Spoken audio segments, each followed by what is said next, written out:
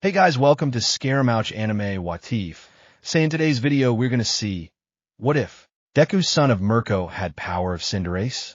Part 1. This story is Izuku Cinderace by ZachDark1408. Before starting, make sure to hit that like button, as your one like motivates me to bring more stories, and subscribe the channel if you are new so you won't miss our latest videos. It was a beautiful sunny afternoon.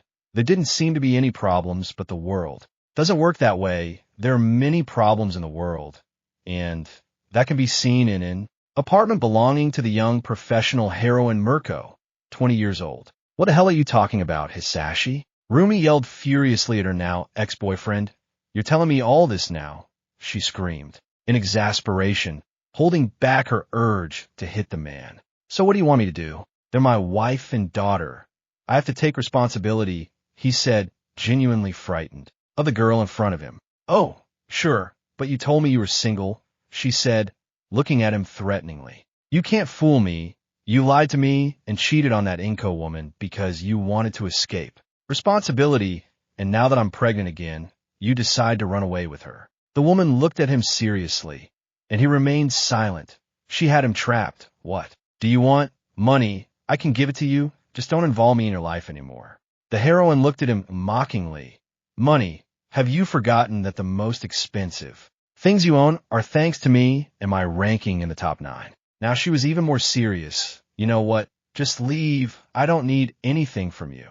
This baby will grow up better without an idiot like you around. A chill ran down Hisashi's spine at Rumi's annoyed glare. Okay, I'll just go get my things, he said, trying to enter the apartment, but he was stopped. I don't think you understood. I said you're leaving.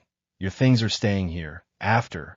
Oh, you bought them with my money, she said, emphasizing the my in the sentence. Rumi, you can't do this, he said, approaching her.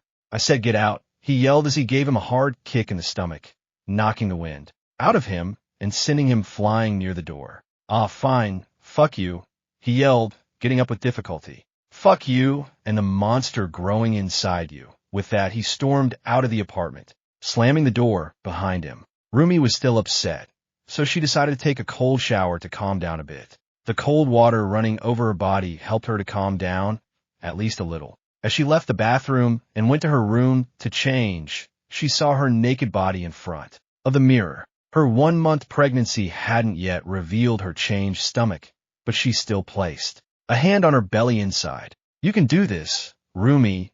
You're a hero. You can handle a brat. The albino, now changed, grabbed her phone. Maybe she needs some help. Hi, Rumi, what's up? Came the voice from the other end of the phone. Our vehicle, are you busy? She asked her friend. No, I'm free. Is something wrong? I asked, sounding a little worried. You could say so. Can you come? Sure. I'll be there in 10 or 15 minutes. With that, the call ended. Ryako sounded worried, so she hurried to her friend's apartment. Standing in front of the apartment door, Ryako knocked, waiting for Rumi's response. Come in, Ryako. It's open. Upon entering the apartment, she found Rumi in the kitchen. The albino woman was making food. Too much food. There was already a lot on the table, and she was still preparing more. Are you waiting for someone else? He asked his friend, who shook her head. And why is there so much food? He asked, looking at the large amount on the table. Rumi looked at him too, and then at the blonde. Honestly, I don't know either, Mirko said, starting to eat. I'm only a month pregnant, and I'm really hungry. If that has a senator, she suddenly realized what her friend had said. Wait, are you pregnant? Mirko nodded without stopping eating. That's why I wanted to tell you, he said with his mouth full. Well, Hisashi seems like a decent person, the blonde said, shrugging her shoulders. Exactly, it only seems that way, she said with her mouth full again, then swallowed. The idiot had another wife and a daughter, she said, fury in her voice. And he decided to go with the other one. The dragon woman asked, surprised. Oh no, what makes you think that? She said with feigned cheerfulness. I'm the other one, and I didn't know it. Her face returned to its serious and annoyed expression. And what do you plan to do with the baby? She asked, worried. The baby isn't to blame for any of this. I'm going to have it. Ryako smiled in relief. It'll even be better for it to grow up without that idiot around.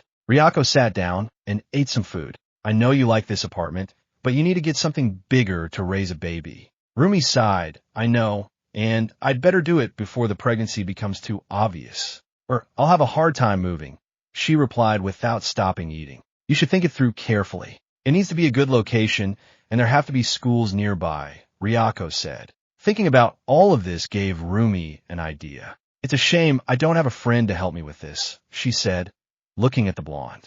With feigned sadness, who sighed. Fine, I'll find you a place, she said resignably, rolling her eyes as she watched Rumi smile. Arrogantly. I knew it, thank you. With your help, it makes it so much harder to cope with this pregnancy, she smiled proudly. And Ryako supported her. Pregnancy. 3 months. Rumi's pregnancy was now more noticeable. Her belly had grown and her mobility was somewhat affected. At this moment, she was driving her car, which contained some moving supplies. She parked in front of the house. At first glance, it seemed spacious and welcoming. The furniture was already inside, since the moving truck had come earlier with Ryako, and she was bringing the last of the furniture. She got out of the car and started taking out her things. It was a little difficult for her, but she kept trying. A couple, a brown-haired man and a blonde woman who was 6 months pregnant, approached her. Do you need help? The brunette asked calmly. Rumi just sighed. I normally say no, but the pregnancy limits me, the heroine said irritably. Oh wow, so that's why you haven't shown up in a while, the blonde said to the heroine, who nodded. Well, we'd be happy to help with whatever you need. We live 2 houses down from here, she said, pointing her house. Thank you, ma'am. Rumi left the sentence hanging in the air for the blonde to finish. Oh, I'm sorry. I'm Mitsuki Bakugo, and this is my husband Masaru, the man unloading the car said, waving. You can call me Rumi. I'm not on duty. Then he looked at the woman's belly. How far along are you? 6 months, and you? I asked the rabbit woman. 3, and it's already difficult for me to even move, she said, somewhat irritated. Once Masaru had unloaded everything from Rumi's car, she, with a little help, brought everything into the house. After that, the Bakugo said their goodbyes. Well, little brat, welcome to our new home, she said, touching her slightly swollen belly. As she looked around, she set about tidying up her things in her room, then went to a spare room next to hers. It was empty, but she already imagined it filled with baby things, which made her smile. Tenderly, something unusual for her. She went downstairs to the kitchen, opened a refrigerator, and took out some carrots. But before closing it, something caught her eye, a jar of chocolate. She closed the refrigerator, refusing to give in to her cravings, though it didn't do her much good. A few seconds later, she went back for the chocolate. She sat down in the living room and turned on the television while eating her chocolate-covered carrots. Ryako, on the other hand, had finished the work she had pending, so now she was heading to her friend's new house. When she arrived and opened the door with her keys, she saw the rabbit woman eating a carrot. After dipping in a pot, Rumi, what are you eating? She asked, surprised. The white-haired girl just turned to look at her. Carrot with chocolate, she said simply, and Ryako made a face of disgust. Don't judge me. I'm pregnant, she said, taking another bite. I'll make you something decent for dinner, Ryako said, still disgusted. Rumi just shrugged, not giving it much thought. It wasn't difficult for Ryako to get her friend to eat, as her pregnancy gave her a big appetite. Once they finished eating, the friends spent a little more time together before Ryako left. Rumi went upstairs, but instead of going to her room, she went to the empty room that will be the baby's. I wonder what you'll be, little brat, she said thoughtfully, rubbing her belly. I hope it's a boy. I already have enough to deal with without having to deal with periods. When you're a teenager, she added with a slight smile. She went to her room to sleep, thinking about her future baby, who wasn't born yet, but Rumi would do anything for him. Pregnancy, 6 months, it was a cloudy afternoon, and Rumi was genuinely very excited. Today, she would finally find out the sex of her baby. She got in the shower a few minutes before her appointment at the hospital. When she was ready, she came out and found the Bakugo family's car. Because her belly had grown so much, she couldn't drive, and Ryako was working that day, so she asked them for help. She had developed a very good friendship with the Bakugos, so much so that she had told them about what had happened with her ex-boyfriend.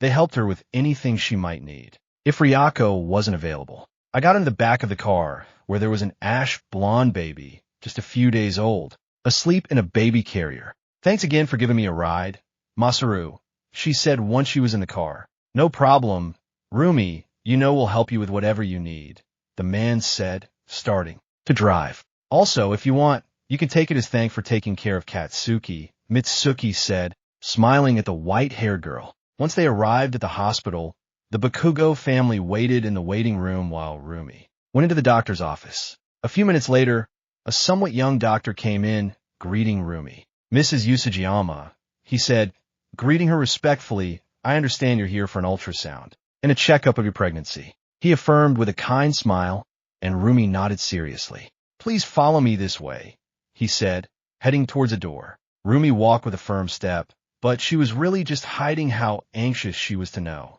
what her baby would be. Once inside the room, Rumi could see that it was small, with a large screen in front of a stretcher next to which was a machine that she assumed was an ultrasound machine. All right, lie down and lift your shirt, please, she said as she prepared the machine and the gel. Rumi did as asked and was anxiously watching the doctor turn on the machine. Okay, what now? I asked the doctor. I just need to apply this gel to her belly and then we could see her baby on the screen to find out its sex. Rumi nodded.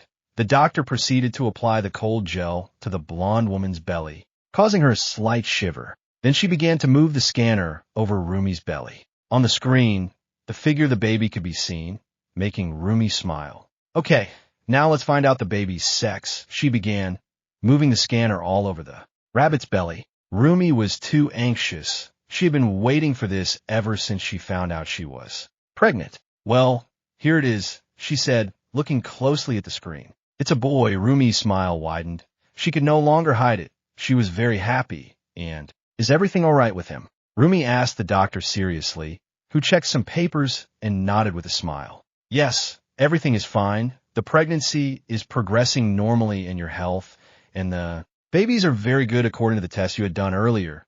The woman smiled kindly and continued inspecting Rumi's belly. There's something here. She pointed to a small bump that looked like the baby's head. Is there a problem? She asked, worried too much to try and hide it. No, there are only two options. It could be that her hair has become like that because of her position, or it could be that her ears haven't fully developed yet, he said, smiling to reassure the woman. Her ears? Do you mean she could have my quirk? The doctor nodded, and Rumi felt proud. Once the ultrasound was finished, the doctor cleaned the gel from Rumi's belly, gave her the images, and told her she could leave. The Bakugo family then approached her, and what will it be? Mitsuki asked excitedly, while Masaru chuckled softly. It will be a boy. Rumi smiled slightly. Congratulations, Rumi. I know that's what you wanted, Masaru said with a kind smile. The Bakugo family and Rumi left the hospital and headed home. Rumi entered her house very excited. In the living room was Ryeko, who had finished her work and was waiting for her friend. Hey, Rumi, how did it go? She turned to look at her, noticing the smile on her face. Let me guess, is it a boy? The blonde asked with a smile, and Rumi nodded as she sat down. Yes, I can't wait these 3 months for the baby to be born, she said, smiling, not bothering to hide it from Ryeko. And tell me, have you had any other pregnancy symptoms? Rumi nodded in response to the blonde's question. Just the usual nausea.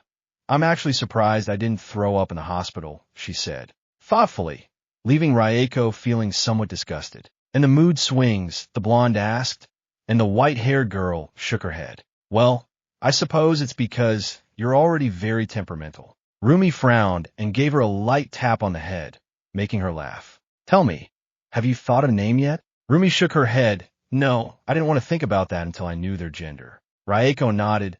How's work been? She asked curiously. Nothing major, and surprisingly, your popularity hasn't declined. This was strange for Rumi, since she hadn't acted in 6 months. Well, I suppose everyone knows who's the best, she said with a proud and boastful smile. Yes, whatever you say, Rumi, Ryeko said, laughing. Anyway, how did it go taking care of Katsuki? She asked curiously. Actually, better than I expected, she replied, drawing the blonde's attention. Mitsuki said he was very restless and hyperactive, but he behaved very calmly, Rumi said, somewhat surprised. Well, maybe she prefers being with Aunt Rumi.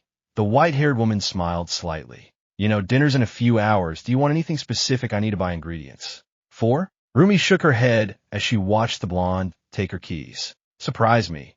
he said as he took the remote control and changed the channel. Pregnancy, 9 months, it was July 15th. Rumi was quietly at home with nothing to do, just watching television, changing channels to find something to watch. A few moments later, she got up from the sofa and went to the kitchen to get a snack.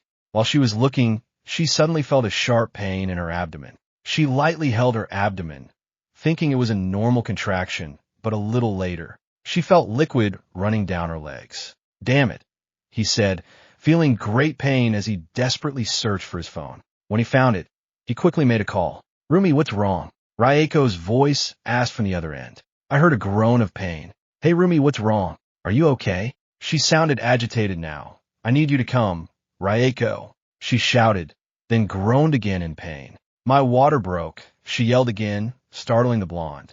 "Damn it, Rumi, why are you talking to me?" she yelled, very agitated and desperate. "Call Mitsuki, she's closer." She only heard her friend groan again, and then she hung up. Rumi quickly and desperately searched for Mitsuki's number, because the pain wouldn't let her move. Once she found it, she called immediately. "Rumi, what's wrong?" she asked, somewhat worried. It wasn't normal for him to call her when he was only a few houses away. "Mitsuki, I need you to take me to the hospital. My water broke." Mitsuki became agitated. "Okay, I'm on my way." With that, he hung up.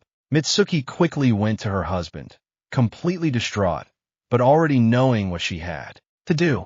"Masaru," she called to the man's attention. "Rumi's water broke. Go help her into the car while I get Katsuki ready." Masaru nodded and ran out of the house. Mitsuki quickly went to the room where her son was asleep, quickly packed everything she needed in the diaper bag, and even a little extra, just in case. She picked up the 3-month-old baby, gathered the bag, carefully went downstairs, and then left her house, closing it with difficulty to go to her car, which was already in front of Rumi's house. Masaru was helping Rumi, who was walking with difficulty while leaning on him. He opened the back door of the car, and Rumi got in. His wife arrived and got into the passenger seat with their baby in her arms. The car started and quickly headed towards the hospital. Masaru was completely focused on the road to take the shortest route, while Mitsuki spoke to Rumi to calm her down. When they arrived at the hospital, the Bakugos quickly went inside, helping Rumi move, and Mitsuki screamed, "Bring a stretcher. This woman is about to give birth." Mitsuki shouted, and the nurse is quickly approached with a stretcher. They helped her get in and quickly took her to the delivery room while Rumi muttered things. Along the way, "What are you saying, Rumi?" asked Mitsuki, who was standing next to the stretcher. "I'm going to kill Hisashi. I'm going to find him and break his legs," she said in pain. Then they entered the delivery room, but they weren't allowed in because they weren't family. "He reminded me of you," Masaru said, laughing nervously. "When Katsuki was born, you said you were going to castrate me." Mitsuki just laughed at her husband. 2 hours passed, and Ryako arrived at her friend's house. She quickly got out and went to the baby's room, taking everything important like diapers, clothes, and the baby carrier. Once she had loaded all her things into her car, she headed straight to the hospital where her friend was. Upon entering and going towards the delivery room, she encountered the Bakugos, Masaru, sitting in a chair, carrying Katsuki, and Mitsuki pacing desperately down the hallway. "She's been there for 2 hours, 2 hours," Mitsuki exclaimed, shaking Ryako's shoulders as soon as she arrived. "Why is she taking so long?" "I didn't take that long, did I?" she asked hysterically.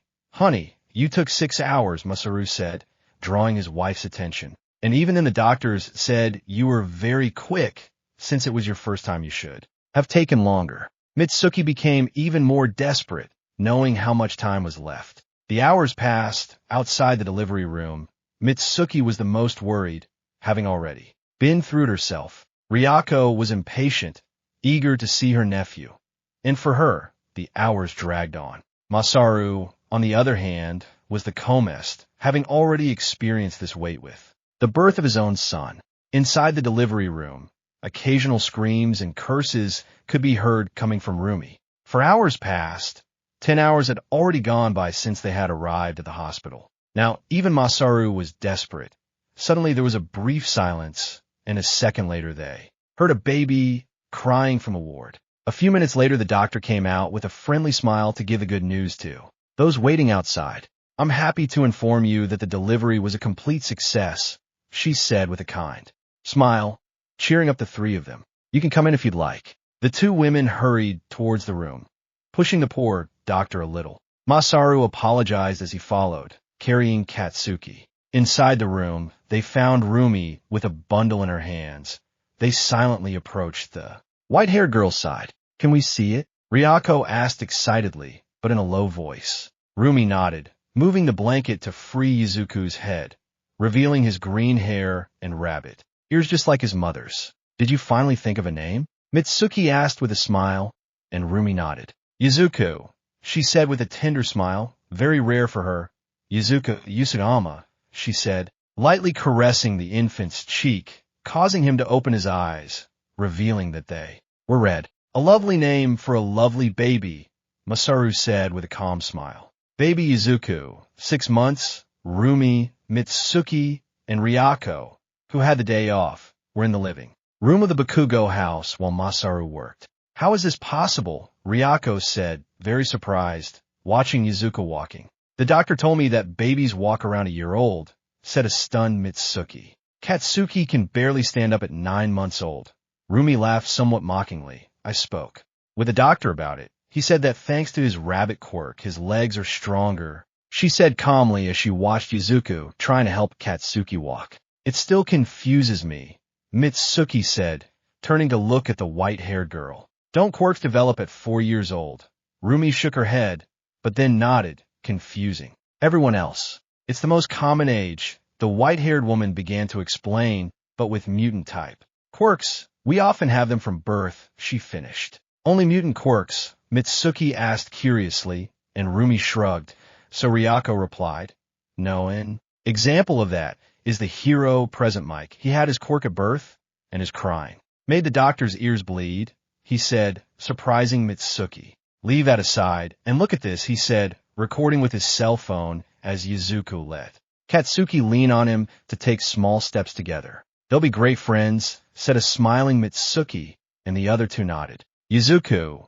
3 years, a few days had passed since Katsuki and Izuku had started preschool, and Izuku was really annoyed. It was really annoying how all the kids flocked to him, just because his mom was a hero, so the only one he truly considered a friend was Katsuki. The ash blonde and the green-haired boy were sitting a little ways away, eating peacefully, until they saw a group of their classmates approaching. No way, said the green-haired boy.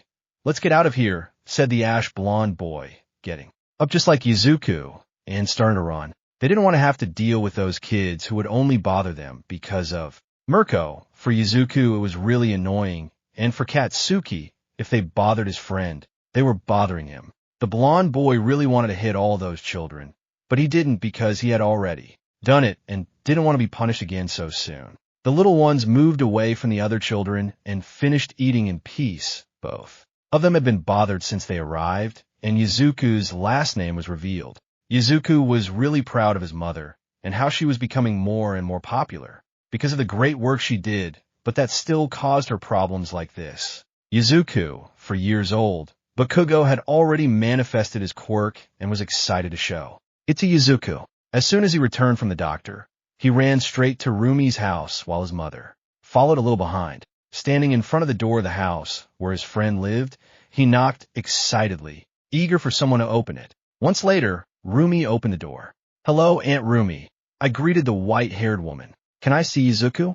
I asked impatiently. Of course, he's in the yard, he said kindly, letting the ashen-haired boy in, who ran towards the yard. In the courtyard, Izuku could be seen trying to throw a kick like the ones his mother used to throw, but he would lose his balance and try again. Deku, neither of them knew where the nicknames came from, but they didn't mind. What's wrong, Kakin? He asked, turning to look at him. I awakened my quirk, he said excitedly, generating explosions in his hands. Awesome, Izuku shouted, his eyes beaming. Do you know what that means? He asked with a wide grin. Of course I know, he replied emphatically.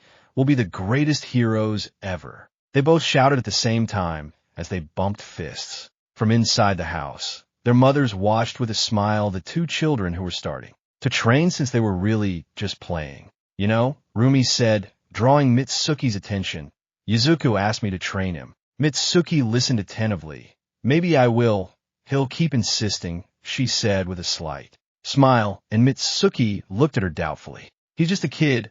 Rumi, she said, laughing at her friend, who shook her head slightly. I can't deny Izuku much, she said with a slight sigh, making Mitsuki laugh. Besides, obviously the training won't be like mine. It'll be less intense until he grows up, she added, and an idea occurred to Mitsuki. Do you think you could train Katsuki too? Rumi nodded, and the blonde smiled at her. Thanks, I know he'll ask too, she said, laughing a little. A few weeks had passed since Rumi had started training her son and Katsuki. All of the two friends' classmates had awakened their quirks, so the teachers decided that the children should give a small demonstration with a mannequin to their classmates. The demonstrations continued, most of them clumsily using their newly awakened quirks. However, to the eyes of other children, it was incredible how they used them, except for Katsuki and Izuku, who found it pathetic. All right, next, the teacher said, then pointed to Katsuki. Want to try Bakugo? The boy stepped forward with a smug smile. Now I'll show you what I can do. Not like your pathetic demonstrations. Some got angry at Bakugo, but Izuku just smiled. Bakugo began to bombard the mannequin with his explosions, striking it fluidly and powerfully. Everyone watched in awe, even the teacher, as the ash blonde was hitting weak points like the ribs, neck, and head with great precision. Bakugo finished his presentation, leaving everyone amazed. The teacher was about to speak, but Bakugo spoke first. Hey Deku, show them who's boss, he said, bumping his fist with the, of course, I'll show you why we're the best, he said, walking past the mannequin with a confident smile. The teacher decided not to interrupt.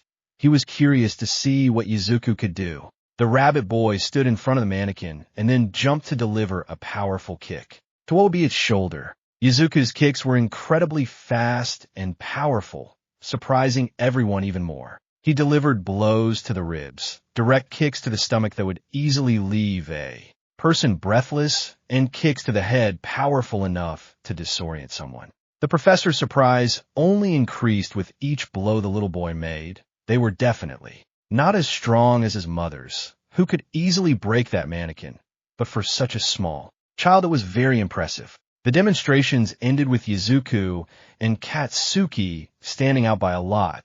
The rest of the children were very surprised and began asking them questions about their quirks and more. But all that ended very soon. The children easily steered the conversation back to Mirko. Izuku was fed up with all of it, with them only approaching him because he was the son of a heroine. That's why his only friend was Katsuki. Izuku's annoyance grew stronger, and Bakugo felt the temperature rise near his feet. He glanced at his friend, noticing a slightly annoyed expression, then looked down at Izuku's feet, realizing his shoes were starting to steam. The other children didn't notice this and continued to bother Izuku. Bakugo was about to speak, but suddenly Izuku exploded in two different ways. Shut up already. Everyone was startled, not by the scream itself, since it was a typical, high-pitched scream from a 4-year-old, but because Izuku's feet suddenly burst into flames. Izuku jumped back to avoid the flames, as did the rest of the children. After that, the teacher, with Bakugo's help, calmed him down so that his fire would go out. Rumi was arriving to pick up Izuku and Katsuki, but before leaving she went to the principal's office. Katsuki was waiting outside. The woman entered, seeing Izuku staring in shock at his bare feet, and the principal just reviewing some papers until she noticed her presence. Mrs. Yuzujiyama, please sit down, the principal said with a smile. Did Izuku do something wrong? She asked, surprised. Her son's temper was strong when he got angry, but he had never hurt anyone before. No, nothing like that, ma'am. He's a very good boy, she said, further confusing Rumi. What happened is that he lost control of his quirk. I want to tell you myself since. It even seemed to surprise Bakugo, she said, trying to clear things up, but only creating more confusion. How did she lose control of a mutant quirk? The principal was also confused. I'm talking about fire, ma'am. Rumi frowned outfully. Haven't you used fire before? She asked the woman, who shook her head. We'd never seen him make fire before, he said, then turned to his son. Did you know, he asked his son, who shook his head. I understand she's separated from Izuku's father. Rumi nodded. Did he have a fire quirk? The woman nodded again. Yes, the idiot could breathe fire. The principal nodded. This part of his quirk comes from him. It would be best if you went to a doctor to verify all his abilities. Rumi nodded, thanked the principal, and left with Izuku, running into Katsuki. What you did was great, Deku, Katsuki said with a confident smile. Yes, it's great, Izuku said with a fake smile that Katsuki didn't notice. Izuku knew what had happened to his father. His mother had explained it to him when he asked her some time ago, but he didn't know what his quirk was until today, and he didn't like that his fire came from him. The little green-haired boy and his mother were in a doctor's office waiting for the doctor to explain more about the fire that Izuku had displayed as part of his quirk. But the boy seemed a little downcast. Is something wrong, Bunny? Rumi asked in a motherly tone, noticing her son's lack of enthusiasm. No, nothing's wrong, Mom, she said with a fake smile. Rumi put her hand on her head between her ears and stroked it a little. Izuku, you could tell me what. Before she could continue, she was interrupted by the door opening. A somewhat chubby doctor with a large mustache entered, carrying some papers in his hand. He sat down in front of the rabbits and proceeded to read the report. Do you have the details of my son's quirk? Rumi returned to her usual serious tone and expression. Yes, ma'am. They're right here, said the doctor, showing the papers and then reading them. Well, the most basic and obvious thing is that her feet can generate fire. For now, only that part of her body is capable of generating it.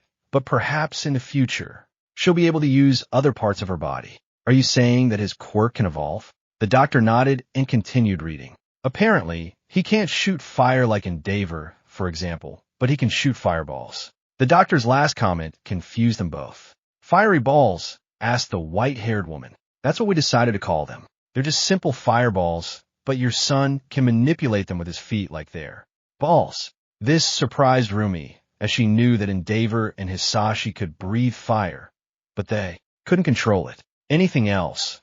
Rumi was impressed by her son's abilities, but Izuku didn't seem enthusiastic, so she wasn't going to make him pretend to be. Yes, one last thing, as you know, fire is energy, he said, but with some doubt.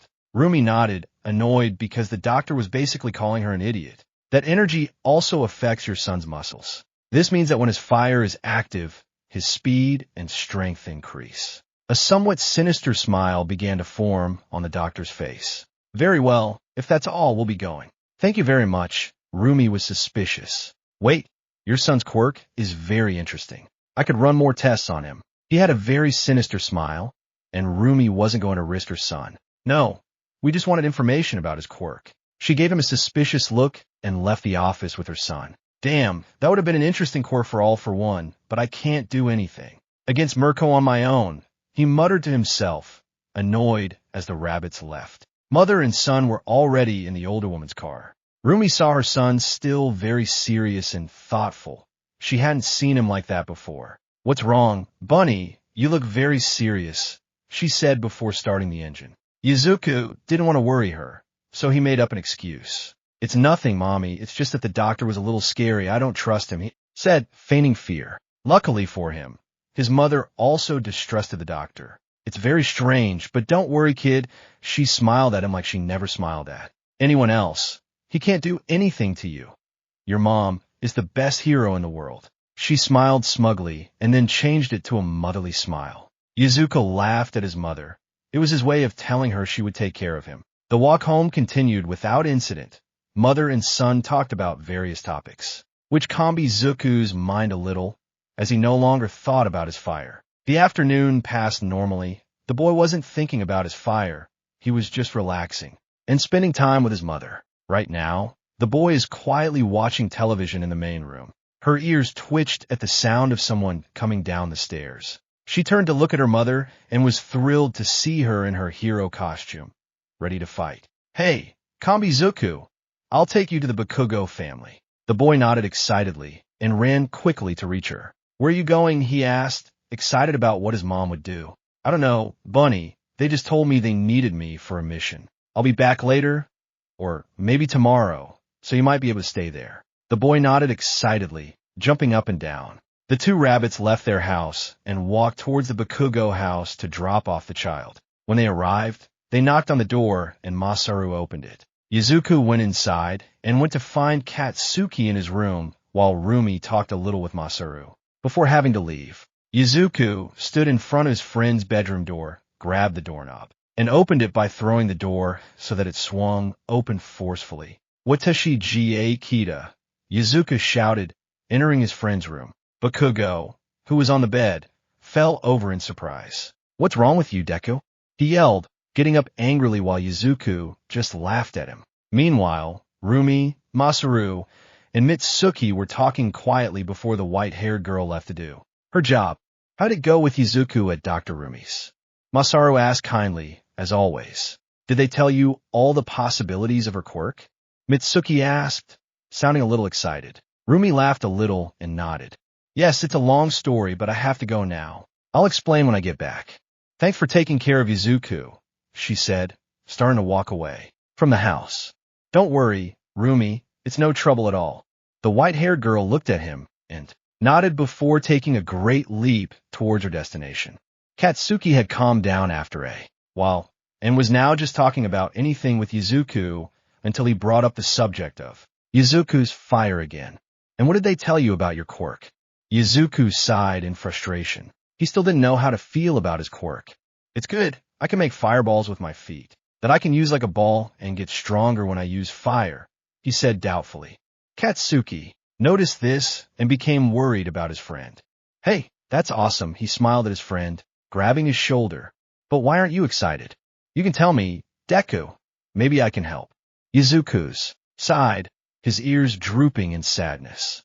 There was no need to pretend nothing was wrong anymore. "You can't help, Kashin," she said sadly, and Katsuki continued listening. "I once asked Mom about my dad," she said, sitting on the bed, and the blonde boy sat beside her. "When those third-year losers bullied you for not having a dad?" Katsuki asked, remembering the kids a few years older than them whom they both beat up after they bothered Izuku. "Yes, I was curious, and asked Mommy." Katsuki nodded, indicating he was paying attention. "She told me Dad lied to her, and that he was a coward." The blonde boy continued listening intently to what his friend was saying. When he found out Mommy was pregnant, he left her alone and didn't care. Now he wore an expression of anger and contempt. "Don't worry, Deku, your mother already told you. He's just a useless coward." She smiled at the rabbit boy. "But what does that have to do with your quirk?" he asked, still doubtful he could breathe fire. Izuku replied. The little blonde boy put on an expression of understanding on his face. "I have my fire thanks to someone who abandoned me and my mom." Izuku had small tears in his eyes. Katsuki hesitated for a moment, but when he saw his friend's tears falling, he decided to hug him to calm him down. Hugs weren't his thing, but Izuku liked them and they calmed him down, so he did it to help him. "Listen, Deku, I'm not going to pretend I know how you feel, but I'm going to tell you something." He pulled away from the hug when the green-haired boy calmed down a bit. Izuku looked at him, waiting to hear what he was going to say. "You're Izuku Yuzujiyama, and you've been my friend forever." A small smile appeared on the green-haired boy's face, and his ears perked up again. "I don't care where your fire comes from, and I'm pretty sure Aunt Rumi doesn't either." Izuku now had a huge smile on his face because of his friend's words. "Thank you, Kashin," Izuku said, hugging the blonde boy again gratefully, but he didn't return the hug. "Don't think he'll ever hug you again, Deku," he yelled, trying to break free from the hug. But the green-haired boy ignored him and continued the embrace. The day had passed, and Izuku had stayed overnight at the Bakugo house because his mother's mission had taken longer than Rumi had anticipated. Now Izuku was in his room, getting dressed to train, a little with his mom. The little boy went to the room where he trained with his mother, which was full of exercise machines and a large number of mannequins, as his mother used to break them very often. "I'm ready, Mommy," Izuku called to Rumi, who was stretching before starting her training. "You know what to do, Izuku," he smiled at his son. The boy nodded and began to stretch as well. Once Izuku finished his stretches, he approached the dumbbells and picked up some small ones that were specially made for him, but then he saw some that were slightly larger. "You could try with a little more weight, Izuku." The boy got excited and grabbed the slightly larger dumbbell. It Wasn't much of a difference, weighing at most a kilo, but it thrilled the little boy. Just don't overdo it this time. She teased her son a little. The last time Izuku used more weight than he could handle, Rumi told him not to, but he insisted. In the end, the white-haired girl let him continue to teach Izuku that he shouldn't overexert himself. Izuku could barely move the next day, and I already know, said the little boy sadly, looking away. The little boy began training as he always did, training normally so that his whole body would be strong and he wouldn't fall behind in any aspect. Then he trained his kicks to become stronger and stronger. He constantly tried to imitate his mother's kicks, but most of them only made him fall without being able to do them. Everything was normal until it was time for the fire. Rumi knew they had to train him to keep those flames under control and prevent him from losing control again. Izuku stood barefoot, his expression serious, trying to come to terms with the idea of using fire, but the thought that he was just like his father who had abandoned them still haunted him even after talking to Katsuki. "Mommy, do we really have to do this?" the little, green-haired boy asked, his ears drooping slightly. Rumi realized something was wrong and approached him, kneeling down to his level and placing a hand on his shoulder. "Is something wrong today, Bunny? You're always the most enthusiastic during training." His mother found it strange. Although for the boy it wasn't a big workout, he always enjoyed training, especially his quirk like now. "It's because of what we just discovered," the little boy replied, looking at his bare feet. "I don't want to be like him." Small tears welled up in his eyes as he wore an expression somewhere between fury and sadness. The white-haired girl sighed softly. She knew it would affect Izuku, but she hadn't expected it to be so much that he wouldn't want to use fire. She saw the little boy lower his head, and she placed her hand on his head, right between his ears, and scratched it a little to get his attention. "Izuku, look at me." The little boy looked up to find a reassuring smile, a smile the news had never seen, only he could see it. "You're not like him, okay? You're the sweetest, kindest kid ever. He's just a jerk who didn't take responsibility. You'll always be better than him." The boy smiled at his mother's words. Besides, he breathed fire. How boring. She rolled her eyes and snorted mockingly. "But you, Bunny, you can kick fire to kick villains' butts." The little boy smiled a little, and those fireballs, or igneous balls as that weird doctor calls them, are awesome. Why don't you show me how you can use them? The green-haired boy nodded enthusiastically as a ball of fire the size of a baseball appeared on his foot. "All right, Bunny, now show that villain." The rabbit heroine pointed at a mannequin on the other side of the gym. The little boy bounced the ball a couple times on his foot, and then, she kicked the mannequin, leaving a burn on what would be its chest. "Very well, Izuku then. Do you want to continue training?" The little boy nodded, his feet catching fire. "Good. After this we'll go for ice cream." The little boy nodded, excited by what his mother said. Izuku might not have been entirely sure or comfortable with his fire yet, but talking to his mother and his best friend had really helped him a lot. Years passed, and Izuku still didn't use his fire much. In training, he always used it so as not to worry his mother. When he entered elementary school, he never showed his fire to the rest of his classmates. During drills, Katsuki kept trying to convince him that his fire wasn't anything bad, and although it did help, it wasn't enough for Izuku, who still insisted that the less he resembled, the better for him.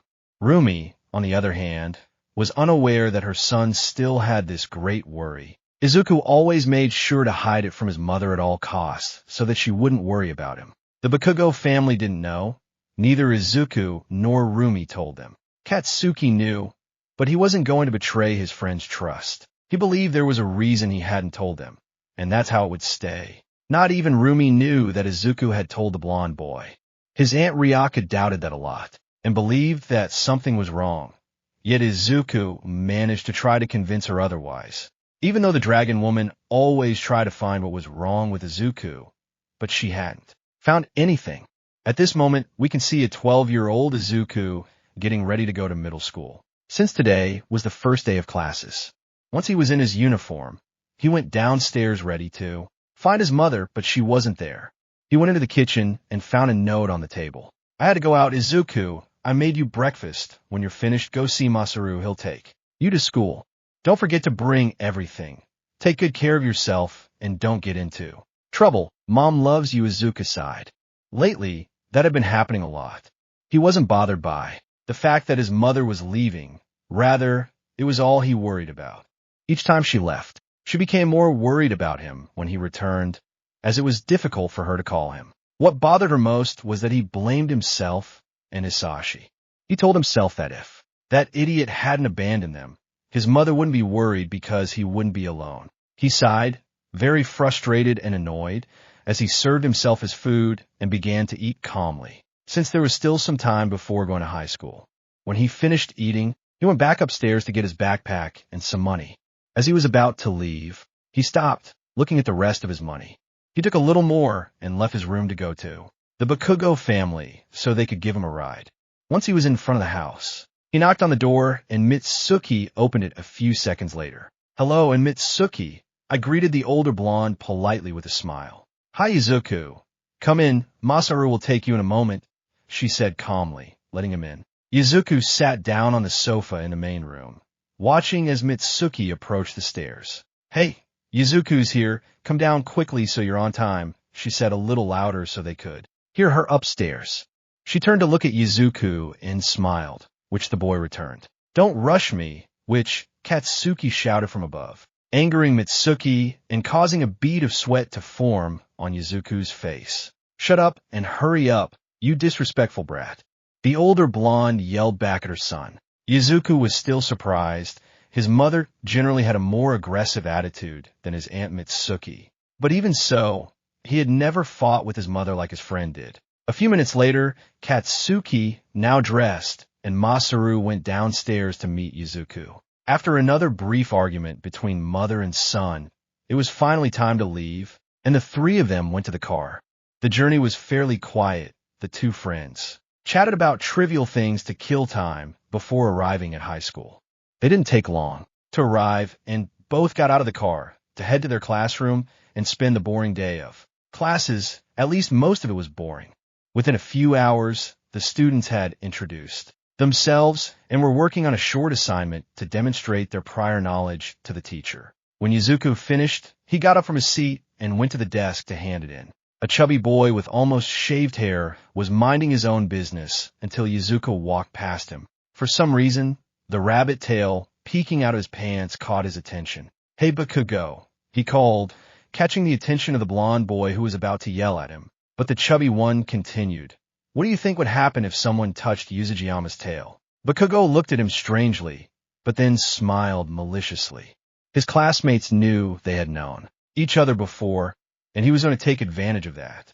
"Touch her if you want." He shrugged, feigning friendliness. "She doesn't feel anything, so she won't react." The boy turned to look at Izuku, who was about to hand in his work. He hesitated a bit, but in the end, curiosity won out. He approached, pretending he was going to hand in his own work. Izuku was already handing in his work, and the chubby kid was behind him. Bakugo eagerly watched what he knew was about to happen. The boy reached out and touched Izuku's tail, squeezing it lightly, while Bakugo stifled a laugh. Izuku opened his eyes in surprise and his ears perked up as he felt someone touch his tail.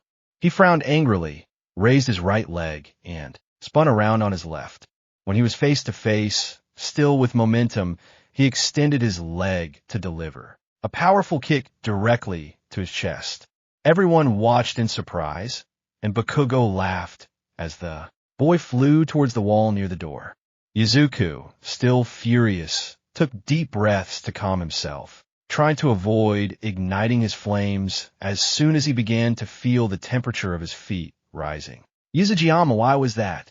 the teacher asked seriously. Izuku took a final breath and then spoke. "He touched my tail. I usually react like that by instinct," she said calmly, looking at the teacher, who turned to look at the boy lying on the ground, who denied it. "Okay, did any of you see what happened?"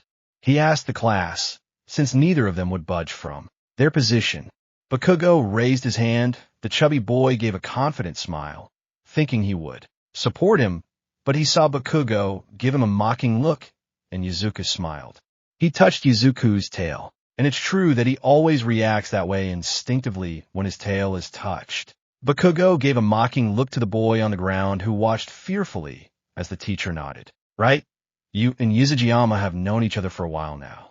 Well, he pointed at the chubby boy who was struggling to his feet, clutching his chest. Go to the infirmary and then to the principal's office, he said seriously, scaring the boy for getting into trouble on the first day. The chubby boy left the classroom in pain, heading towards the infirmary. He was scared because it was only the first day, and that could get him in trouble with his parents. Here, Yuzujiyama, the teacher said, handing Izuku his notebook with the graded assignment. Go sit down. Izuku nodded and went to his seat. When the green-haired boy passed near Katsuki, he turned around to make sure the teacher didn't see him. Once he confirmed it, he gave his friend an annoyed look and hit him on the head because he knew he started it all. Bakugo just laughed mockingly while rubbing the bump. The rest of the day was quiet. Nothing important had happened, other than the fact that some were now afraid of Izuku because of the force of the kick he had given. Everyone believed that the boy probably had at least one broken bone.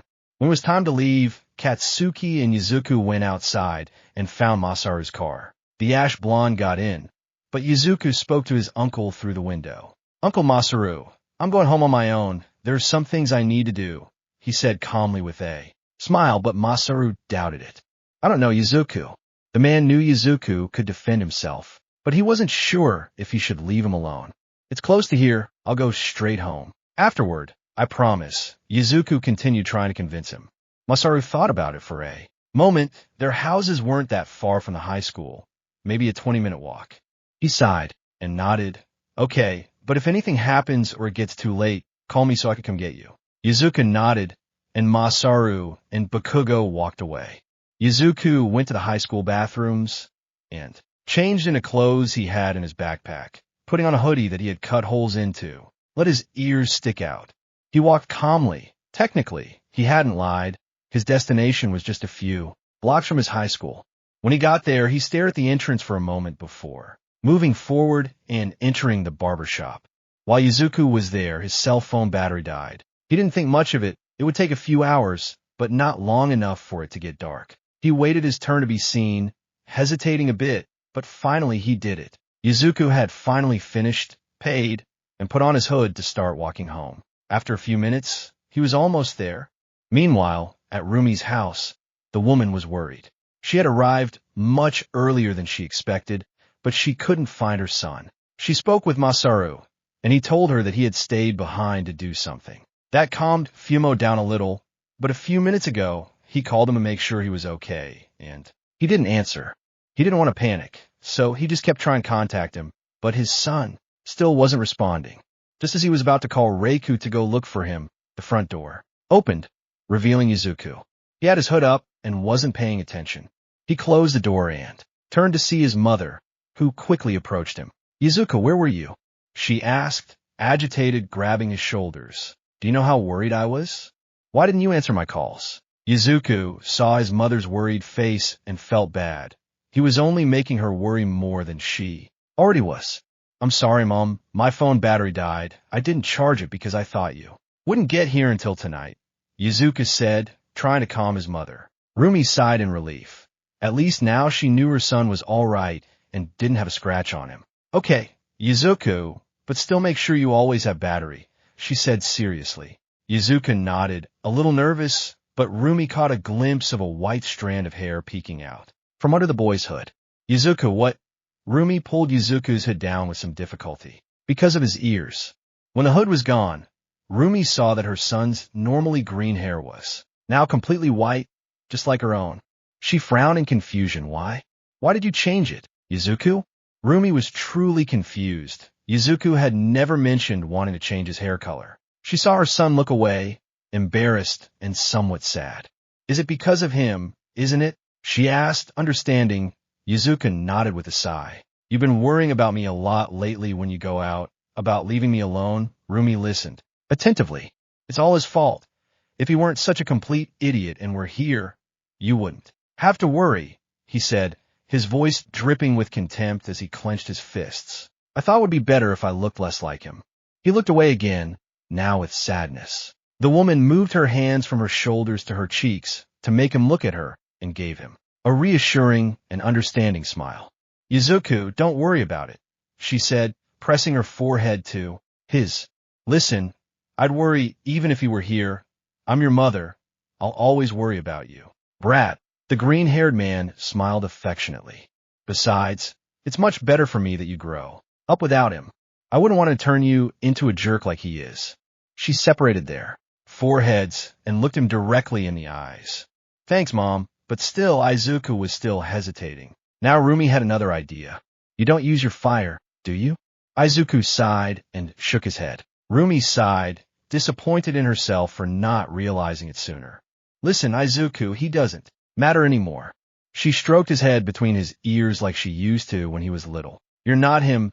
You're much better, and to show the whole world that you have to give it your all." Izuku looked at her with intrigue, receiving a smile from his mother. "Show him and everyone else what you're capable of.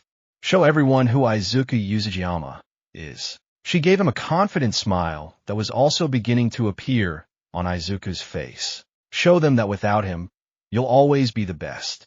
Show him what he missed out on, not by leaving me, but by leaving you." She pointed at him and then held out her fist. "Okay," he asked, still with his fist extended, and Izuku bumped his fist against hers. "Okay, Mom." She smiled confidently, giving a look of affection and gratitude. "I'm sorry I didn't tell you sooner. I didn't want you to worry more." Rumi smiled and shook her head. "It doesn't matter anymore, Izuku. Just talk to me if you need anything. I'll always be there for you." Izuku thanked me again. The burden on his body had greatly lessened. A few days had passed since what happened with his mother. Izuku decided to simply let his hair grow. Now Izuku was much more willing to use his fire. He wanted to prove that he would be the best. His mother was right. He couldn't simply limit himself because of an idiot he didn't even know. Today was the first day of physical education at the high school. They decided that everyone should demonstrate their quirk abilities to see their level of control. All the students had good control of their quirks, with Bakugo being superior in terms of physical condition and fighting skills.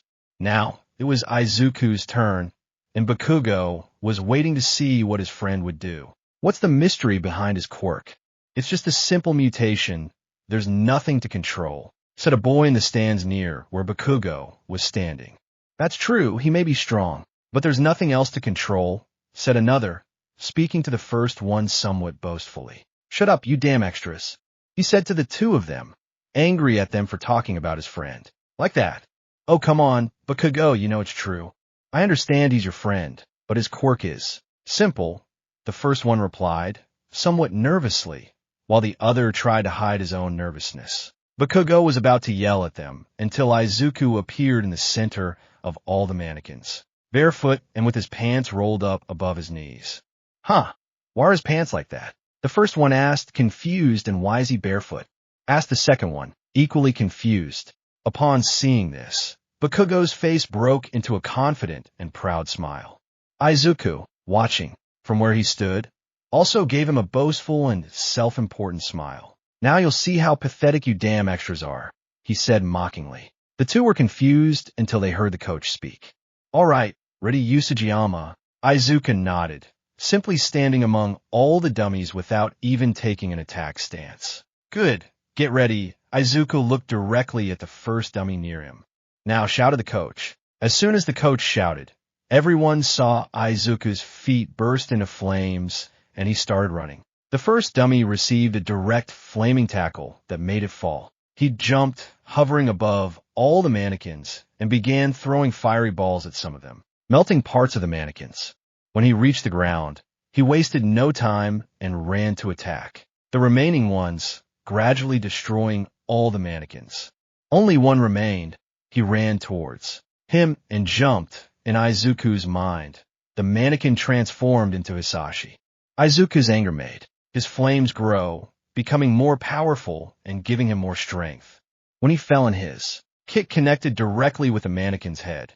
Everyone watched in shock as the mannequin's head shattered into pieces and the mannequin showed many cracks, and it was also starting to catch fire. The two students who were talking about Izuku's quirk had their mouths open while Bakugo had a smug smile. I told you, idiots, he said, getting up from the stands once he saw Izuku walking away from the arena where all the burn mannequins were. She approached him and sat down next to him as he was putting his shoes back on. How did I do, Cashin? He asked with a smug smile while still putting on his shoes.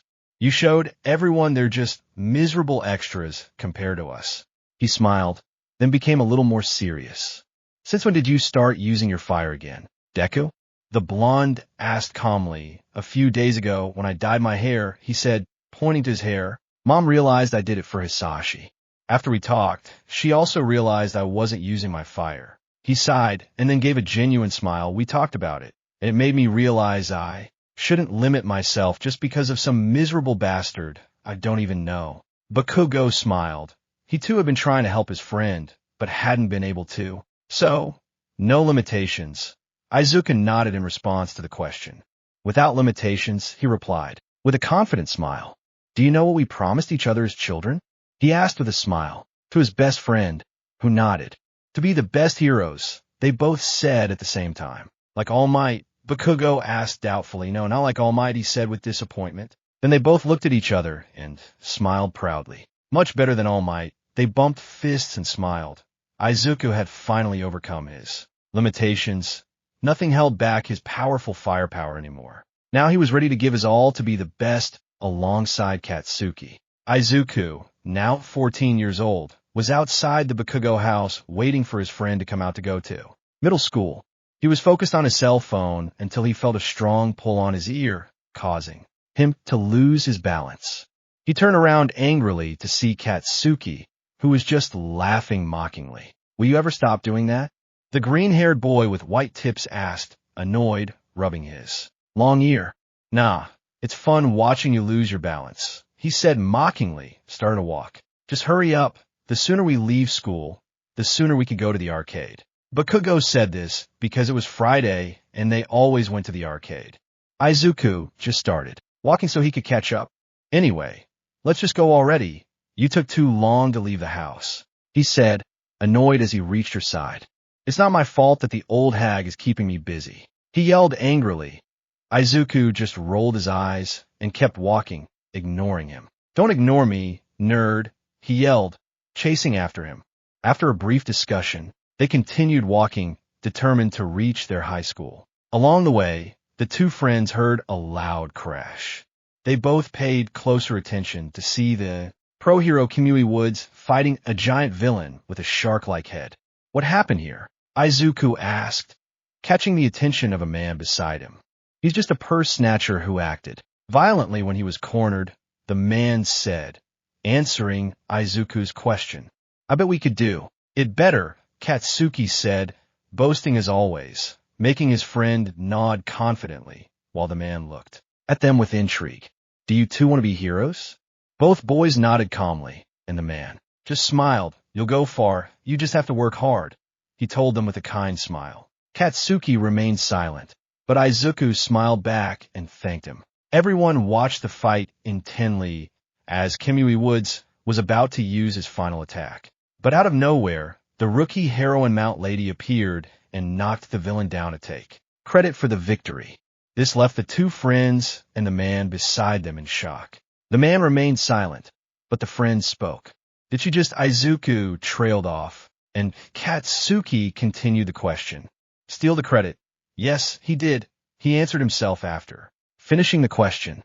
Then they saw the heroine strike a provocative pose, showing her backside to all the reporters who had just arrived.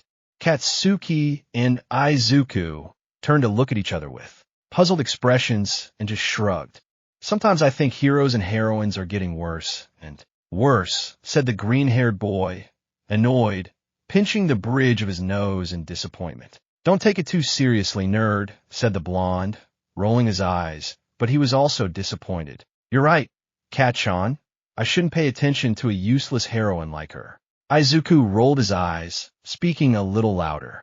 The heroine, along with some of the civilians and reporters, heard him. The blonde quickly approached him, confronting him and trying to intimidate him. Obviously, it was of little use. His mother was the heroine Mirko. After all, what did you brought say?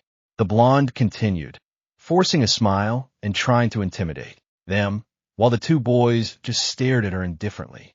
Wow, besides being useless, she's deaf, Katsuki said to his friend, rolling his eyes, which only made Mount Lady angrier. Well, I'm a professional hero, brats, she said boastfully to the two of them.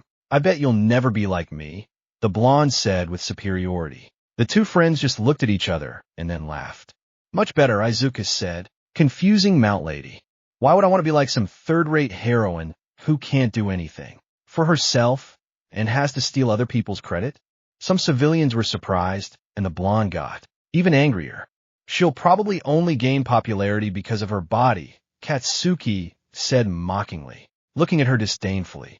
I wouldn't be surprised if nude photos of her leaked in a few days, he added, laughing as his friend joined in the laughter. Leaked? She asked, trying to stifle her laughter. I think she'd upload them herself to get more attention. The two of them continued to make fun of the blonde. Some of the men present blushed, thinking about the woman's body. Others were just laughing. Even Kimui Woods, who had just arrived, was trying to contain his laughter. Suddenly an alarm sounded on the ash blonde man's cell phone. Hey nerd, there are only a few minutes left before class. We should go now. Izuku nodded and started walking with him towards his high school. Hey, you can't leave, eh? Heroine talking to herself, the green-haired boy said, making a dismissive gesture with his hand, as he continued walking Kamui. They both walked the short distance to their high school quickly so as not to get in trouble with their mothers. The boys arrive at their high school just in time and enter their classroom. The class is passed by in a very boring way, which was annoying for the two friends, while Bakugo at least stayed awake. Izuku, on the other hand, after finishing his work, had just fallen asleep as soon as the teacher left to look for some papers from the students. All right, listen up, the teacher called out as he returned to the classroom with the papers he'd been retrieving. All of you are now in your third year, which means it's now or never to start thinking about your future. I'm going to hand out the documents with the career options, he said, but a few seconds later he threw all the papers on the floor. But who cares? Everyone wants to be a hero, right? All the students excitedly started using their quirks except for two, one who was grinning smugly and another who was still half asleep. Please don't bribe me with these extras who will never amount to anything, the ash blonde man said arrogantly, angering his companions. All right, Bakugo, you and Usajima are planning to take the UA entrance exam, right? Everyone was surprised, even Bakugo, who stood up and approached Izuku. Hey nerd, he shouted, but Izuku was still asleep, so he caused an explosion that woke him up and made him look around in confusion. What do you mean you're going to take the entrance exam? Didn't Aunt Rumi recommend you? Izuku nodded while yawning. I rejected the recommendation, he said calmly, surprising his colleagues.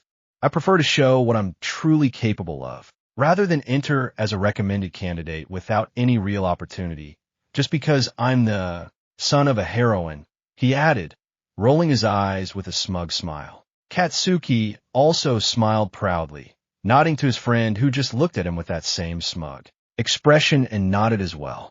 All right, Bakugo, return to your seat. The blonde boy obeyed his teacher's order. Remember, there are still 10 months until the UA exam.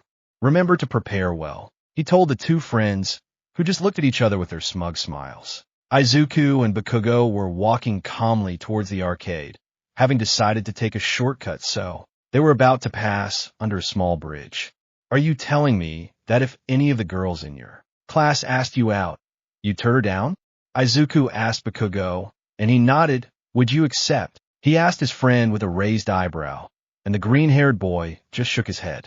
No, I just thought maybe you'd be interested in someone, she replied, shrugging. Like you in fraud face, asked the ash blonde boy, and his friend looked at him with confusion. What, you think Suyu and I are dating? He asked incredulously, and his friend just nodded. Of course we're not dating. Suyu is just my best friend, he said, shaking his head, and the blonde just rolled his eyes. Sure, let's just say I believe you.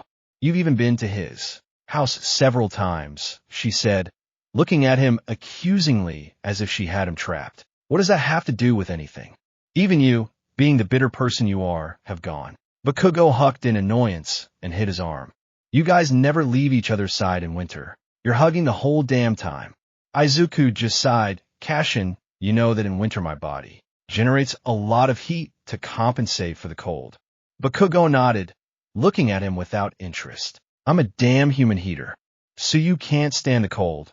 She only clings to me to avoid hibernating. Even you did it when we were kids. Bakugo was silent for a moment. Okay, you got me there, he said, looking at him with an indifferent expression. Everyone who's seen you two thinks you're dating. Izuku sighed in frustration. You two are the epitome of friends who look like a couple. He mocked the green-haired boy. Izuku was about to say something else when his ears twitched as he heard something. He stopped, causing Katsuki to stop as well, just before leaving the bridge. Watch out. He pushed his friend to avoid the drool that was about to fall on him. He kicked, but his foot got stuck. That won't work on me, kid, yelled the slimy villain. Now, give me your body, he shouted, trying to cover Izuku in slime. But before that could happen, an explosion in the slime that had trapped Izuku's foot managed to free him. That sounded really sick, you bastard, he yelled at the villain, then looked at Izuku. Get ready, Deku, I'll distract him. Izuku nodded and jumped back to take off his sneakers. Bakugo kept the villain at bay by dodging attacks that tried to trap him in breaking parts of the villain's slime body with his explosions. Is that all you've got, you bastard? He yelled at the villain, who glared at him angrily. Suddenly, Bakugo felt something on his legs. Looking down, he realized the slime had enveloped his legs. He tried to pop it to free himself, but before he could, the villain knocked him down by pulling the slime off his legs. He was about to pounce on the ash-blonde boy when a fireball hit him directly in the face. Thanks to the distraction, Bakugo managed to break free and back away a little towards where Izuku was. All right, let's finish off this useless Kashin, he said confidently, igniting the fire at his feet. Then he glanced sideways at Bakugo. Didn't your mom tell you to take care of your legs? He said mockingly. Shut up, Deku, don't lecture me. He yelled, very annoyed, already in a fighting stance.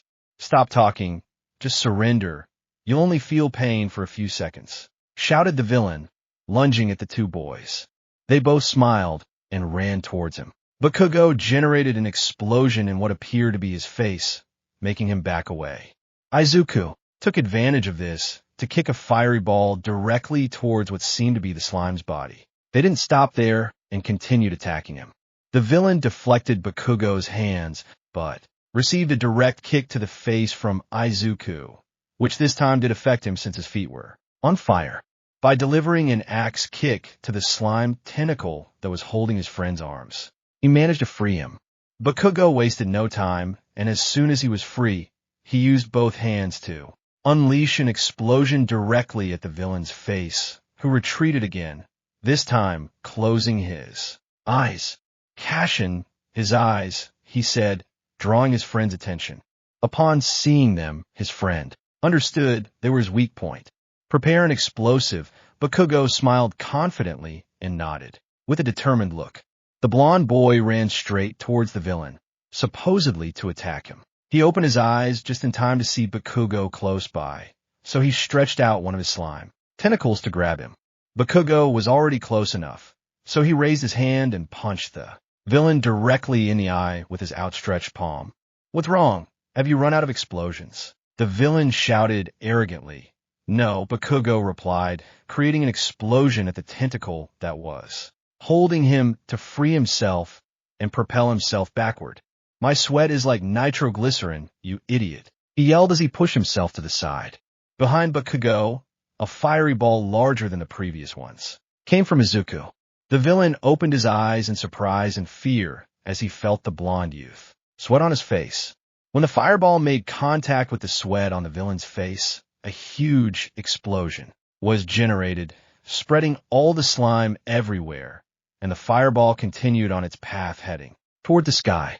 I think we should clean this shit up before it regenerates, Izuku said, watching as the villain's eye still blinked while it merged with another piece of slime. I hate to admit it, but you're right, he said as he picked up a bottle from the floor while Izuku put on his socks and sneakers. A few moments ago, the #1 hero All Might, but without his hero costume, was jumping in the air looking for the villain he was chasing. Suddenly, he heard an explosion and a fireball pass close to him, burning his pants a little, but he quickly put it out. He saw the direction from which it came and managed to see some of the villain's slime, so he went down in that direction. "I'm here," shouted the hero, landing on the ground only to find the two young men picking up the villain's remains. "Did you do this?" he asked, surprised. "Yes, it attacked us and we defended ourselves. Now we're collecting its parts before it regenerates," Izuku said, showing the bottle. "You're Mirko's son. I haven't met you in person before." "Nice to meet you," he said, shaking Izuku's hand. "And you must be Bakugo Katsuki. Mirko has mentioned you too," he added, shaking Bakugo's hand. "So, how about you give me more details while I help you clean up this mess?" They both nodded. That way, the cleanup will be faster. The three continued cleaning up what was left of the villain while the two teenagers told him how they had managed to defeat the slime villain. "So that fireball was yours?" Usajima Shonin, the pro hero, asked, and the green-haired boy nodded. "Very well. I'm sorry you had to face it, and I'm sorry I arrived late," he said, giving a slight bow before leaving, but both boys interrupted him. "Do you think he could give us his autograph?" Izuku asked calmly. They both had a notebook out. All Might nodded, and once he signed them, he jumped off with the bottle in his pocket. "You look even nerdier than usual with those notebooks," he said, pointing to the notebook in which he had notes about heroes. "Shut up. These things have been very useful to us," he said, pointing at the book, and Bakugo just scoffed. "Whatever you say, Deku." He glanced at the autograph for a second. "Hero-related stuff is worth a lot of money, right?" he asked, and Izuku nodded. He smiled mischievously. "Your mother's the most popular hero."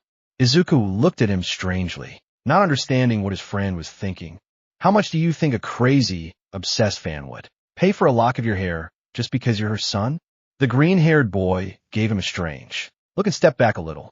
"You're not going to cut my hair to sell it. Cash in," he said, starting to walk towards the arcade. Bakugo followed him. They had already wasted too much time that they could have spent at the arcade as they had planned all week.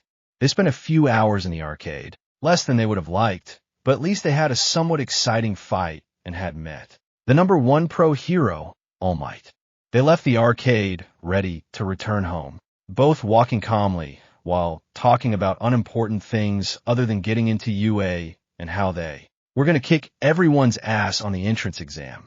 As the two walked, they noticed a large crowd and some heroes gathered near an alley, so they decided to go and see for themselves. On the other hand, All Might in his skeletal form also noticed the commotion, so he too approached. In the alley, the same villain the two young men had defeated earlier could be seen trying to possess someone. The fire was spreading because the sticky villain had destroyed some cars and gas tanks. How the hell did he escape? Bakugo yelled angrily, and Izuku had an idea of what might have happened. "It was my fault," the blonde boy said, turning his attention to his friend, who seemed to be in shock. All Might's pants looked burned near his pockets. That's probably why the bottle fell. He was still in shock, and his friend punched him to snap him out of it. "We beat him once. We'll do it again. Think of something so we don't hurt the hostage." He tried to reassure his friend so he could concentrate, since Izuku was better at making plans than he was. But before the green-haired man could answer, the villain moved, revealing the hostage. They both saw long, dark green hair and large black eyes that reflected terror and desperation from the lack of oxygen. "Is that Izuku?"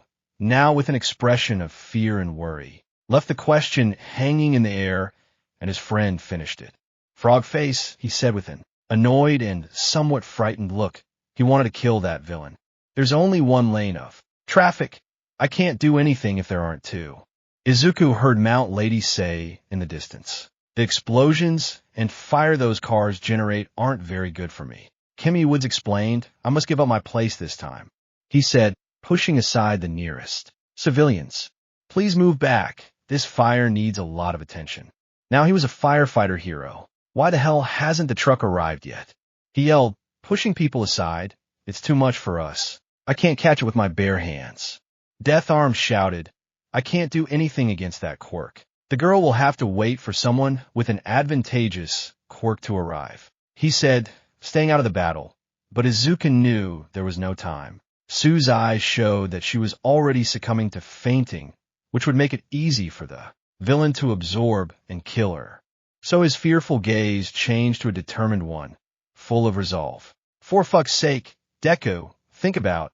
He was interrupted when Izuku jumped up. What the hell are you doing? He yelled at his friend, who had only left after he threw his backpack down. He didn't know what to do. He couldn't go there without hurting Sue. Izuku raised his body temperature without igniting his flames to make his legs stronger, and after his jump he fell to the ground in front of all the heroes, breaking the ground beneath his feet. He couldn't use his fire. It was too risky for Sue, but he would find a way to save his best friend. What are you doing? Kid, come back here right now. One of the heroes shouted, but Izuku ignored him. So you're back. Let's see what you do when an innocent person is in danger. The villain shouted upon recognizing Izuku. Izuku lifted a piece of the floor beneath his feet with his foot and kicked it with incredible precision straight into the slimy villain's eye. Immediately after, she ran in her direction. She had to get her friend out of there so she could use her fire and defeat the villain once and for all. The villain recovered and launched his slime at Izuku to try and catch him, but Izuku dodged it by jumping without losing sight of his target. He had to save her at all costs. The villain launched a large amount of slime that Izuku couldn't dodge, so he jumped to the walls of one of the buildings, propelled himself off the wall to reach the villain, and kicked him in the eye. Due to the force and momentum, he wasn't caught. He simply passed through the slime. Take my hand, Suyu, she shouted to her friend when she was close to her. With great effort, the girl managed to move her hand out of the slime that covered it and take her best friend's hand. Izuku exerted force and increased the heat of his body so much that his sneakers were already starting to smoke and melt a little.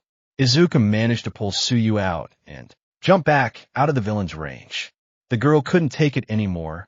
The struggle to free herself and the lack of oxygen caused her to faint in her friend's arms. The villain attacked Izuku again, but the young man tried to escape to get his friend to safety.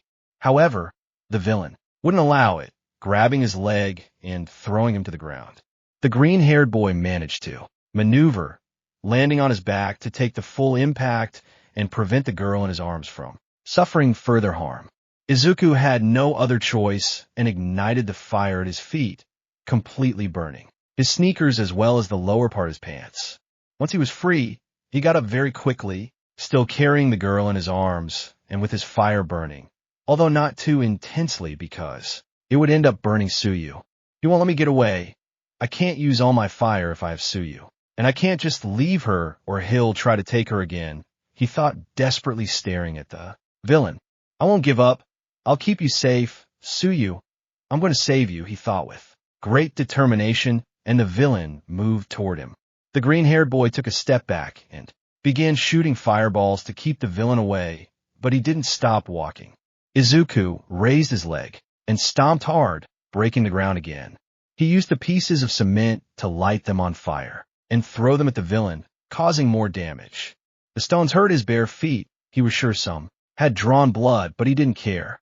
He was only focused on saving his friend from the disaster, which he told himself was his fault since he had caused the bottle containing the villain to fall. Izuku couldn't hold out much longer without his fire and without Kashin to prepare an explosive that, even if he were there, he doubted would work again. He couldn't face the villain much longer, as his kicks had no effect on him whatsoever. The slimy villain lunged at him again, intending to trap him and the girl in his arms. Izuku only slightly increased his fire to try and keep the villain at bay as long as possible. But he couldn't go on any longer. The villain was very close to him, and his bleeding feet from kicking the chunks of cement weren't helping. As a last effort, he tried to deliver a direct kick that pierced the villain, slowing him down a little, but it wouldn't be enough to stop him. This time I'm going to kill you, kid, the slimy villain shouted with anger and resentment. Try it, you damn monster. Izuku yelled back, his ears pricked up and his tail bristling with rage. As the villain was about to engulf them, Izuku hugged Sue tighter, his expression resolute. He knew he would have to apologize to her later, but he couldn't simply give up. He was prepared to give his all. He was certain he would burn Sue, But it was the only way for him to save his own life and, more importantly, the life of his best friend. He had to unleash everything as his body and especially his legs began to overheat in order to expel as much fire as possible. He felt a great gust of air appear beside him. Detroit smash. All Might shouted as he delivered a blow that obliterated the villain. The air pressure changed the weather and it began to rain. I'm sorry it took so long, Usagiyama Shonen. It took me a while and several attempts to regain this form, he said to the boy, confusing Izuku as to why he had said this form. Izuku didn't pay any more attention, and, despite the great pain from his bleeding feet, he jumped to dodge the crowd in order to carry the girl in his arms to the ambulance that was attending to the injured. The doctors also attended to him, removing small fragments of cement from his feet and disinfecting the wounds before bandaging them. Sue woke up just seconds later, quickly looking around for her best friend, but only found Bakugo beside her. The blonde pointed to one side, and Sue looked in that direction, finding Izuku being scolded by the heroes. Katsuki watched this with clear annoyance in his eyes. His friend had done his job, had saved Sue, and these idiots were just criticizing him. All Might was surrounded by reporters and journalists, but he didn't have any more time and had to leave. He was preparing to jump when he heard the other heroes scolding the green-haired man. What the hell were you thinking? Death Arms yelled at Izuku, who was looking at him with indifferent and somewhat annoyed eyes. You could have died or caused that girl's death. Izuku couldn't stand it anymore and stood up, looking the pro-hero in the eye. I saved my friend from that villain, you idiot, Izuku shouted furiously, his gaze fixed on the hero in front of him. Are you telling us we should just let it all go and forget about it, just because things turned out well? Shouted the firefighter hero. I didn't say that, he replied aggressively. I'm saying I did your fucking job, he said, now looking at the firefighter. Don't get too cocky, kid. Things were under control, Mount Lady shouted. She was actually enjoying this, having recognized Izuku. You call letting my friend suffocate to death because of some stupid villain being in control? You bitch. He yelled furiously, barely containing his urge to burn the giant hero in alive. All Might arrived. Kid, even if you hadn't done anything, he would have saved her, said Komui Woods, who was the calmest of them all. If I hadn't been here, or if I hadn't done anything, she would have been dead by the time All Might arrived. He yelled, now looking at the hero. Why do you think she fainted when I pulled her out? She couldn't take it anymore. If I hadn't pulled her out, she would have fainted right there, and that damn villain would have killed her. He shouted, then pointed at everyone. You idiots didn't even try to save her, so as far as I'm concerned, every single one of you can go. The hell? He yelled furiously, flipping them all the bird. Listen, kid, Death Arms began but was interrupted by All Might. That's enough, he shouted, stopping the argument. Leave this young man alone, he said, now calmer, looking at Izuku.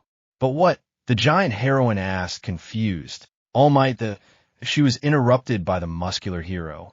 Risking your life for others. Fighting even when at a disadvantage. Interfering in things that don't concern you to save someone. All Might listed, looking at all the heroes.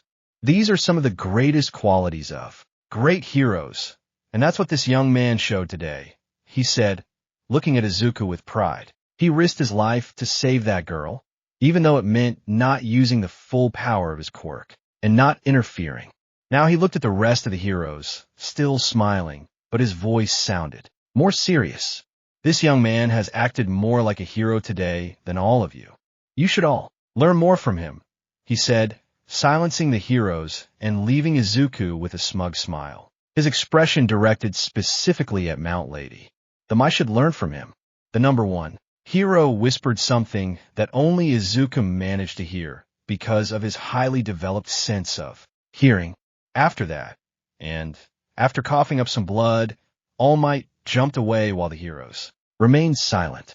The green-haired man got up and headed towards the ambulance where his friends were. Hey Suyu, are you okay? The green-haired girl nodded. I'm surprised you yelled at the pro-heroes. Hero, he said, putting a finger to his chin. Not me. Those idiots deserved it after you did their job, Bakugo said, throwing Izuku's backpack to the boy. You still have your spare sneakers in there. Izuku nodded and pulled out a pair of socks and sneakers identical to the ones that had burned. Your mom will spend more money on sneakers than anything else, Hiro, he said, cheesing Izuku as he put on his sneakers. Maybe, she sighed. It was the third pair she'd burned this month. Are you sure you're okay? Didn't I burn you while I was fighting? She asked her friend again, who smiled almost imperceptibly, except to the two of them who had known her for quite some time. I'm fine, Izuku-chan. Come here. Izuku moved closer to her, close enough for her to hug him. Thank you for saving me. I really felt like I was going to die there. Izuku returned the hug. I'll always be there to help you. Tsuyu, he said without letting go of the hug. I'll say it again. Nerds, you guys are the epitome of friends who look like a couple, Bakugo said, annoyed, and received a lick from Tsuyu. Don't ruin the moment, Bakugo Kiro. Bakugo refrained from shouting for once and only growled in annoyance. Once they were sure Tsuyu could leave, her friends accompanied her home at Izuku's insistence. Maybe he was exaggerating, but he wanted to ensure his best friend's safety. It was already getting dark, and now both boys were walking back to their homes together in silence until Bakugo decided to speak. I'm sorry I couldn't help you, I didn't know what to do. He apologized to his friend, who just smiled calmly at him. Don't worry, Kashin, I understand you didn't mean to hurt Tsuyu. Bakugo smiled and punched his arm. Remember that, because don't think for a second I'll ever back out of fight again, he said with a confident smile. See you tomorrow, nerd.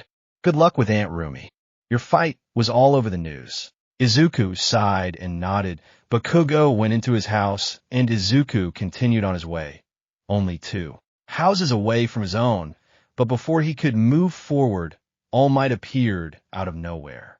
I'm here, appeared out of nowhere, stopping Izuku in his tracks. All Might, what's he doing here? Izuku asked, confused. I came to thank you, Usajiyama Shonen. If you hadn't been here, I wouldn't have appeared, he said with some sadness, accepting that he hadn't done anything. Don't be alarmed by this. It's the result of a battle, he said before beginning to release smoke and taking his skeletal form. What the hell? Izuku said, surprised. The result of a battle. 5 years ago, the partial destruction of my respiratory system and the complete removal of my stomach. All Might explained. I can only be a hero for 3 hours a day. My time ran out when your friend was captured by that villain. He said seriously, your bravery inspired me, reminded me of the qualities of a hero. That's why I said I should learn from you. Izuku was surprised that he knew All Might had hurt him. Thanks to you, I was able to find the strength and will within myself to take my form again, he finished, now with a smile. Why are you telling me all this, All Might? Izuku asked. It was strange that the #1 hero was telling him such private things. Because I won't be able to continue for much longer, so I've sought an heir to my power. One for all, he said, extending his arms to the sides. One for all, Izuku asked, confused, and All Might nodded, lowering his arms. My power isn't super strength or anything like everyone thinks it is. It's more than that. It's the power to transmit power, he said seriously. Passing a sacred torch, someone cultivates the power and then passes it on to the next generation. And then it becomes the past again. That's how those who save lives are able to hone this power, he said, leaving Izuku in shock. But why give this power to someone like me? Izuku asked, making All Might smile. He seemed better than he expected. Even I must admit that. I'm arrogant and boastful from time to time. He was better than All Might thought. Izuku didn't hesitate to admit his flaws. Answer this, Usajiyama Shonen. Why did you save the girl? Was it just because she was your friend? The blonde boy asked, and the rabbit boy shook his head. I don't know. As soon as I heard that the heroes wouldn't do anything, I thought, things can't be like this, and then All Might spoke at the same time as Izuku, adding the following sentence. My legs moved on their own, Izuku said, looking surprised at All Might, who was smiling happily. This is a common phrase in the high school stories of many great heroes. You're driven by your instinct for justice and protection, he said, his kind smile never fading. That's why, and because of what I told the heroes, you're the most worthy of this power. All Might finished. If that's what you believe, then I would be honored to accept your power. The green-haired man said resolutely. Do you train with your mother every day? Izuku nodded. We always train at night, except for Fridays. We treat it as a day off. All Might nodded. You should already be able to handle the power, but as a precaution, you'll undergo extra training. With me. Can you do it? The rabbit boy nodded resolutely. I'll see you early tomorrow morning, before you go to school. Is that okay? He asked, and Izuku nodded. He always got up to walk, long before school, so it would only be a minor change. It'll be at the beach that's being used as a garbage dump. Izuku nodded. He thought the place was a bit strange, but he didn't dwell on it. All Might became muscular and jumped away, while Izuku continued on his way home, unlocked the door with his key, and went inside. As he closed the door, he felt a gentle tug on his ear that pulled him into the living room. Ow, ow, ow, Mom. I'm sorry. Rumi let go of Izuku's ear and turned on the light, looking seriously at Izuku. Even though she was shorter than the rest of the class, she intimidated him. I know, I'm sorry. I shouldn't have used my... Izuku began to apologize, but his mother interrupted him. I'm proud of you, Izuku, Rumi said with a motherly smile, and Izuku looked at her, confused. What? Izuku asked, confused, since he was expecting a scolding. I thought you didn't like me using my quirk in public, he said, very confused. When you use it unnecessarily, like to compete with Katsuki, he said, looking at him seriously, and he nervously rubbed the back of his neck. So why the ear pull? He asked, rubbing the ear his mother had pulled. Because I was scared and worried. Brat, why didn't you use all your fire? He asked, since the news report didn't show Izuku carrying Tsuyu, only his back and the little fire he generated. I was carrying Tsuyu, he explained, and Rumi was surprised. Was he fighting with Azui in your arms? He asked to confirm, and his son nodded. The villain wanted Tsuyu's body as a means of transport or something. I didn't really understand that, but the point is, he was going to kill her, he said, sounding furious at the memory. That's why I didn't use my fire at first. I didn't want to hurt her. When I freed her, she fainted. I tried to take her to safety, but the villain wouldn't let me. So I had to fight like that. And to avoid burning her, I didn't use much fire, Izuku explained. That's incredible. Izuku, he smiled proudly at his son. How'd it go with the heroes? He asked his son, who smiled nervously. We had a small argument until All Might intervened and supported me. Rumi nodded. Yes, it makes sense that I support you. You acted like a true hero. Brat, she was genuinely proud of the way her son had acted. But now tell me the truth. How much did you insult them? Izuku laughed nervously again. I couldn't speak without insulting them at least once, he said, still nervous. It was to be expected, she said, shaking her head. She knew her son well, and how temperamental he could be. Come on, I made cats, and to celebrate you selling the villain, she said proudly, making Izuku very happy. Yes, you're the best mom in the world. I shouted, rushing towards the kitchen. Rumi laughed as she followed the green-haired boy to the kitchen, so they could set the table together. Her son could be somewhat egocentric, boastful, and very serious in battles, but he also had a very childlike side when he liked something. Izuku and Bakugo were at their high school. A week had passed, and it was Friday again. It was break time, and they were both in the cafeteria, talking to each other. So you're telling me that All Might can pass on his power? He asked his friend, who nodded, and that he'll pass it on to you. That's why you were training with him every morning. Last week, Izuku nodded. Now that he was hearing someone else say it, it sounded like a lie. I wouldn't believe you, but I know you very well, and your right ear isn't moving. Izuku looked at him, confused, and the blonde teased him.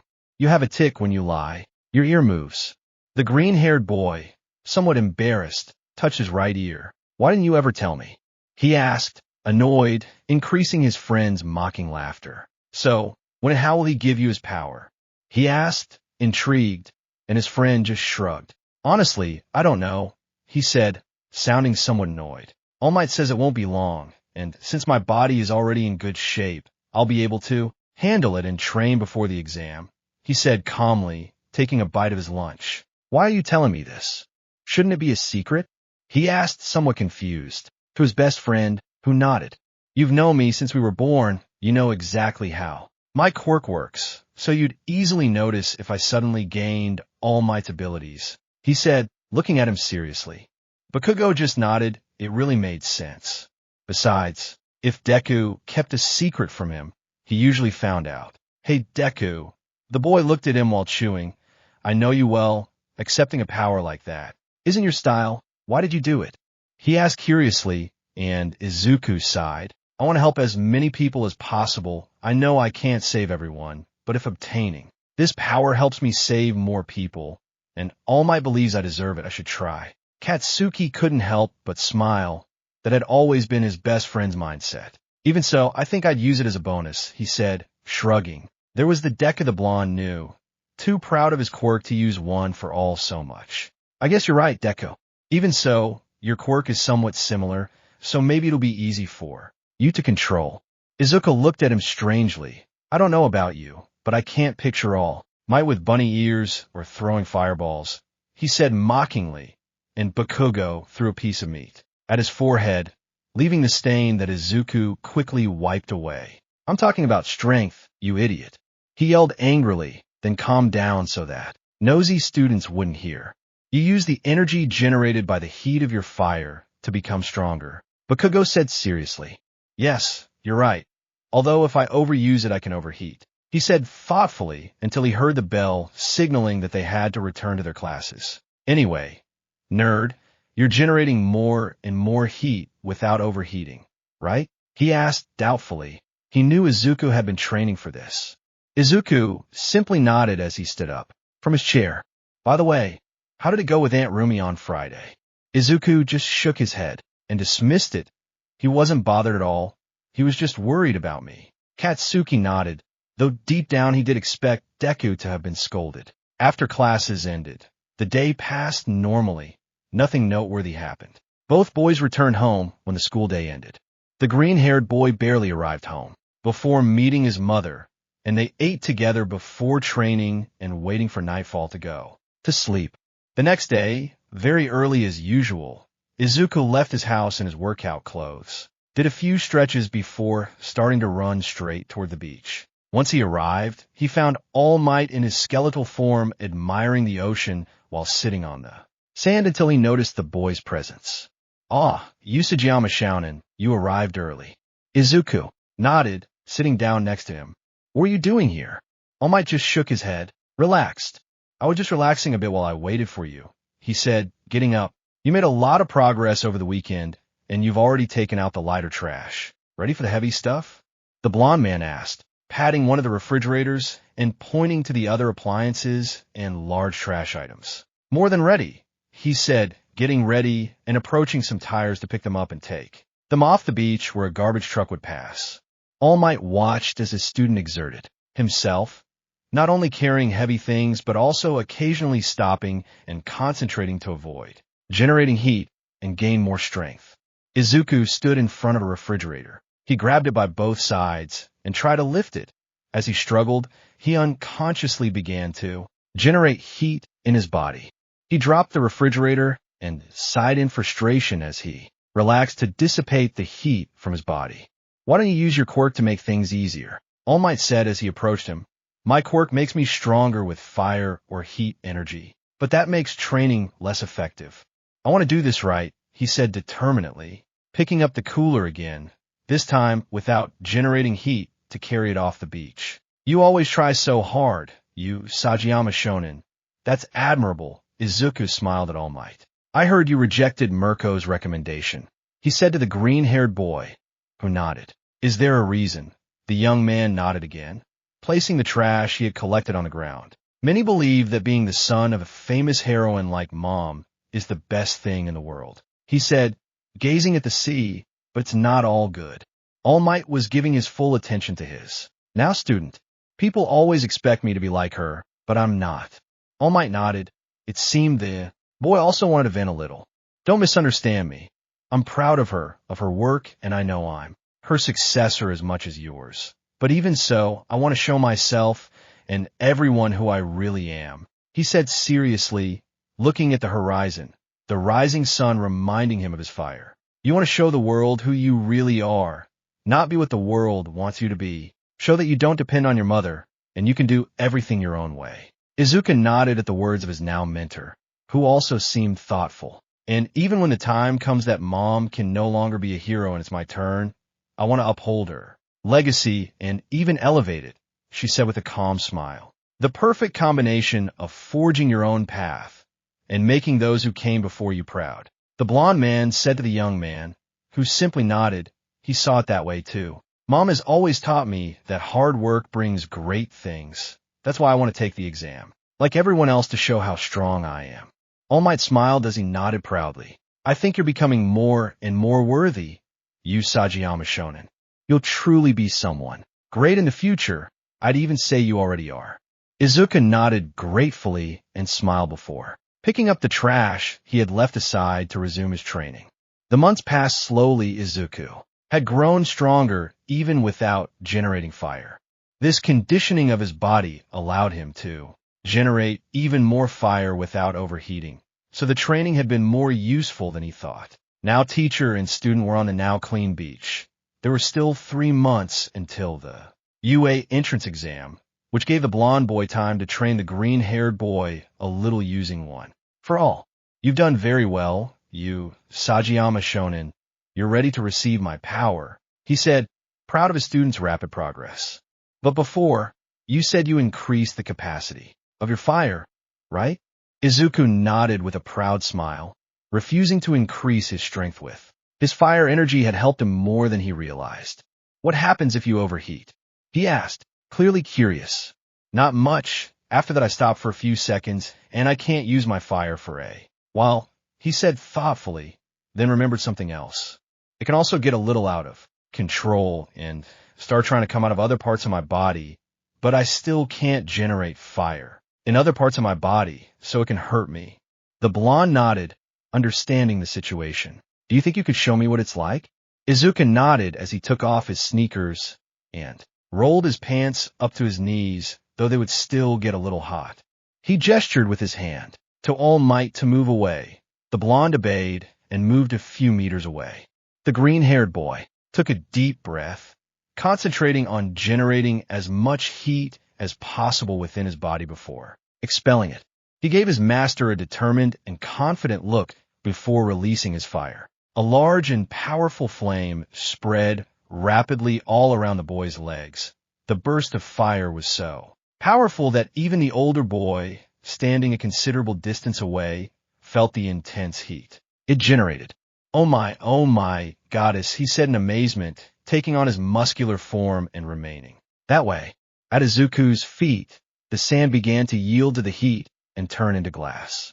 Izuku seemed determined and focused to prevent the fire from spreading and trying to expel it from the rest of his body, which would hurt him since he wasn't ready for that yet.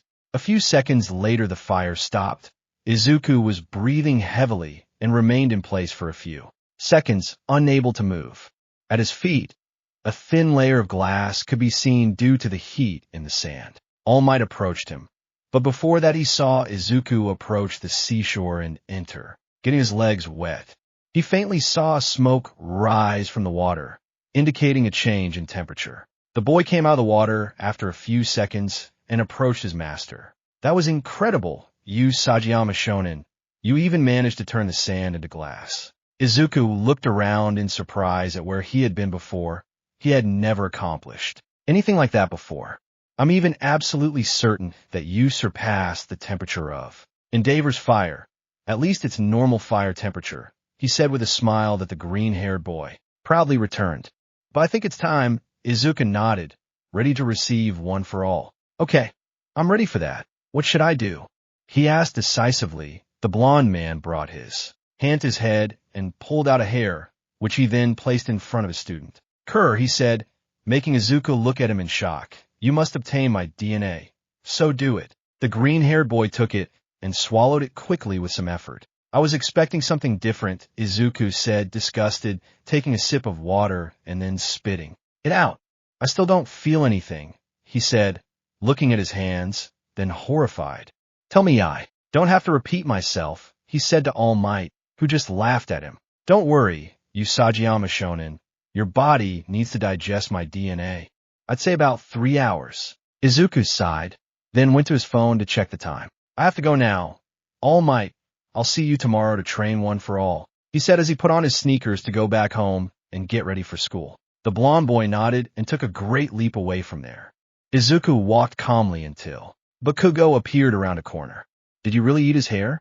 she asked, holding back laughter, as she had been spying on them since Izuku had told her that today would be the day he received one for all, and she was curious.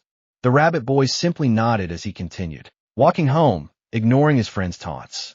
After telling his mother that he had been practicing his fire to explain his burning pants, he went to change, had breakfast with her, then grabbed his backpack and went to high school with his best friend. The classes passed by uneventfully, as usual. However, near dismissal time, everything changed. The green-haired boy was bored while finishing an assignment his teacher had given him. However, suddenly 3 men entered the classroom aggressively.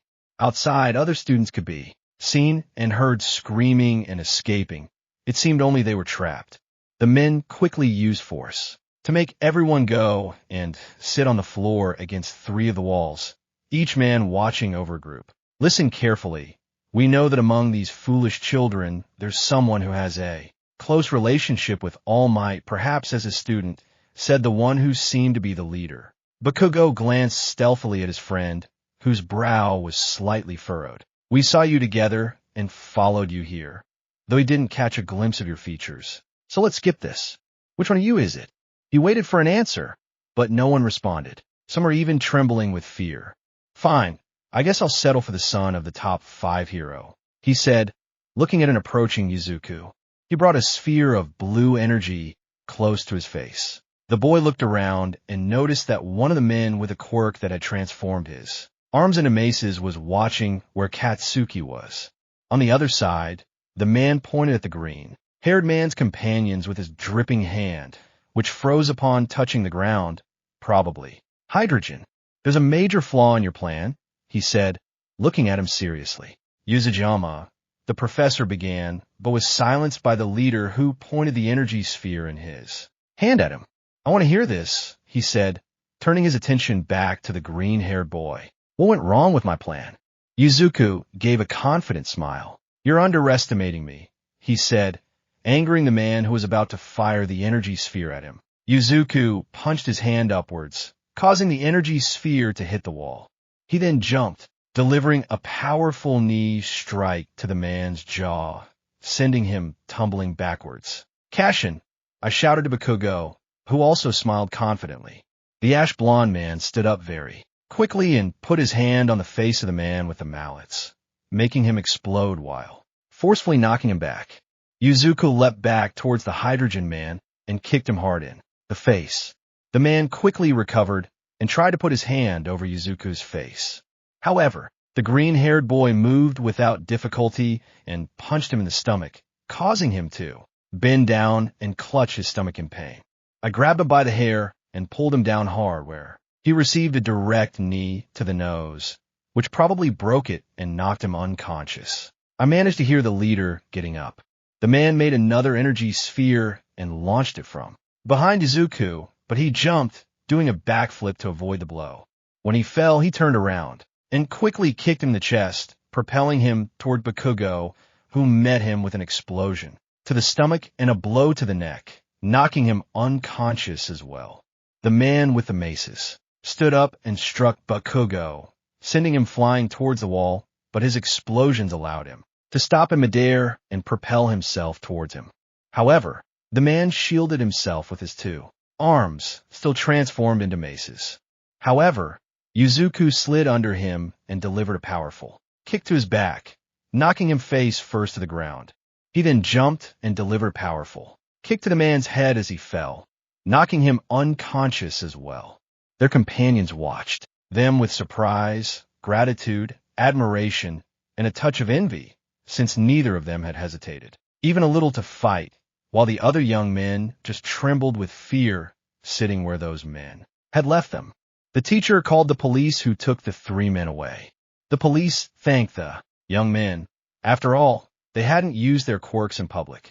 Classes ended and they both left, as if nothing had happened, while their classmates were still nervous. Rooney had work and Bakugo didn't care about going home so they just went to hang out around the city until they ran into Suyu and her siblings in a park near the girl's house. "Hey, Frog," Mini Frog's Bakugo called, drawing the attention of the three brothers as he arrived with Izuku by his side. "Bakugo, Izuku, what are you doing here, hero?" Suyu asked curiously as her brothers went to greet the two friends who had just arrived. "Nothing really, we were just walking around town," Izuku said, smiling as he puts Itsuki on his shoulders, the little girl playing with her bunny ears. "Are you ready for the entrance exam?" Bakugo asked as he stood up after greeting Cinderace. "Honestly, I'm a little nervous, but I'm prepared and I've trained a lot, hero. What about you guys?" she asked the two friends who smiled confidently. "Nah, I know I'll be the best of all," Bakugo said, boastful and arrogant. "I've also trained a lot. I don't think I have anything to worry about," Izuku said dismissively, as he jumped excitedly on the little girl's shoulders. They spent the afternoon together. Before the Frog family had to return home, as did the two friends, they walked slowly, enjoying the scenery and talking about unimportant things. They said their goodbyes, and Izuku went home to sleep so he could train with All Might the next day. It was Saturday. The green-haired boy and his master were on the beach that the boy had cleaned as training this afternoon. Izuku was preparing while talking to All Might after he gave him a brief explanation of how One for All works and that he should clench his buttocks. "So those criminals followed you and attacked your school?" Izuku nodded as he continued his warm-up stretches. "I'm sorry, I should have taken more precautions." All Might apologized with a slight bow. "Don't worry, there wasn't any problem. I think I'm ready." He changed the subject, looking at the only thing they had left behind, a larger and more durable refrigerator. All Might nodded, and Izuku charged his fist to deliver a punch with One for All. Red marks appeared on his arm, but disappeared almost instantly. He gave it a strong blow, but only managed to create a large dent without breaking the refrigerator. "Ow! Ow!" Izuku complained as he clutched his arm in pain, drawing All Might's attention. "It seems your body isn't prepared for full power," he said, approaching to inspect his arm, "but it wasn't broken. Even so, I think you only used a small percentage of your full power. I'd say about 5%, he mentioned, looking at the refrigerator. "Could it be because of my quirk?" Izuku asked, and All Might listened attentively. "My quirk allows me to regulate my fire energy to increase or decrease its intensity, and it also prevents me from using more than I can handle. That's why I have to concentrate to avoid overheating," the green-haired boy explained, receiving a nod from his master. "That's probably it. You could probably force yourself to use 100, but it's not recommended. That could wreck your bones. Your body will gradually release more of that percentage," he said. "More is an order than a suggestion." "All Might, I understand. I'd better go. I have things to buy before I go home." All Might nodded and walked away as well. Izuku walked on and bumped into Bakugo. "So you already used it, nerd?" Izuku nodded, still clutching his arm in some pain. "Then we just have to wait for the exams." Izuku continued walking to buy what his mother had asked him to get for dinner. Bakugo accompanied him, asking questions about One for All, which the green-haired boy answered. With what little he knew, once they had bought everything, they were returning to their homes. "Hey, Deku, remember what I told you a few months ago about selling your hair?" The green-haired boy huffed in annoyance, pinching the bridge of his nose. "I found a weird girl who'd pay a lot of money." Bakugo laughed, more to tease his friend than for any other reason. "I already told you I'm not going to let you cut my hair so you can sell it as some crazy chick who I don't know what she'll do with it," he said angrily, making his friend laugh. "Anyway, hey, do you want to race me?" he asked, getting ready because he already knew the answer. "You know it," he said with a confident smile, taking off his sneakers ready to run, holding the bag away from the fire at his feet. Both got into position just before running with their quirks activated. Unfortunately for them, they hadn't thought things through, and since their quirks were so flashy, they were stopped by the police and taken home.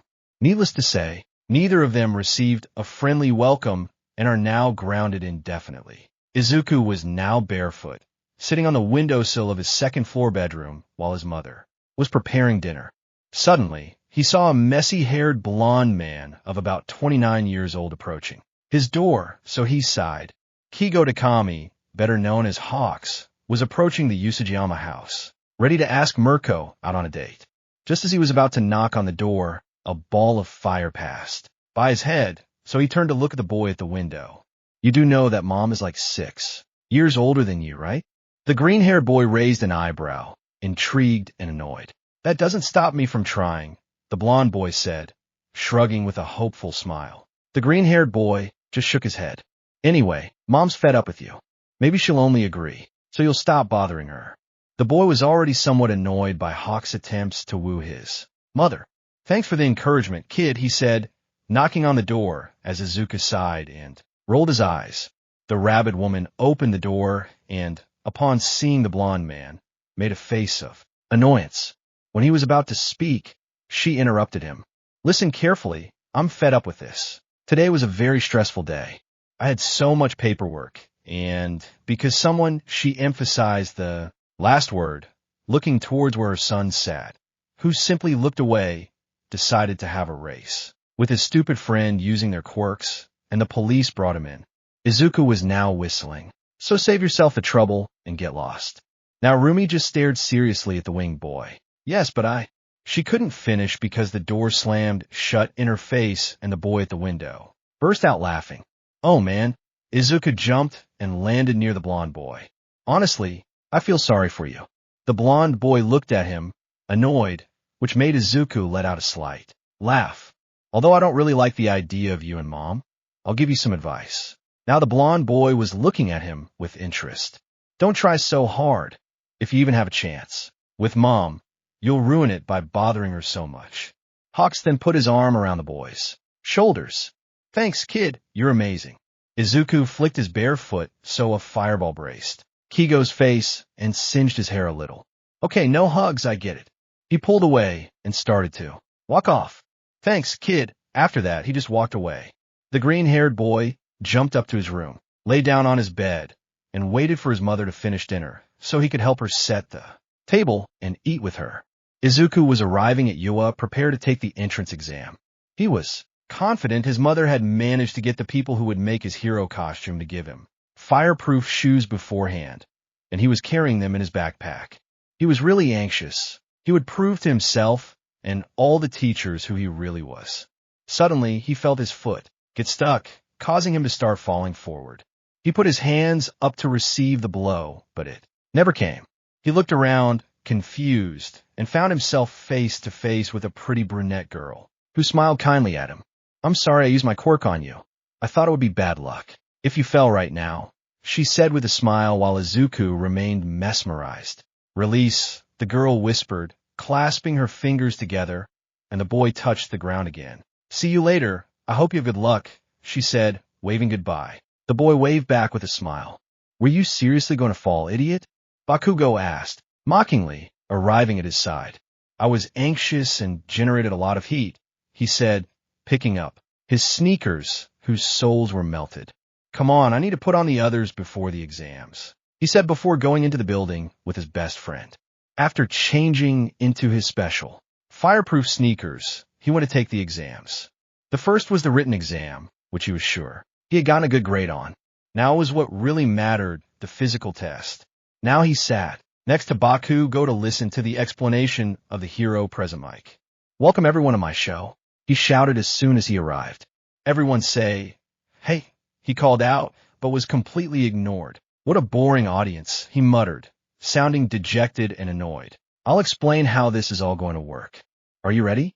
He became animated again, so even though we're from the same school, we'll be in different locations, Izuku said to his friend, looking at his sheet of paper. It must be so that the useless ones don't support each other, he said casually, although he would have liked to be in the same place as Deku to compete for points. I suppose that makes sense. It would be an advantage for those who can't do anything for themselves and then wouldn't achieve anything, he said casually while the teacher explained. A large number of villains will be scattered across the battlefield, appearing in 3 varieties, with tiered scores according to their difficulty. Your goal is to get the highest score by destroying these villains, and don't even think about attacking other participants or doing anything unheroic, or you'll be disqualified. The teacher shouted repeatedly to explain everything. Excuse me, may I ask a question? Shouted a blue-haired boy with glasses, receiving a nod from the blonde. Boy, the pamphlet clearly illustrates 3 types of villains.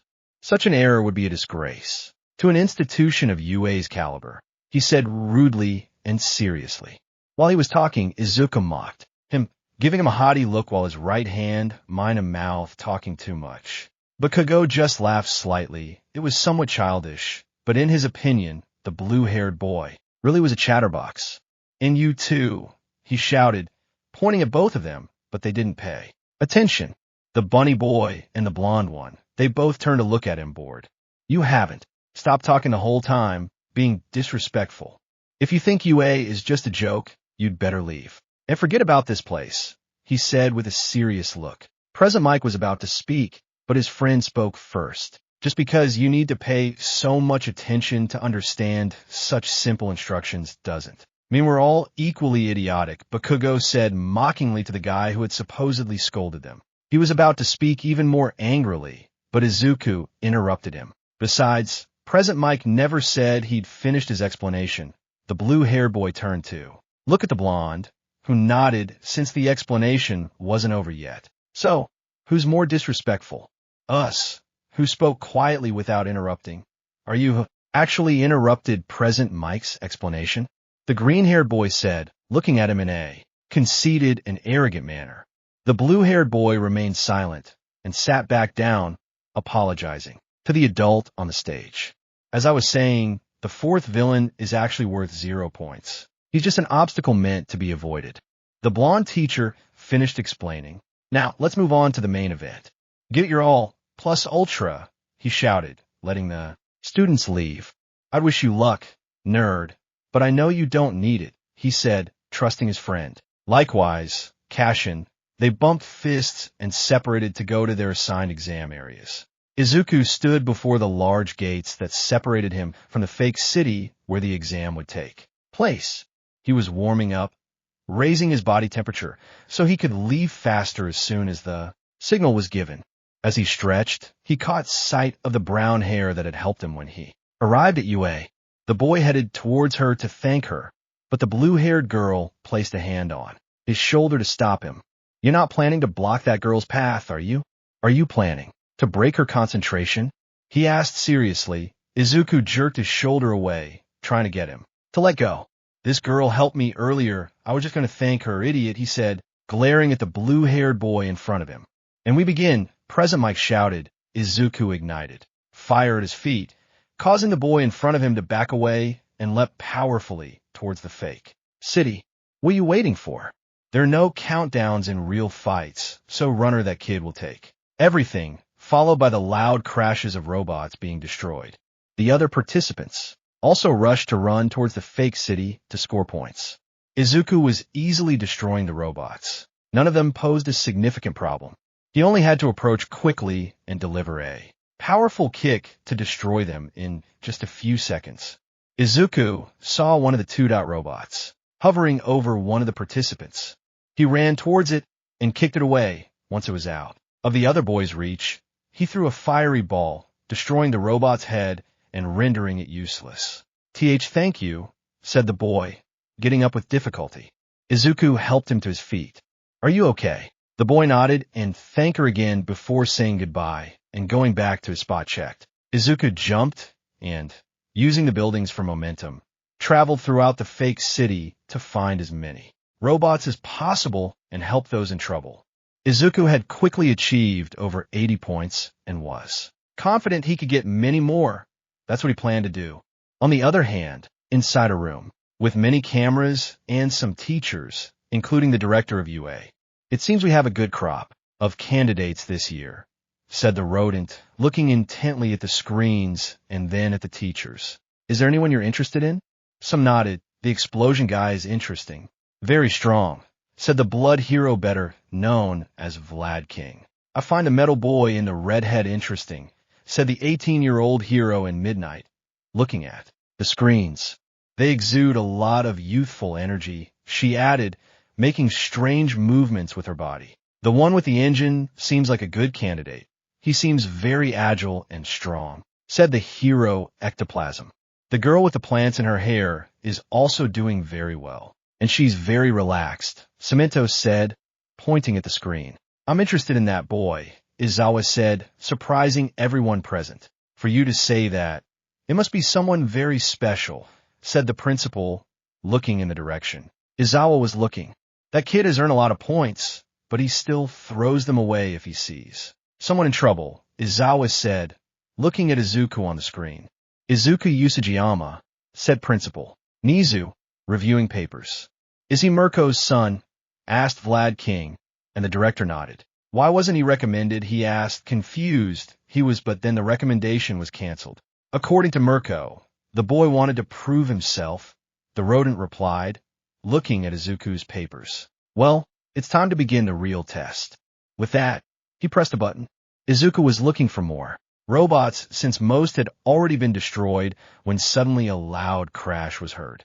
Izuku turned around, as did everyone else, to see where the large 0-point robot had appeared, destroying part of a building and causing debris to fall. The participants started running, and Izuku also began to distance himself. After all, it wasn't worth it if he wasn't getting any points. But before he jumped, he managed to hear a groan of pain thanks to his enhanced hearing. Ow! Help! I turned around and saw the brunette girl on the ground with her leg stuck in the rubble. Those nearby were only concerned about themselves and left her. He ran quickly towards her and removed the debris as he saw that the large robot was about to reach them. Can you walk? The girl shook her head while holding her ankle. Damn, she's too close. I won't be able to escape if I pick her up. There's only one thing I can do. He thought decisively, standing in front of the girl and facing the large robot. W, what are you doing? The girl asked, worried. Izuku turned to look at her and smiled. What's necessary? He said, igniting the flames at his feet as the robot approached. Don't worry, I'll protect you. With that, he leapt to the building next door, making sure to land on an undestroyed section and then propelled himself to the other side. This worked. Izuku managed to attract the robot's attention, which stopped advancing to try and hit him. As the fist was about to hit the building, the boy jumped to stand on the metal arm, increasing the heat of his flames and melting the metal a little to create a base from which to run. Izuku quickly ran up the arm towards the top. Once he reached the robot's head, he tried to break it, but it was more resistant, and as soon as Izuku disappeared from sight, the robot was about to advance again. Izuku began to increase the temperature of his fire even more. It was starting to overheat, but although it was melting the robot, it wouldn't be enough to stop him before he reached the brunette. I can't take it anymore. What is this thing made of? He thought in frustration, but from above he managed to see the girl come on. You can't give up. You said you would protect her, so don't hold back the fire anymore. He thought resolutely, scolding himself. Izuku forced himself to make his fire even more intense. It was even coming out of his arms, managing to burn part of his shirt and skin. On the other hand, the girl on the ground was worried about the boy who wanted to save her, but she was also scared. The robot had moved forward again and was only a few meters away from her. She closed her eyes in fear, but opened them again almost immediately when she heard a scream. Ah! Izuku screamed in pain. He had never used so much fire on his arms, yet he was determined. The robot stopped moving. Izuku stood on the robot's head, unable to move before falling forward. The brunette girl, with what little strength she had left, climbed onto the destroyed part of a robot and made it float.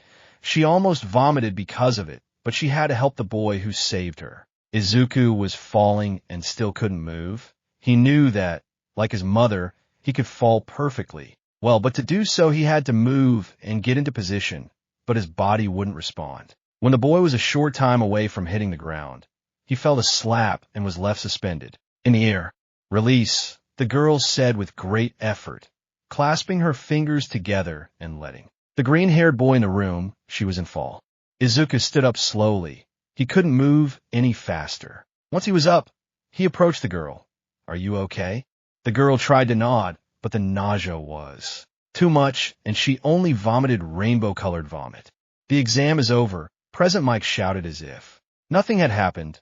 Izuku waited until she stopped vomiting, and once she finished, he carried her in his arms. Even with the pain caused by touching the burns, he made sure his arms didn't touch the girl's skin so as not to burn her.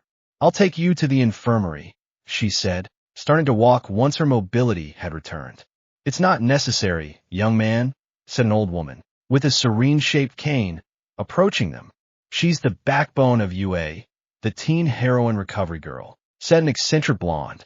The old woman kissed the girl, who a few seconds later stopped feeling pain in her ankle, so Izuku lowered her, still careful not to touch her. "Okay, now you," the old woman approached him, but Izuku quickly moved away, leaving her puzzled. "I'm sorry, my skin is burning hot. I could burn you." The old woman nodded. "Very well. Come with me to the infirmary. I'll treat those burns once you cool down." She gestured for her to follow her. Izuku started walking, but was stopped by the girl he had helped. "Thank you so much. I'm so sorry you got hurt because of me." Izuku smiled at her again and shook his head. "Don't worry, you saved me twice. I still owe you one," he said, then walked away and accompanied the old woman. Bakugo was outside UA. He had agreed to meet his friend there, but hadn't come out yet. "Hey, Kakin," I hear my friend's voice from behind me, and I turn around to look at him. "Hey, Deka, how are you?" He trailed off, seeing the state of his friend's clothes. "What the hell happened to you?" "The exam wasn't that hard. Izuku cracked his neck, I'll tell you on the way," he said, starting to walk, and the ash-blonde boy followed him instantly. A week had passed since the exam, and Izuku was having a quiet dinner with his mother. "When will the UA results arrive, brat?" his mother asked, and the boy shrugged. "I think today, or maybe tomorrow," he said, taking another bite of his dinner. Having said this, the doorbell rang, and both of their ears perked up with excitement. "I think it's today," Rumi said, getting up to open the door. Seconds later, she returned with a letter. "Yes, it was today," she said, tossing the letter to her son. Izuku opened it right there and found a metal disc inside. He placed it on the table, and a hologram of the hero, All Might, emerged from it. "Can you hear me?" All Might asked. "What do you mean, get straight to the point?" "Fine." He spoke to someone who wasn't visible in the hologram. "Yusujiyama Shounen, you did well on the written exam, and on the physical exam, you got 86 points, putting you in second place." Izuku huffed in annoyance. He knew that if it wasn't him, it would be Bakugo, and he didn't want to put up with it, being even more arrogant than usual. But those points you lost were from helping others in trouble, and for that reason, the exam secretly also awarded rescue points to those who helped others. You got 32, so you have a total of 118 points. Izuku smiled arrogantly, and his mother smiled proudly. But not only that, do you remember this? On the holographic screen, the video of Izuku in front of the brunette and how he climbed into the robot, melting his head when it overheated, was shown. His mother already knew because he had told her, but she hadn't. "I've never seen my son generate so much fire because of that. You've been awarded 60 extra points, breaking the UA record. Anyway, Yusujiyama Shounen, welcome to your Hero Academy." With that, the hologram shut off. "Hey, brat," his mother called, drawing his attention. "You're not grounded anymore." Izuku sighed in relief. He'd been grounded for 3 months. "Just don't do something stupid like that with Katsuki again." Rumi gave him a light tap on the head. Izuku nodded, happy. This was his first step toward becoming a great hero alongside his friend. Then something else crossed his mind. He really hoped the kind brunette girl had passed the exam, since he at least wanted to know her name. He went to sleep soon after, ready to go to UA, and bragged to his friend that he had earned more points. It wouldn't be long now. It was Monday, a few days before they had received their exam results, confirming that they would be going to UA, and that's exactly where the green-haired boy was headed at that moment. He had gotten off the train at the station with his hair more disheveled than usual and started running while fixing it. Izuku ran hurriedly through the city, his ears twitching and his breathing rapid. "He's late! He's late! He's late!" No, not on the first day. He entered an alley where he took off his shoes and socks and rolled up his pants to his knees, put his things in his backpack, and leapt onto the roof of the house next door. "I hope they don't see me." He looked around and smiled when he didn't find any heroes. "Okay, here we go." His feet burst into flames, and he began to run and jump at great speed, avoiding the gaze of the pro heroes. Izuku was entering UA while tried to adjust his shoe when he suddenly felt a tug on his ear that almost made him fall. "What's wrong, Deku? Are you so stupid you can't even tie your shoes?" the ash blonde boy said, mockingly as he let go of his best friend's ear. "Shut up, Cashin. I was going to be late, and I had to run all the way here," the rabbit boy said, rubbing his ear. "Oh no, tell me at least they didn't see you this time. I still haven't recovered from the beating your mom and that old witch gave us. Besides, my punishment just ended, all because we had the stupid idea of having a race with explosions and fire, and the police took us home. I would have preferred to go to jail." Bakugo was threatening the green-haired boy with explosions, but there was a hint of fear in his expression. "Relax. Nobody saw me. I stopped a little before arriving so the teachers wouldn't see me. Besides, it was your idea." Izuku spoke fearfully, not because of Bakugo, but because he also remembered the beating and that his punishment only ended because of his mother's joy at learning that he got into Yua. "You better watch out, you damn nerd, and you went along with it, so you're just as guilty," said the ashen-haired boy as he lowered his hand. "Now, walk to find our classroom." They both went into the school. The friends didn't take long to find their classroom. They were standing in front of the large door of room 1A. "It's too big," Izuku said with a bead of sweat as he looked at the door. "Or well, maybe gigantification quirks," the rabbit boy said thoughtfully. "Whatever, nerd," he said, rolling his eyes. "I just hope that idiot with glasses isn't with us," he said as he roughly opened the door. Unfortunately for him, the blue-haired boy was sitting in his seat, paying attention even though there was no teacher around. When he heard Bakugo and saw him rudely open the door, he went to confront him. "Hey you shouldn't come in like that. It's disrespectful to the people who built this institution and the heroes who studied here long before us," he shouted, moving his arms mechanically. "You know, man, you're way too stuck up and uptight," Izuku said, giving him a strange look with a bead of sweat on his temple. "What school do you go to?" he asked with a smug smile. "I come from some private school. My name is Tenyayita," he replied, moving his arms again. Bakugo asked with a somewhat sinister smile. "So you're an elite. It'll be a lot of fun destroying you," he said, his sinister smile never leaving his face, making the blue-haired boy nervous. "Do you destroy me? Do you really want to be a hero?" He was still nervous, but tried to remain composed. "I guess it was bad luck to end up in this classroom with that snob," he said, completely ignoring Yita. Bakugo gave him a light tap on the arm to get his attention. "Not really," I said, pointing to the green-haired girl who wasn't paying attention to them. "Hey, frog face." The girl looked up, seeing her two friends in the doorway of her classroom. He quickly approached them, greeted Bakugo, and gave his best friend a hug. "I'm glad the three of us ended up in the same classroom. Hero," she smiled, imperceptibly to everyone except them. "Me too, Suyu," said the green-haired boy, pulling away from the hug. "And even though he doesn't say it, Cashin is happy about it too," he added with a smile. "Don't put words in my mouth, nerd," he shouted furiously, but he was actually happy about it.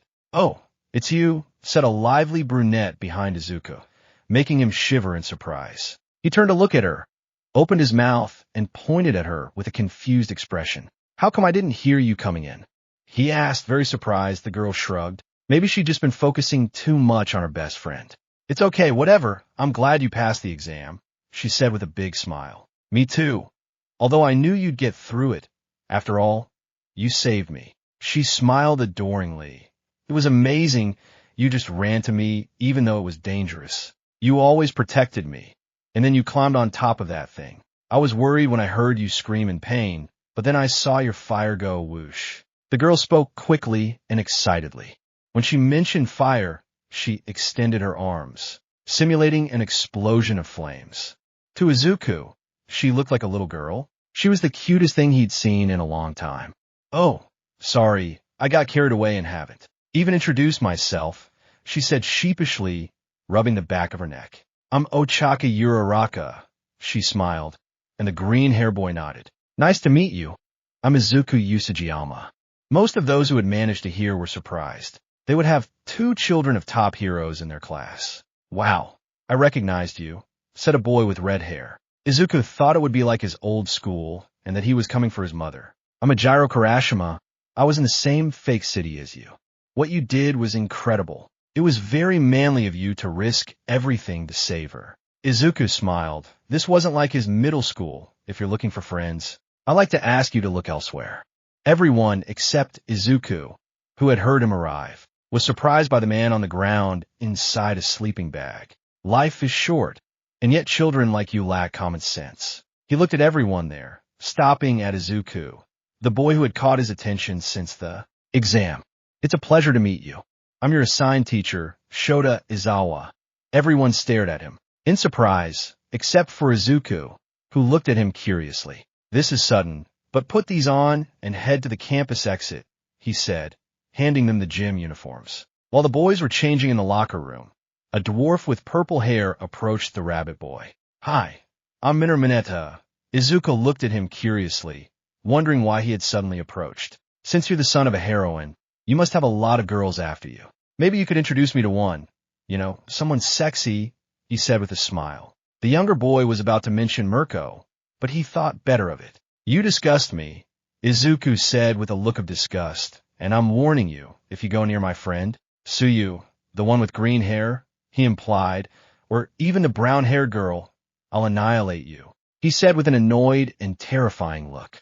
The younger boy nodded fearfully. Hey Deku, hurry up, his friend shouted. Izuku gave Mineta one last look before joining Bakugo. Once outside, they encountered their teacher who, without any warning, told them they would be taking a quirk comprehension test. Excuse me, when will the ceremony be and when will we meet? With the advisor who will guide us? Uraraka asked her teacher. There's no time for that. If you want to be a hero, he replied to the brunette. As you know, this school's reputation is based on campus freedom, but that freedom extends to the teachers as well. That's why I can do these things, he said, looking at all his students. There are many physical activities where the use of your quirks was prohibited. Well, that's negligence, he said, then pointed at Bakugo and Izuku. You two are by far the top performers on the exams, second and first place. Come here. Use your quirks to throw the ball as far as you can. He tossed the ball to Bakugo. Do whatever you want as long as you stay within the circle. Bakugo nodded as he positioned himself in the circle, gave a slight sigh, and then threw the ball, generating an explosion to propel it.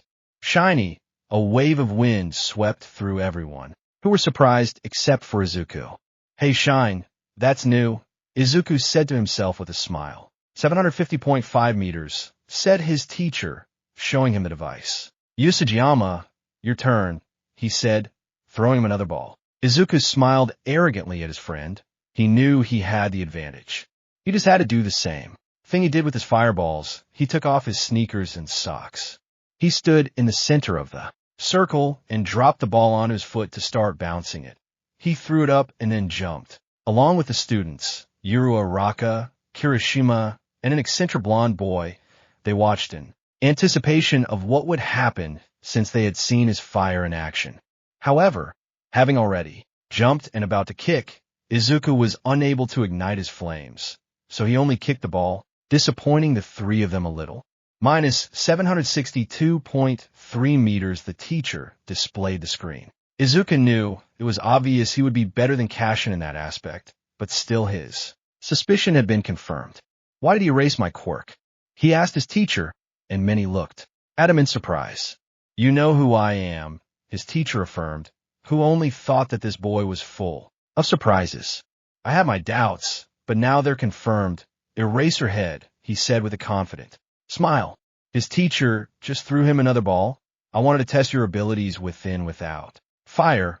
Repeat that, Izawa said in his tired tone. Izuku repeated everything he had done before, but this time his fire actually ignited.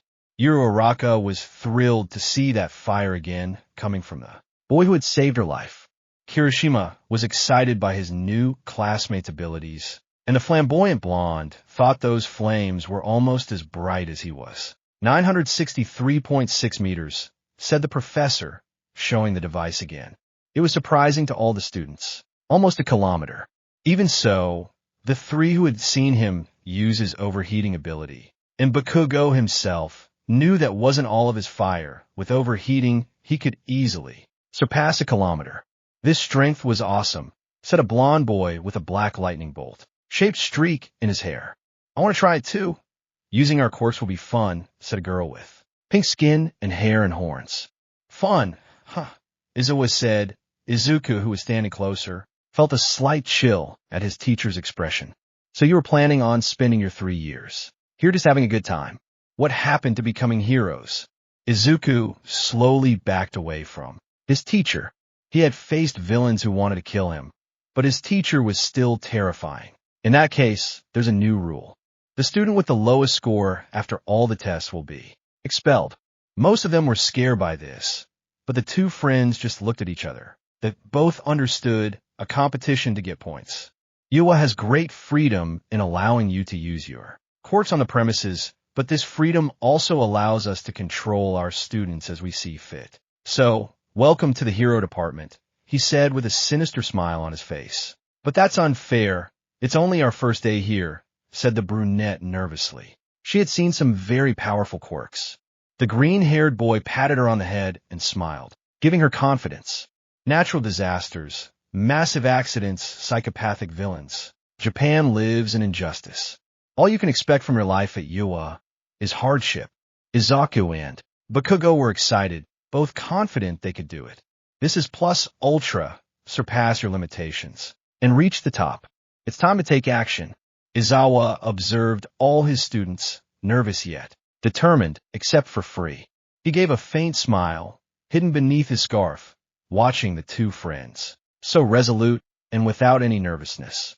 He also had to admit he was surprised by the shades of red. The brunette had reached simply because the green-haired boy had patted her on the head. The first test was the 50-meter dash.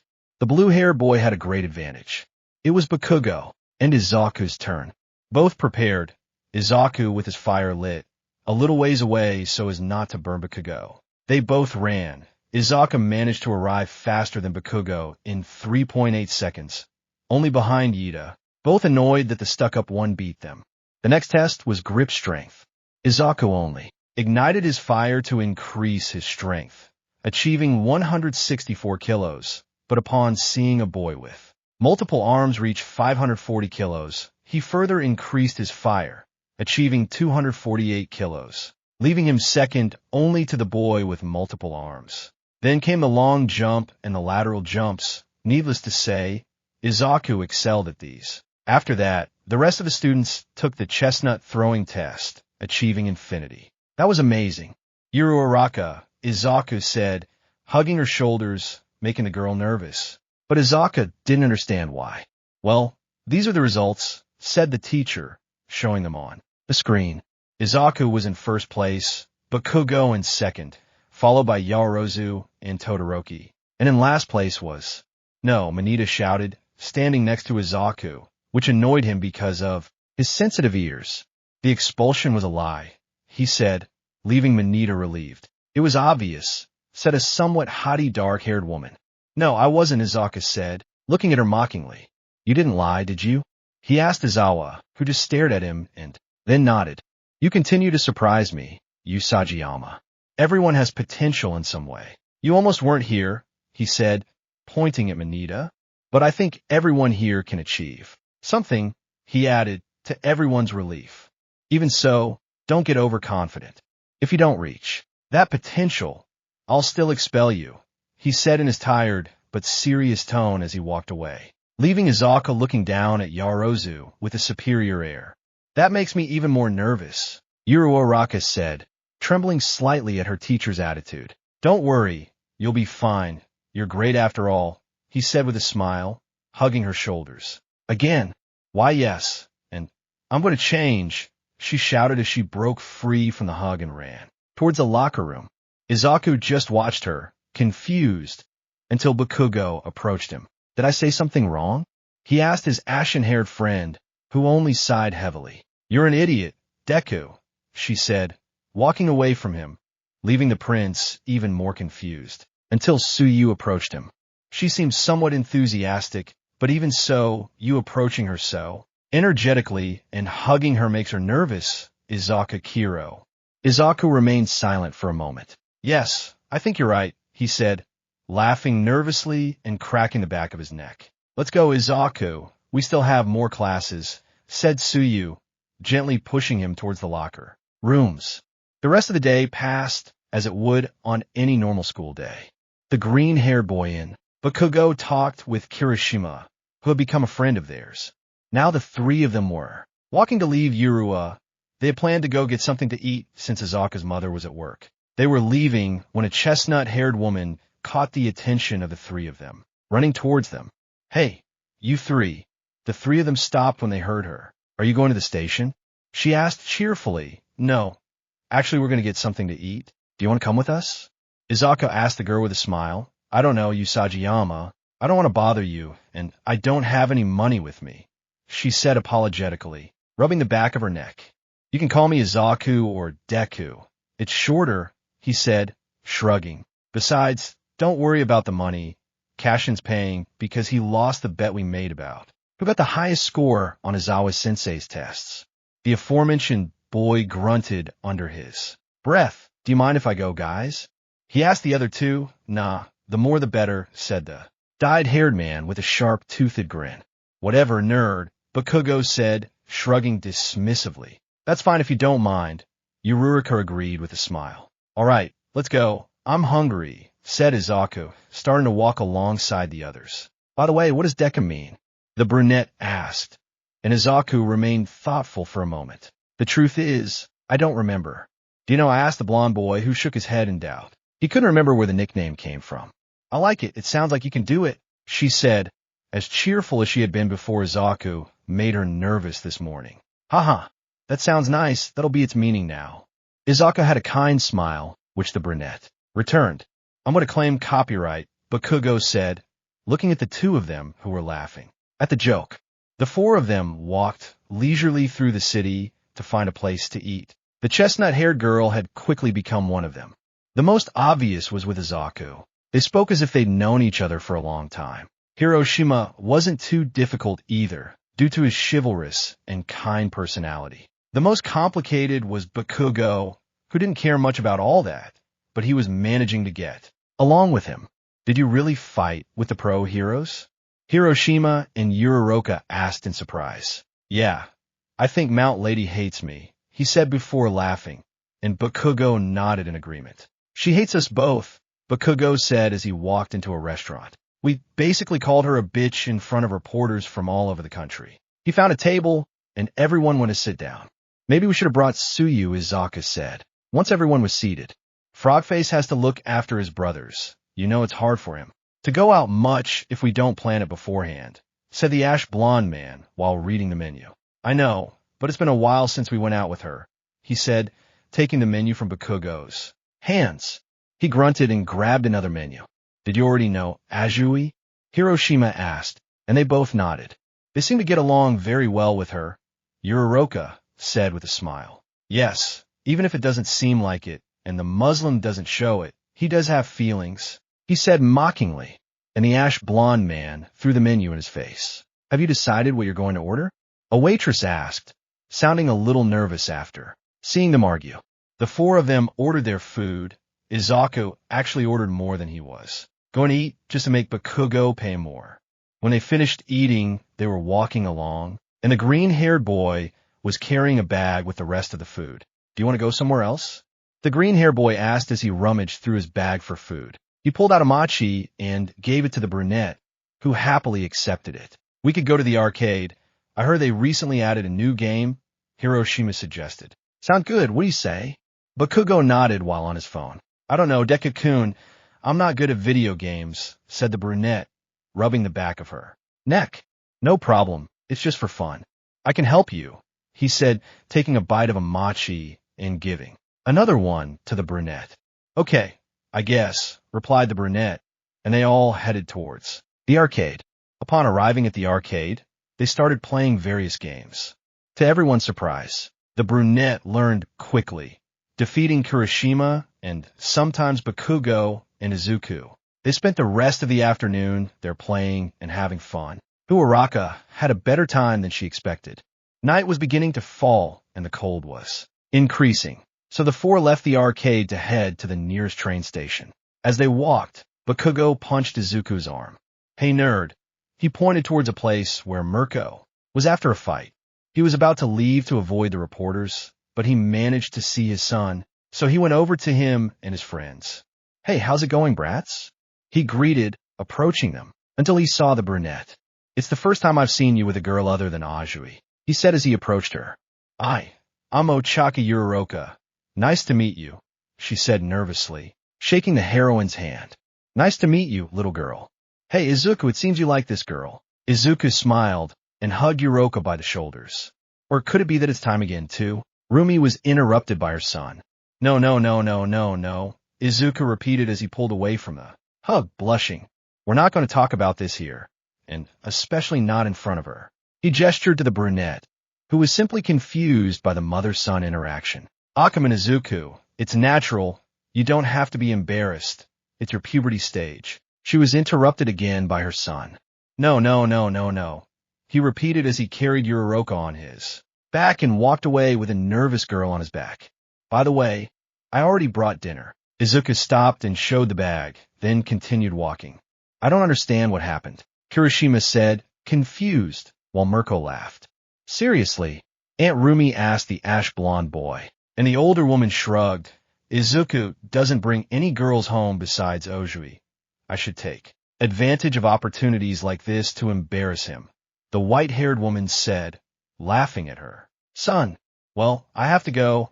I have paperwork to do," she said, annoyed before jumping up.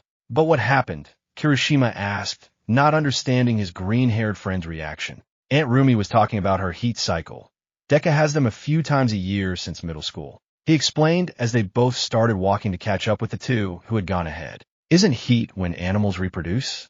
Bakugo nodded at the dyed-haired man's question. "The nerd's hormones are all over the place. It affects him more, because he's a man in part."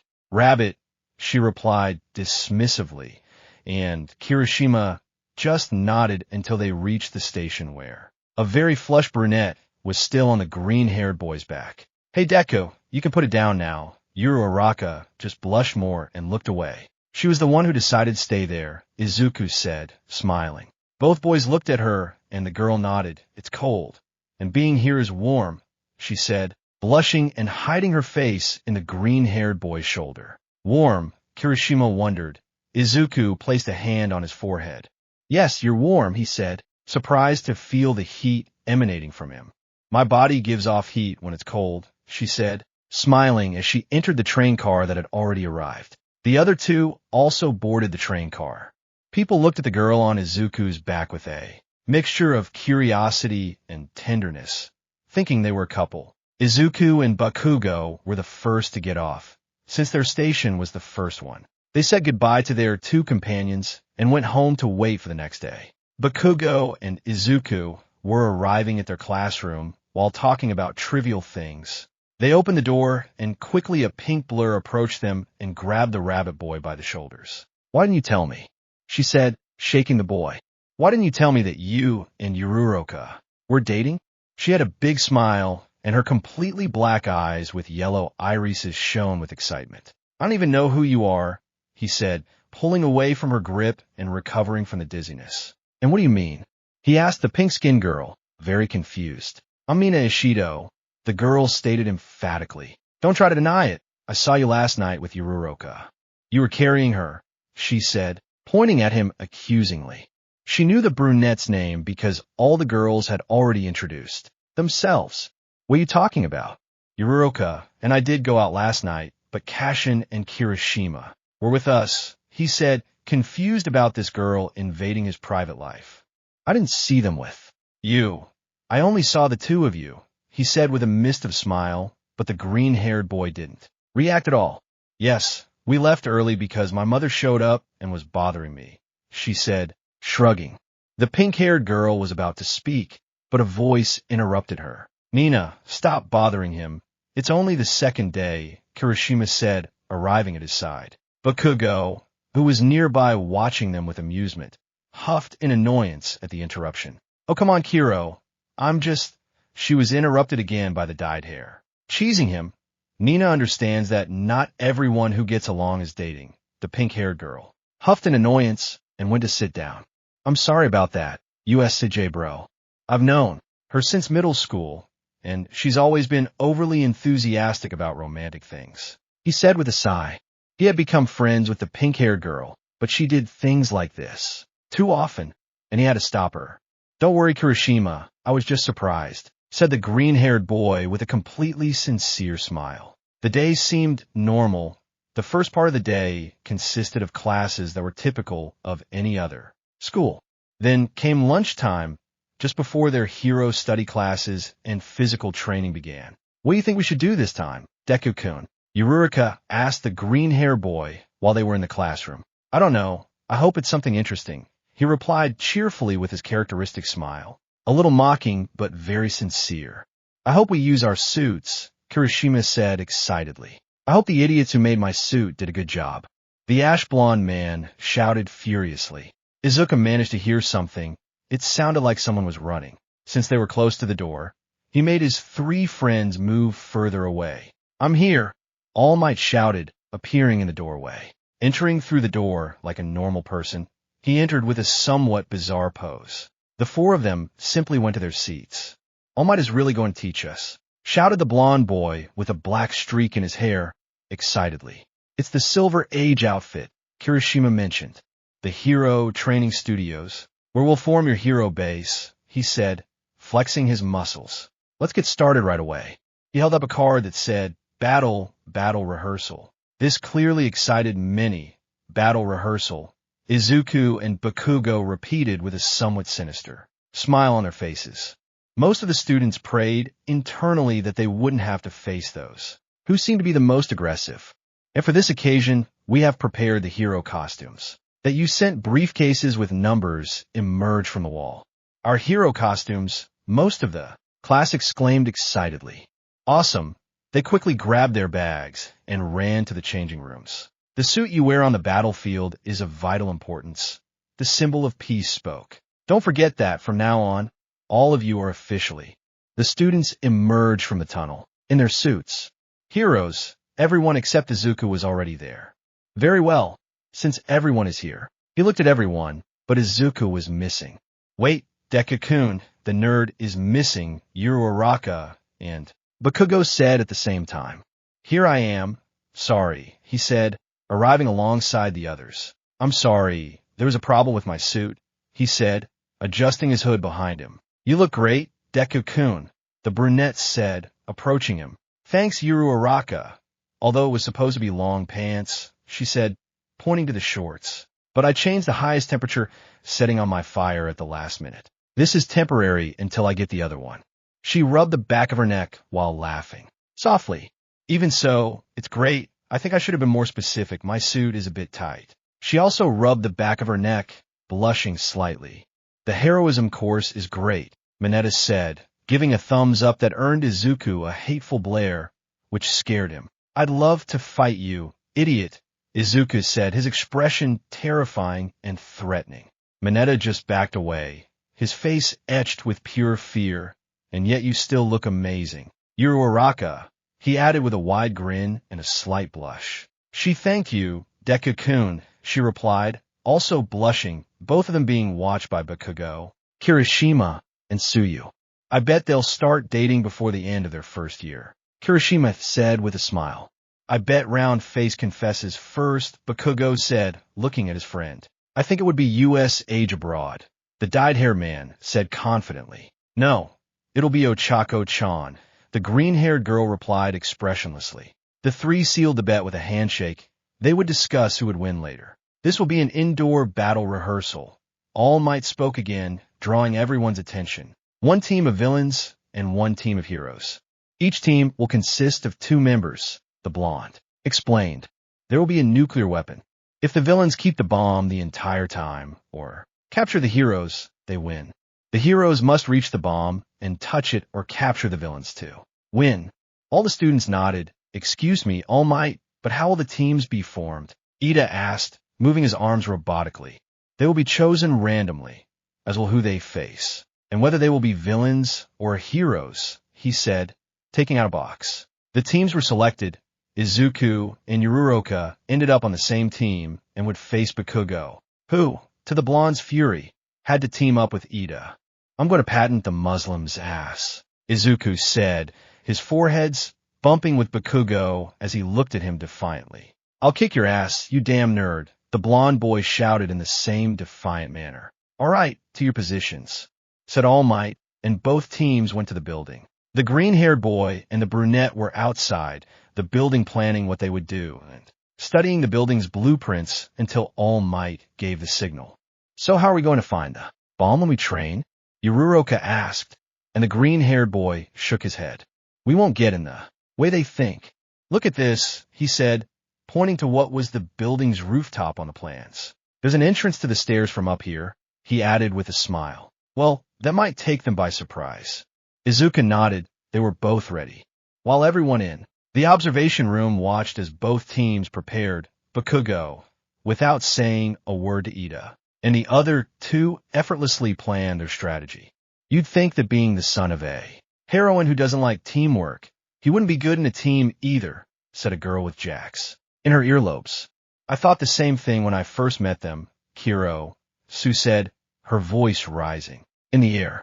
Everyone paid attention to the frog girl, but even with Bakugo's aggressive attitude and Izuku's somewhat boastful one, they're a great team, Kiro. If they were together, I'd feel sorry for whoever faced them. Sue's serious demeanor and the fact that they'd already witnessed the boys' abilities made most of them shudder. But now that they're facing off, I'm curious, Kiro. The girl stared at the screen, a finger to her chin. All Might, who was also listening, pressed a button to give the order to begin. As soon as the order was given, Izuku crouched down a little and the brunette quickly climbed onto his back. Izuku jumped and used the building to propel himself to the roof. They entered and quickly checked the floors they passed in search of the bomb. As they went down, the green-haired boy's ears picked up the sound of footsteps running towards them. Did Cashin predict my moves? She thought as she stopped and stood in front of the brunette. Bakugo appeared from around the corner and launched an explosion. Izuku quickly covered himself with both arms in an X shape and threw a kick that sent Bakugo flying. Damn, I didn't expect her to find us so fast. I glanced back at Yururoka, the fire and explosions. Put her in danger. She can't get close. I need to get away. I picked Yururoka up in my arms and walked away from there.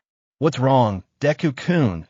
The brunette asked in a low voice once they were some distance away. You'll be in danger with the exhibits and the fire, said the green-haired boy, as he took off his jacket. Put it on, you'll understand. The brunette put on the jacket and pulled up the hood. At that moment, the chestnut-haired girl remembered what she had talked about with him when All Might was putting together the teams. Flashback, Deku-kun, why are you wearing a jacket? I thought your body regulated its temperature. Izuku nodded with a slight smile at the brunette's question. That's right, but even so, my body constantly generating heat is detrimental, as it ends up being tiring or makes me overheat more easily. Yururoka nodded. Besides, it has a temperature regulator, so it can also generate cold. She showed the inside of the jacket, removing the layer of fabric to reveal technological circuits. That's why the jacket isn't entirely for me. The brunette had more questions, but the battles were about to begin, so she couldn't ask anymore. Finn flashback. The ash-blonde man had found them and was now running towards them, preparing an explosion. Duck down and cover yourself, Yururoka. The brunette did as asked, making sure the jacket protected her completely. As he ran and jumped towards them, preparing an explosion, the blonde managed to see the brunette covered and how Izuku ignited his fire. Son of... He couldn't finish the sentence because of the powerful burst of flame that, upon contact with his sweat as it was about to explode, threw him against the wall with great force. That jacket is to protect those he saved without having to limit my fire, he thought as he stopped his fire. Yururoka, get out of here, Izuku said, watching Bakugo get up. He thought it would take him longer. Find a bomb and tell me where it is. I'll catch up. The brunette nodded. She knew her quirk wouldn't work in this fight since she couldn't get close, so while her partner was engaged, she would find the bomb. She pulled the hood of her jacket back up and ran. It's just you and me, Cashin, Izuku smiled defiantly at his friend. And soon it'll just be me, nerd, shouted the ash-blonde boy, jumping towards the Izuku dodged the blow coming from the right, then struck Bakugo in the face from the left, and quickly moved his right leg to deliver a powerful knee strike with some fire directly to the stomach. Bakugo got back to his feet before receiving any more blows from the rabbit boy. He used an explosion on Izuku's chest, which made him back a little. He jumped to dodge the fire from his feet and put his hand to the green-haired boy's face before generating another explosion. Izuku quickly recovered to shield himself from another explosion with his arms, kicked him in the chest to push him away and burn part of his suit. Bakugo got up from the ground to notice a fiery ball heading towards him. He managed to dodge it with difficulty, but another one was already coming towards him. He used his large wristband to block it and approach his friend. Izuku tried to catch him with a side kick, but the blonde dodged it using his explosions to propel himself over him.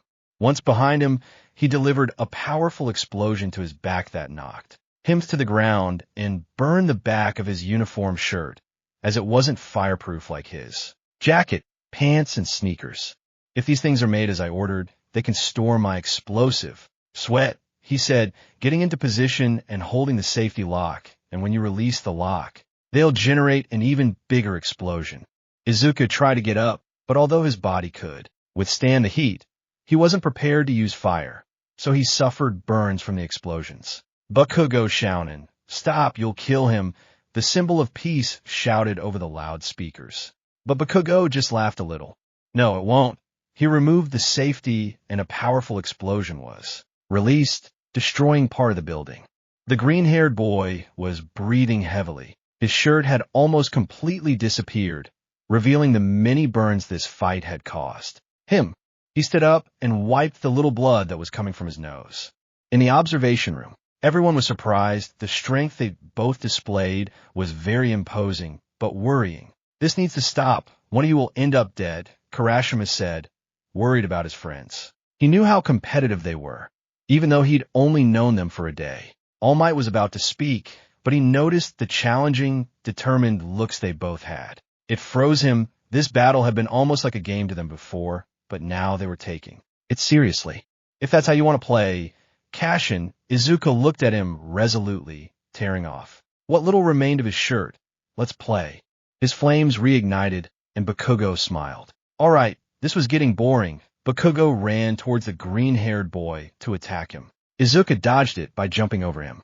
Bakugo expected a kick, so he turned around to cover himself. But Izuku jumped towards the ceiling. He propelled himself forward with force and spun around to deliver a powerful axe kick directly to the back of the ash-blonde man, sending him crashing to the ground. Bakugo quickly got up, dodging another kick from Izuku from above. The blonde propelled himself towards him with his explosions, painfully grabbing Izuku's flaming foot that was trying to kick him and throwing him against a wall. He exploded in the chest while still on the wall, breaking it in the process. But Izuku used both legs to kick him upwards and away. He rolled on the ground until he got up, ran towards the blonde man who was ready to receive him. The latter, on the other hand, threw a fiery ball at his feet, shattering the rubble and raising a slight curtain of smoke. He slid under his feet and got up, grabbing the wristband he hadn't used yet. I kicked Bakugo and raised my body temperature to gain enough strength to pull out the wristband. Bakugo tried to get up, but received another kick that sent him flying out of the building. Izuku removed the safety pin from the wristband and threw it like an American football so that it landed on top of the blonde boy. He tried to stabilize himself, but the green-haired boy launched a very small fireball that entered the wristband's barrel, causing it to explode. The blonde boy was now falling while unconscious, startling some of those watching from the room. But Izuku jumped and caught him, then laid him down on the pavement. He wasn't going to deny it. He too was on the verge of unconsciousness, but he managed to stay conscious thanks to the voice in his earpiece, which surprisingly hadn't been destroyed in the first big explosion. Meanwhile, Yuru Araka had found Yida in the bomb. When she saw him acting like a villain, she couldn't help but laugh. Now she was trying to reach the bomb, but she was at a great disadvantage. "Deku-kun, are you okay?" "I heard 2 big explosions," she said into the earpiece while still trying to catch the blue-haired boy, but she only heard breathing for a few seconds. "Why, yes, I'm fine." Izuku looked up and saw that the explosion had almost reached the ground where Ida and Yuru Araka were standing. I'm coming over there. He jumped with effort to the opposite building and propelled himself to the window. You will never be able to stop me. Hero, Ida said, still pretending to be a villain, his voice slightly deeper. But at that moment, he saw Izuku crash through the window, roll on the floor, glance around briefly, and then run towards him.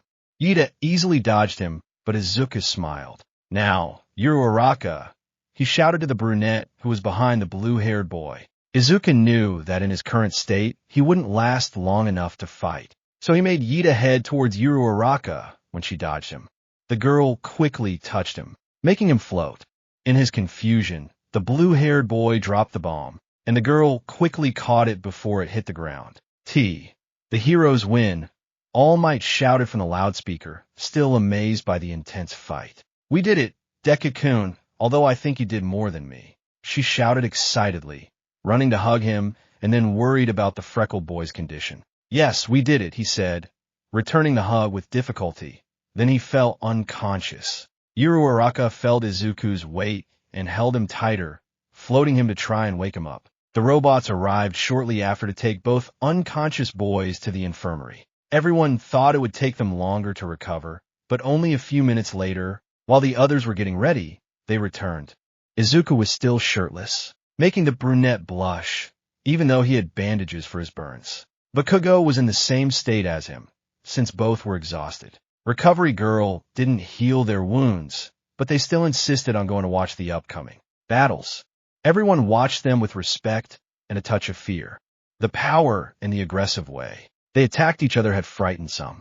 They were friends, so they were afraid of what they might do to someone else. They understood why the Frog Girl said she felt sorry if anyone faced them both together. All right, this fight was incredible, All Might said to all his students. Can anyone tell me what mistakes the teams made? A dark-haired girl raised her hand. I can do it, All Might Sensei, she said calmly.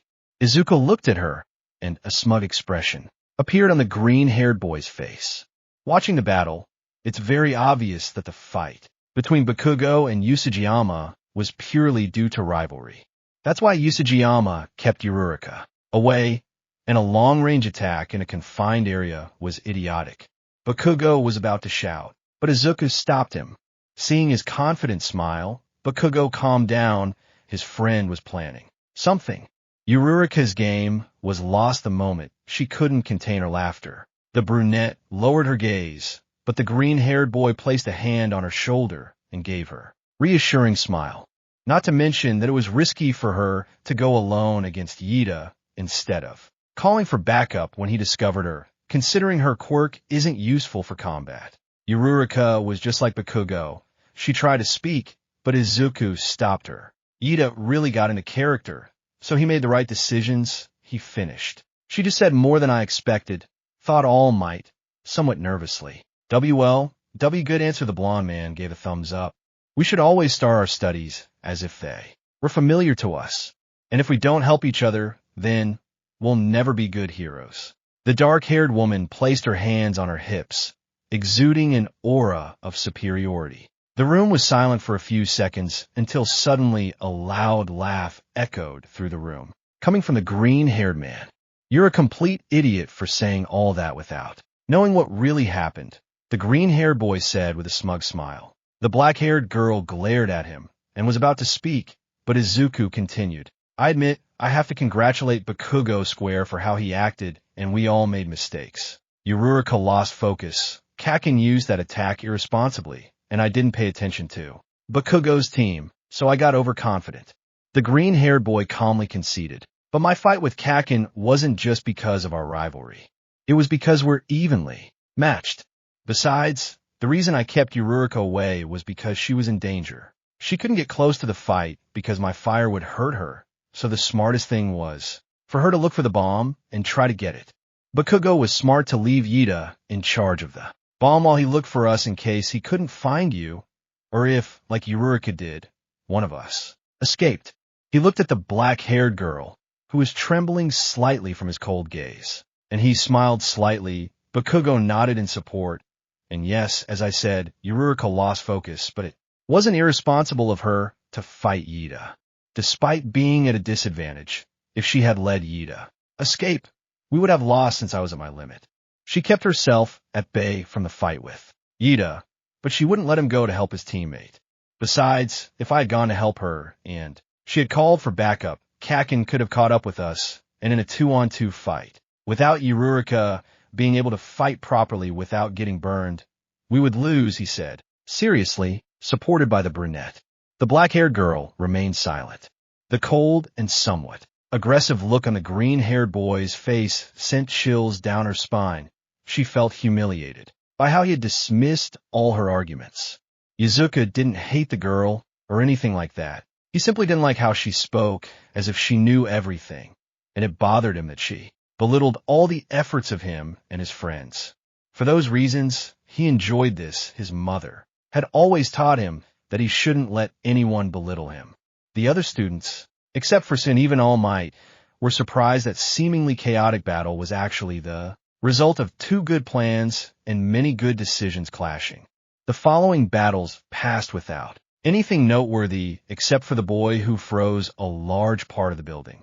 When all the battles were over, the friends returned to Recovery Girl to heal almost completely, only suffering from some burns that she would later treat and disappear. They went to change and returned to the hallway. Upon entering, Kirishima hugged them both by the neck. "Hey US Ajabro, Baku bro, that was amazing. Your fight was so manly." He had a sharp, toothed grin. They both fought like true champions, even though Yuzujiyama won, said Mina, the girl from that morning. "I'm Rikido Sato," said a burly boy with thick lips. "That first fight was incredible. It thrilled and scared us all," he said excitedly. In the distance, they saw Yida scolding a boy with a crow's head for sitting on the desk, and Yuroroka talking to a blonde boy. "Hey Yuroroka, it's Denki Kaminari. I was wondering if you wanted to grab something to eat." "What kind of food do you like?" he asked, trying to flirt with the brunette. The machi she stopped when she saw Izuku and ran towards him. "Deku-kun?" The blonde boy just stared down. "Hey, Yuroroka," Izuku greeted with a smile. "Your wounds aren't fully healed," she said worriedly, seeing the wounds on her friend's arms. "Don't worry, Recovery Girl will eliminate them tomorrow," she said, so that he wouldn't worry anymore. The rest of the day was normal. Everyone introduced themselves to Izuku and Bakugo.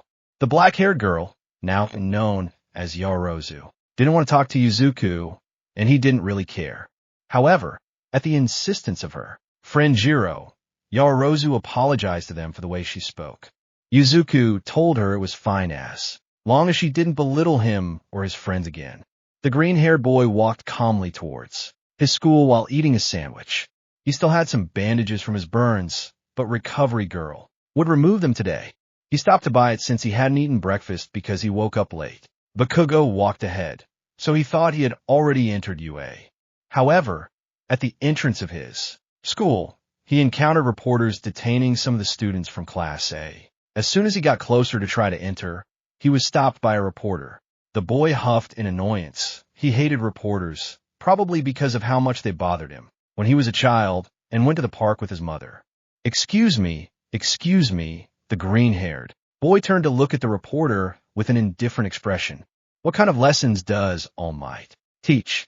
Are those injuries from some training?" Izuku grunted in annoyance at the reporter's questions. "You should replace that camera," Izuku said, ignoring the questions, and the reporter looked at him confused.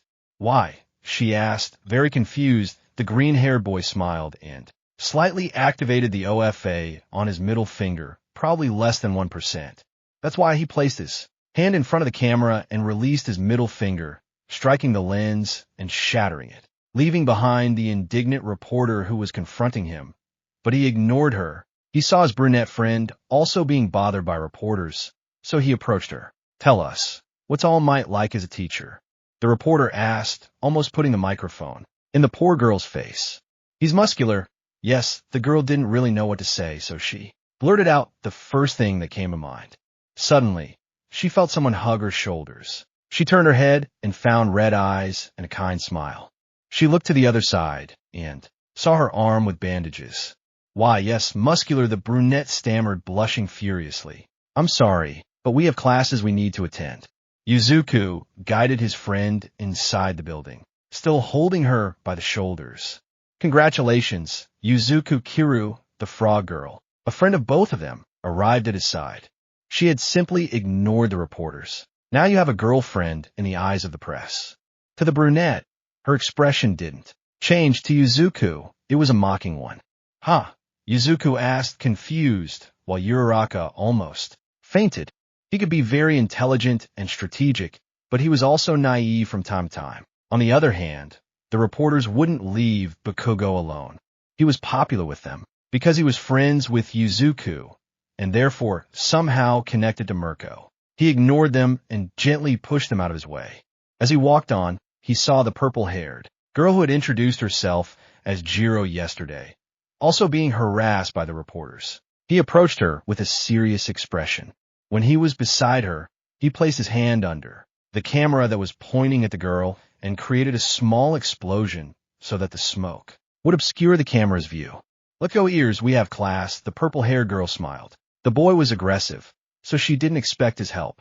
He followed him into his school. Neither of them spoke. They just remained in comfortable silence as they walked. Kirishima, who had seen Bakugo, felt disappointed that he hadn't helped him. But in reality, the ash-blonde boy hadn't even seen him. When everyone entered, Aizawa told the reporters to leave because they were interrupting classes. Ignoring them, the teacher entered the school.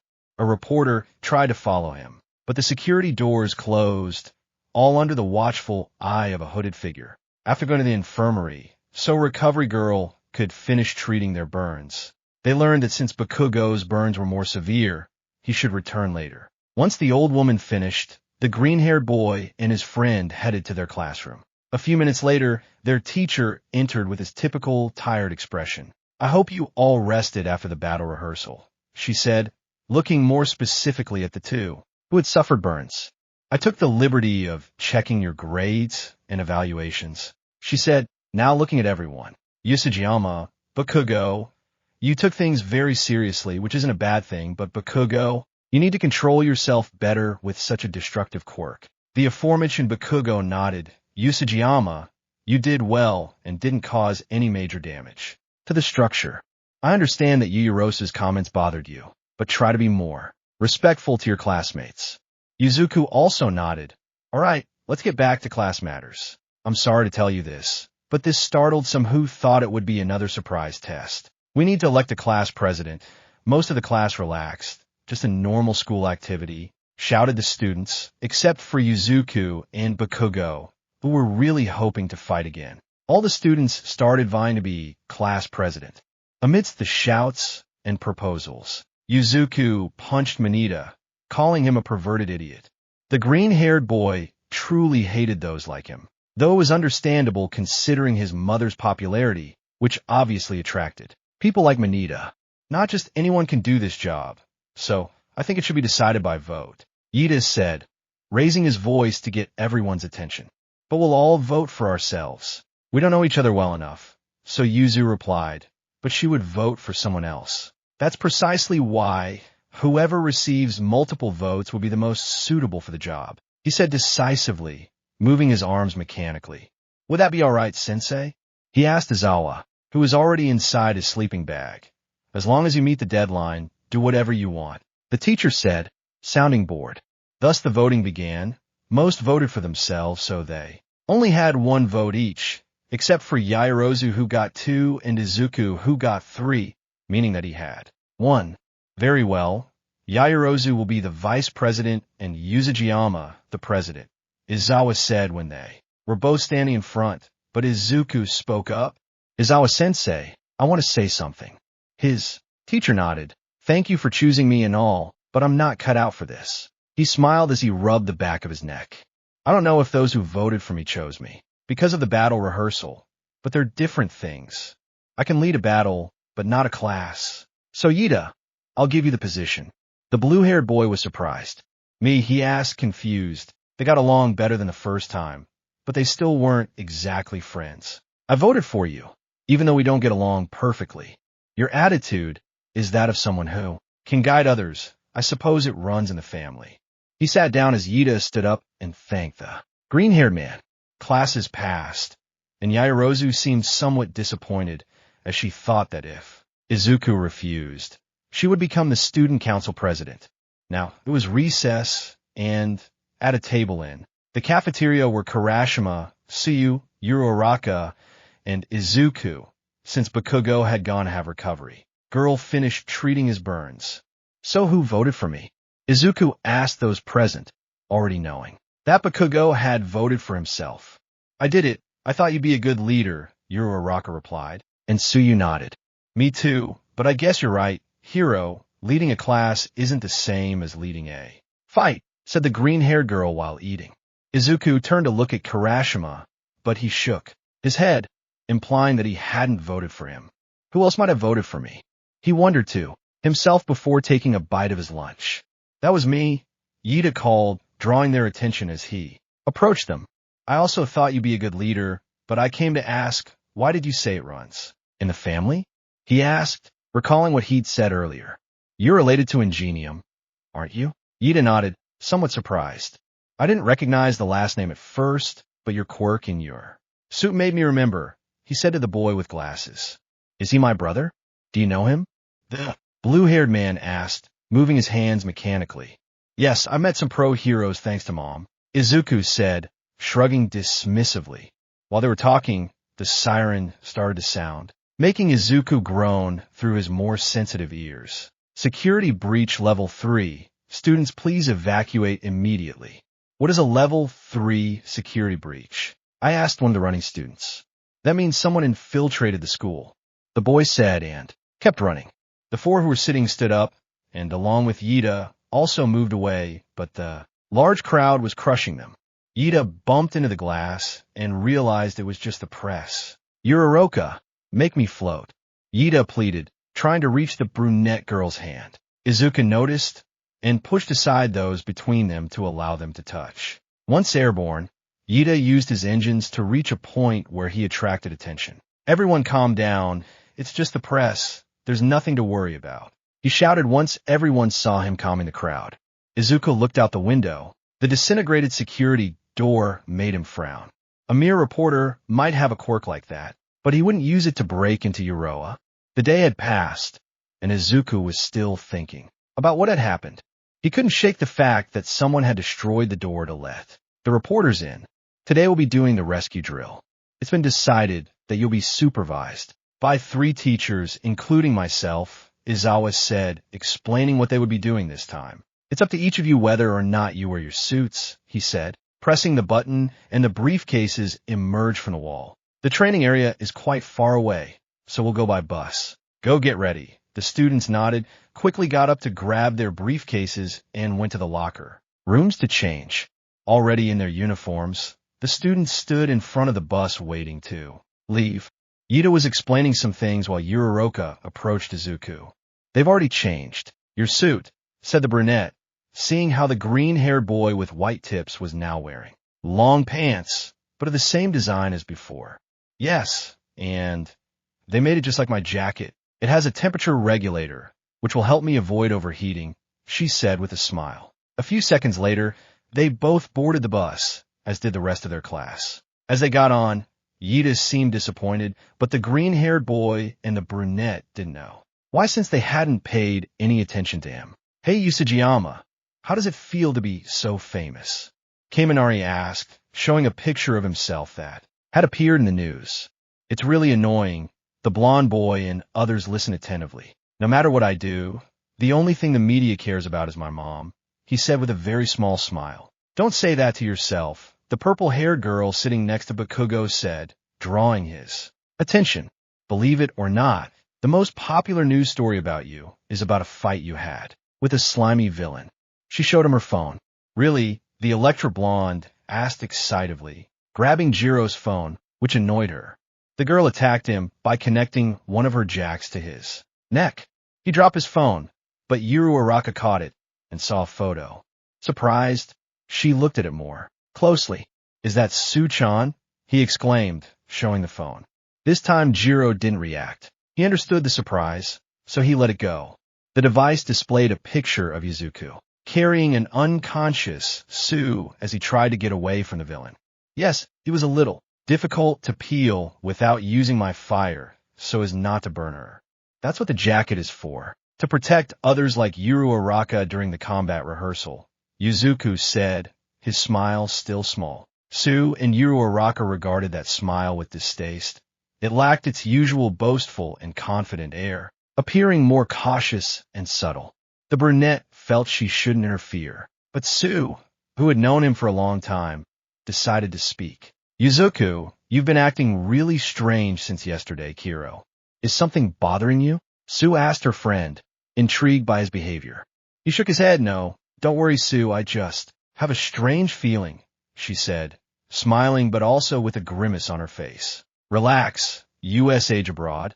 You're probably just nervous about yesterday's alarm. You're usually very cautious, Kirishima said with a sharp-toothed grin. I guess so, I'm just overthinking it, he said with a sigh, but that strange feeling lingered. That strange feeling of insecurity persisted.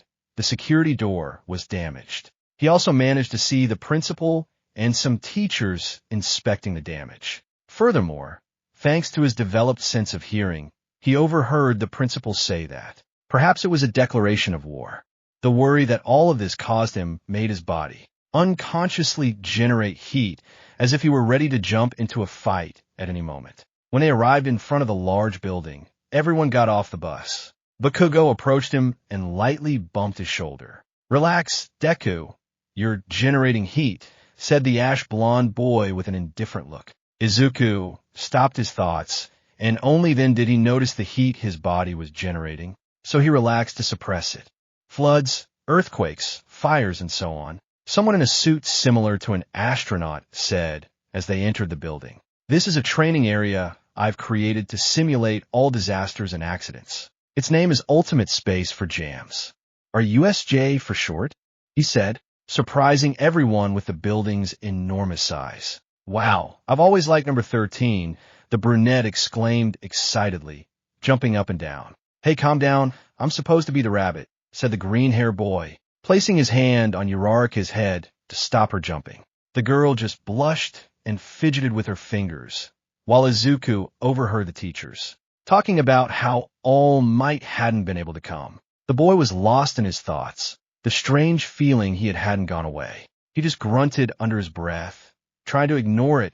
It was just an exaggeration. One thing before we go in, are 2 or 3 or 4, 13 said, raising his fingers with each number. Everyone should already know this, but my quirk is black hole. It turns any material trapped inside into dust.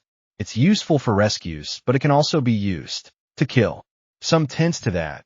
Don't forget that all of you possess quirks that, with even the smallest mistake, can kill someone. The green-haired boy frowned. Everything that had increased. His fire could be dangerous to those around him, and he knew it. During Izawa's test, you discovered your potential. With All Might, you learned just how dangerous you can be. The ash-blonde boy and the green-haired boy with white tips turned to look at each other. They had caused the most destruction. Here, you'll learn to use your quirks for the good of humanity. After that, some applauded him. Izawa was about to speak, but a portal began to appear in the center of the building. Izawa and Izuku got into fighting stances. The villains emerged from that portal. Notable figures included the young man with hands on his body who came out first, a large, black man with an exposed brain, and the one who appeared to have created the portal. Do they even have fake villains here? Kirishima asked, somewhat doubtful. They're real villains. Izuku and Izawa said when the villains seriously. All Might is supposed to be here too, said a villain who seemed to be made of smoke, the creator of the portal. Where is he? We went through a lot of trouble and brought many of our own here, said the one whose hands were on his body. I wonder if he'll show up if we kill all these kids, he said, frightening most of them. Izuku positioned himself protectively in front of Uraraka and Tsuyu, raising his temperature and preparing to fight. What about the intruder alarms? The dark-haired woman asked, worried. Of course we have them, but they must have a quirk capable of nullifying it. They must have a clear objective 13 said seriously. 13, get them out of here. Kaminari, try to contact UA. 13, I'm counting on you. With that, he jumped into the fight. Izuku was also about to do it, but he was quickly stopped by the heroine. What do you think you're doing? She asked seriously. Izuku looked at her seriously. I'll go help, he said, trying to go again, but the heroine grabbed his arm. We have to leave here now. Izuku was about to ignore her and jump, but a voice interrupted him. I'm afraid that won't be possible. Everyone turned to look at the smoke villain behind them. Greetings, my name is Kurojairi. We are the League of Villains, and we are here to kill the symbol of peace. Wasn't he supposed to be here? He asked, but received no response from the heroine. Well, putting that aside, this is my role. He was interrupted by an attack. Bakugo and Kirishima had launched a direct attack on the smoke-like villain. Bakugo shouted the purple-haired girl with jacks in her ears to the ash-blonde boy. Kiri shouted the pink-haired girl with horns at the dyed hair. Idiots, the green-haired boy with white tips shouted angrily at both of them. Get back. 13 shouted when he saw that the attack hadn't affected the villain. All of you will be scattered, tortured, and killed, said the villain, as he began to cover them all. In a swift movement, Izuku pushed Uruk out of the smoke. He tried to do the same with Tsuyu, but the smoke had already enveloped them both. Izuku was falling. He tried to stabilize himself in the air to land on his feet, but he realized he was in the flood zone. As soon as he hit the water, he encountered a villain with a shark quirk. The bait's here, it's nothing personal, but goodbye forever, idiots. He swam quickly towards the green-haired boy.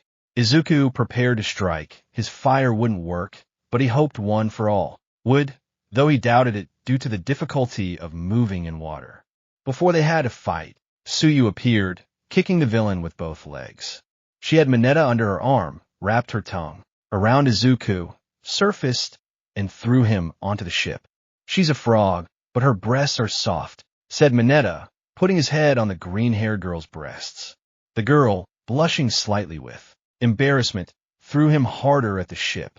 Izuku, who had heard this, kicked him in the stomach, making the dwarf ride in pain. Thanks, Tsuyu, said the green-haired boy, about to kick the purple boy again. You can hit him later. Now's not the time. Hero, the girl stopped her friend. The green-haired boy nodded. Damn it, I knew it. Yesterday's press raid wasn't a coincidence. They used it to get information. They want to kill All Might, Izuku said as he generated heat in his body and punched the boat, bucking it. But it's impossible for them to kill All Might. Once he arrives, he'll finish them off. We just have to wait for him to arrive. The dwarf shouted nervously. Mineta, the girl called, drawing his attention. They must have figured out a way to kill him, or coming here would be pointless, hero. So you seemed calmer than before. Those words frightened Mineta.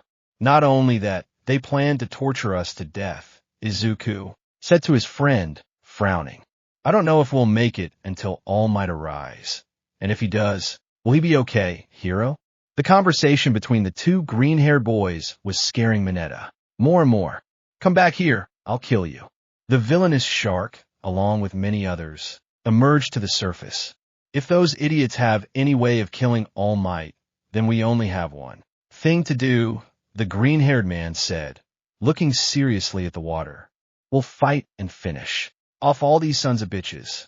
He smiled arrogantly. Fight? Are you an idiot? The dwarf yelled. Izuku looked at him indifferently. We just have to wait for the pro-heroes. Mineta shouted desperately and fearfully. They're aquatic fighters. That's bad news for me, Izuku said, looking at all the villains with a disgusted expression. But you're here, so it was just a coincidence, he said to his friend. They brought the villains for the occasion, hero, but they have no idea about our quirks. Or I would have been sent to the fire zone. Tsuyu finished her friend's thought, and he nodded. Don't ignore me, Mineta shouted, but again he was ignored by the green-haired ones. Their plan was to separate us and attack in large numbers. They haven't even tried to get on the boat, which supports our theory. They think we'll be easy prey. The idiots are just underestimating us, he said, glaring at everyone with hatred. We must use that to our advantage. It's the only advantage we have, Tsuyu said, also looking at the villains. I know your quirk, so there's no need to say it, especially with this idiot here, said the green-haired boy, pointing at Mineta. Something Tsuyu said could be misinterpreted. What can you do? He asked the dwarf. These things are super sticky, she said, taking one of the balls off her head and sticking it to the ship. They can stay stuck all day if I'm healthy. They stick to everything except me. I just bounce off. Izuku and Tsuyu remained silent. I told you so. We have to wait for the heroes. My quirk isn't suitable for fighting, he shouted.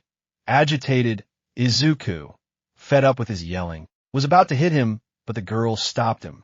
You're right, it's not very useful for fighting, said the rabbit boy, making the dwarf feel bad, but there are always other ways to use it. He nodded to Mineta.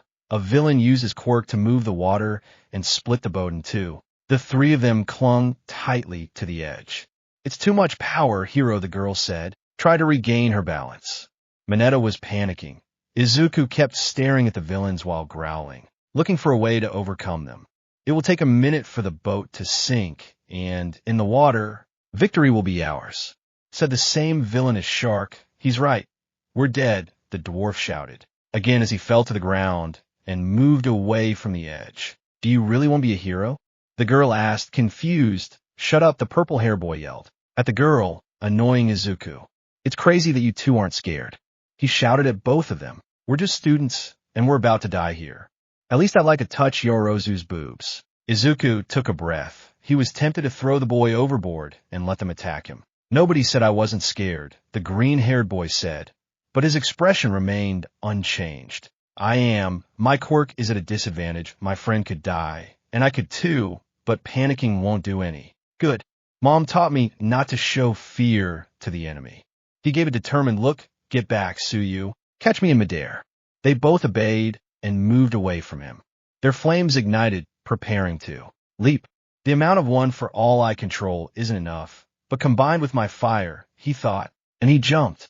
In the air, the villain stared at him as if he had committed suicide, but he gave an arrogant smile, charged one for all into his entire right arm, and increased the temperature, painfully generating some fire in his arm.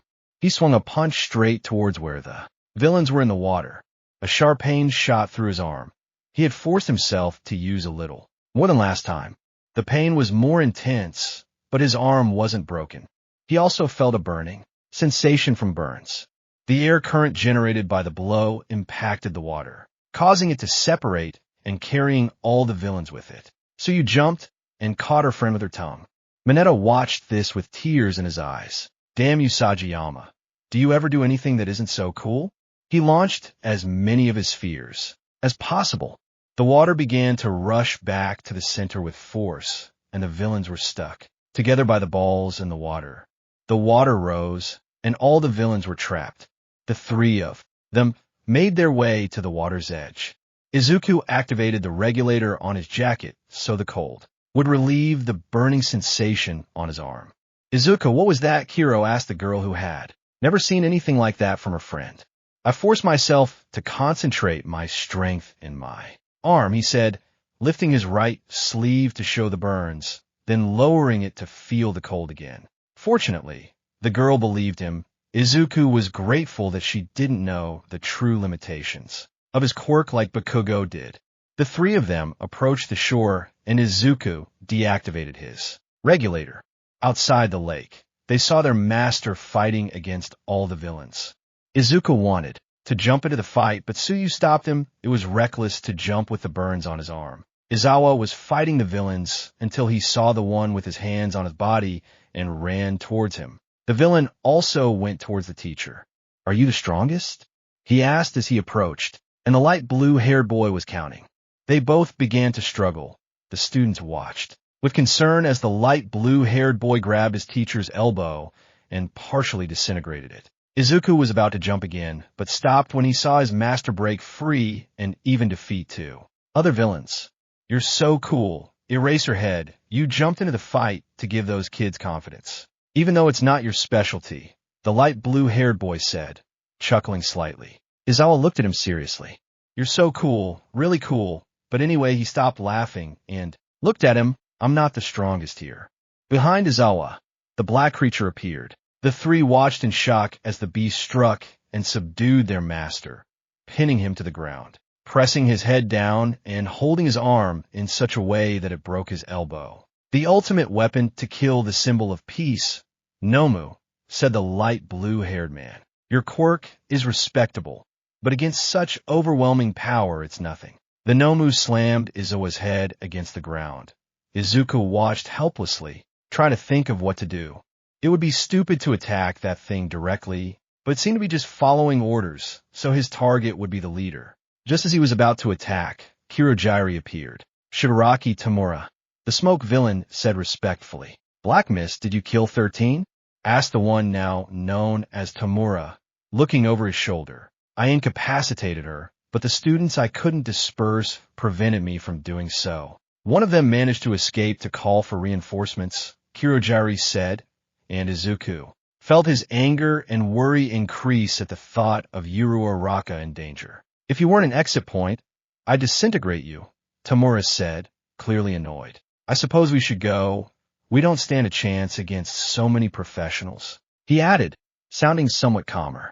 "Yes, we're saved," Manita shouted in relief, hugging Tsuyu and grabbing her breasts in the process, which caused her to pull him under the water. "This is baffling," the girl said, continuing to push Manita under. "Yes, they came to kill All Might, and now they're just going to leave," he said seriously. He wanted to punch them, but it was better if they left if they had that Nomu thing with them. "But since we're here, let's take this opportunity to hurt the pride of the symbol of peace," Tamura said before running swiftly towards Tsuyu with the intention of touching her. Tsuyu had an expression of shock and fear. She could see the villain's fingers, but they were centimeters away from her face, and none of them touched her at any point. There was Izuku, out of the water, holding the villain's wrist tightly and with a grim expression, forcing him to stand up. Aizawa saw this. He was about to erase the villain's quirk, but his student had beaten him to it. "Don't you dare touch her," he shouted furiously, grabbing the villain's arm. He delivered a powerful knee strike to his stomach, followed by a flaming kick directly to the jaw, punching him in the face and then kicking him again, this time to the chest. He was so angry that he didn't even give him a chance to react, leaping towards him to deliver an axe kick. "Nomu," said the pained Tamura before receiving the kick. Izuku had kicked, but not at Tamura, rather at the Nomu that had arrived there with incredible speed. The beast tried to grab him, but he jumped out of its reach. Manita, take Aizawa's sensei away from here," he said seriously while looking at the Nomu. Tsuyu was about to protest, but Izuku just gave her a look. He wasn't going to give in. The girl nodded and took her teacher and Manita aside, as if I'd leave them alone. "Nomu to him." He pointed at Izuku, and the beast obeyed as he ran towards Tsuyu. "You're not going to stop me." Izuku jumped, dodging the Nomu's attack, and threw a fiery ball at Tamura's face, knocking him down and giving his friend and the purple-haired boy time to react. "Father," the light blue-haired boy whispered, taking the hand that had fallen from his face. It had a burn from the fiery ball, but he didn't seem to care. "Kill him now, Nomu," he shouted, now very angry with the boy for what he had done. Izuku had just touched the ground, so he couldn't avoid the Nomu's attack. Instead, he used both hands to stop it, activating one for all as much as he could, and igniting the flames on his arms with great intensity. He wished he hadn't turned off the regulator. That would have helped him a little. He was trying hard, but that thing was doing the same. Izuku screamed in pain from the burns his arms were suffering, but he refused to give in. Yuru Araka saw this from afar and tried to run towards him to help him, at least as a distraction so he could free himself, but she was held back by Shuji. The brunette girl arrived as she screamed, demanding to be released, but the white-haired boy was too strong. "Let me go, I have to help him." The brunette could feel tears stinging her eyes. There was her friend, suffering because of a villain, and she couldn't do anything because they were preventing her. "Yuru Araka, calm down. You'll only put yourself in danger," Mina told her, but she couldn't care less. She wanted to save her friend. "I don't care." She managed to touch Shuji with her 5 fingers, making him float, hoping to distract him and make him let go, but it didn't work. "Let me go, Shuji." This time she was sure the tears would come. However, everything will be all right. All Might burst into the building. "Because I'm here." He ripped off his tie, his usual smile gone, replaced by a very noticeable expression of annoyance. Yuru Araka allowed herself to shed tears, but not only her, Mina did too. The blonde boy ran quickly, defeating some villains along the way, but he continued towards his target, the black-haired villain who was struggling with his student. On Tamura's orders, the Nomo left the boy to focus on All Might. Izuku instantly extinguished the fire on his arms and activated the regulator to lessen the burning sensation. "You took a long time," Izuku said with a small laugh as he breathed, clutching his knees. Suddenly, he felt someone grab him by the neck with just 4 fingers and make him stand up. Izuku glared angrily at Tamura. "You're lucky. You'll witness the death of the symbol of peace from the front row." Through the villain's hand, Izuku could see a sinister smile. "You think you've already defeated me?" the green-haired boy asked mockingly, and Tamura had a confused look on his face, his hand covering his cheek. "I'm more difficult than you think," he said before laughing. Tamura suddenly felt a strong kick that caused another burn on his stomach, making him release the boy and sending him flying back a few meters. Ready to continue the fight, he got into position but heard a loud crash behind him. Turning around, he saw All Might in danger.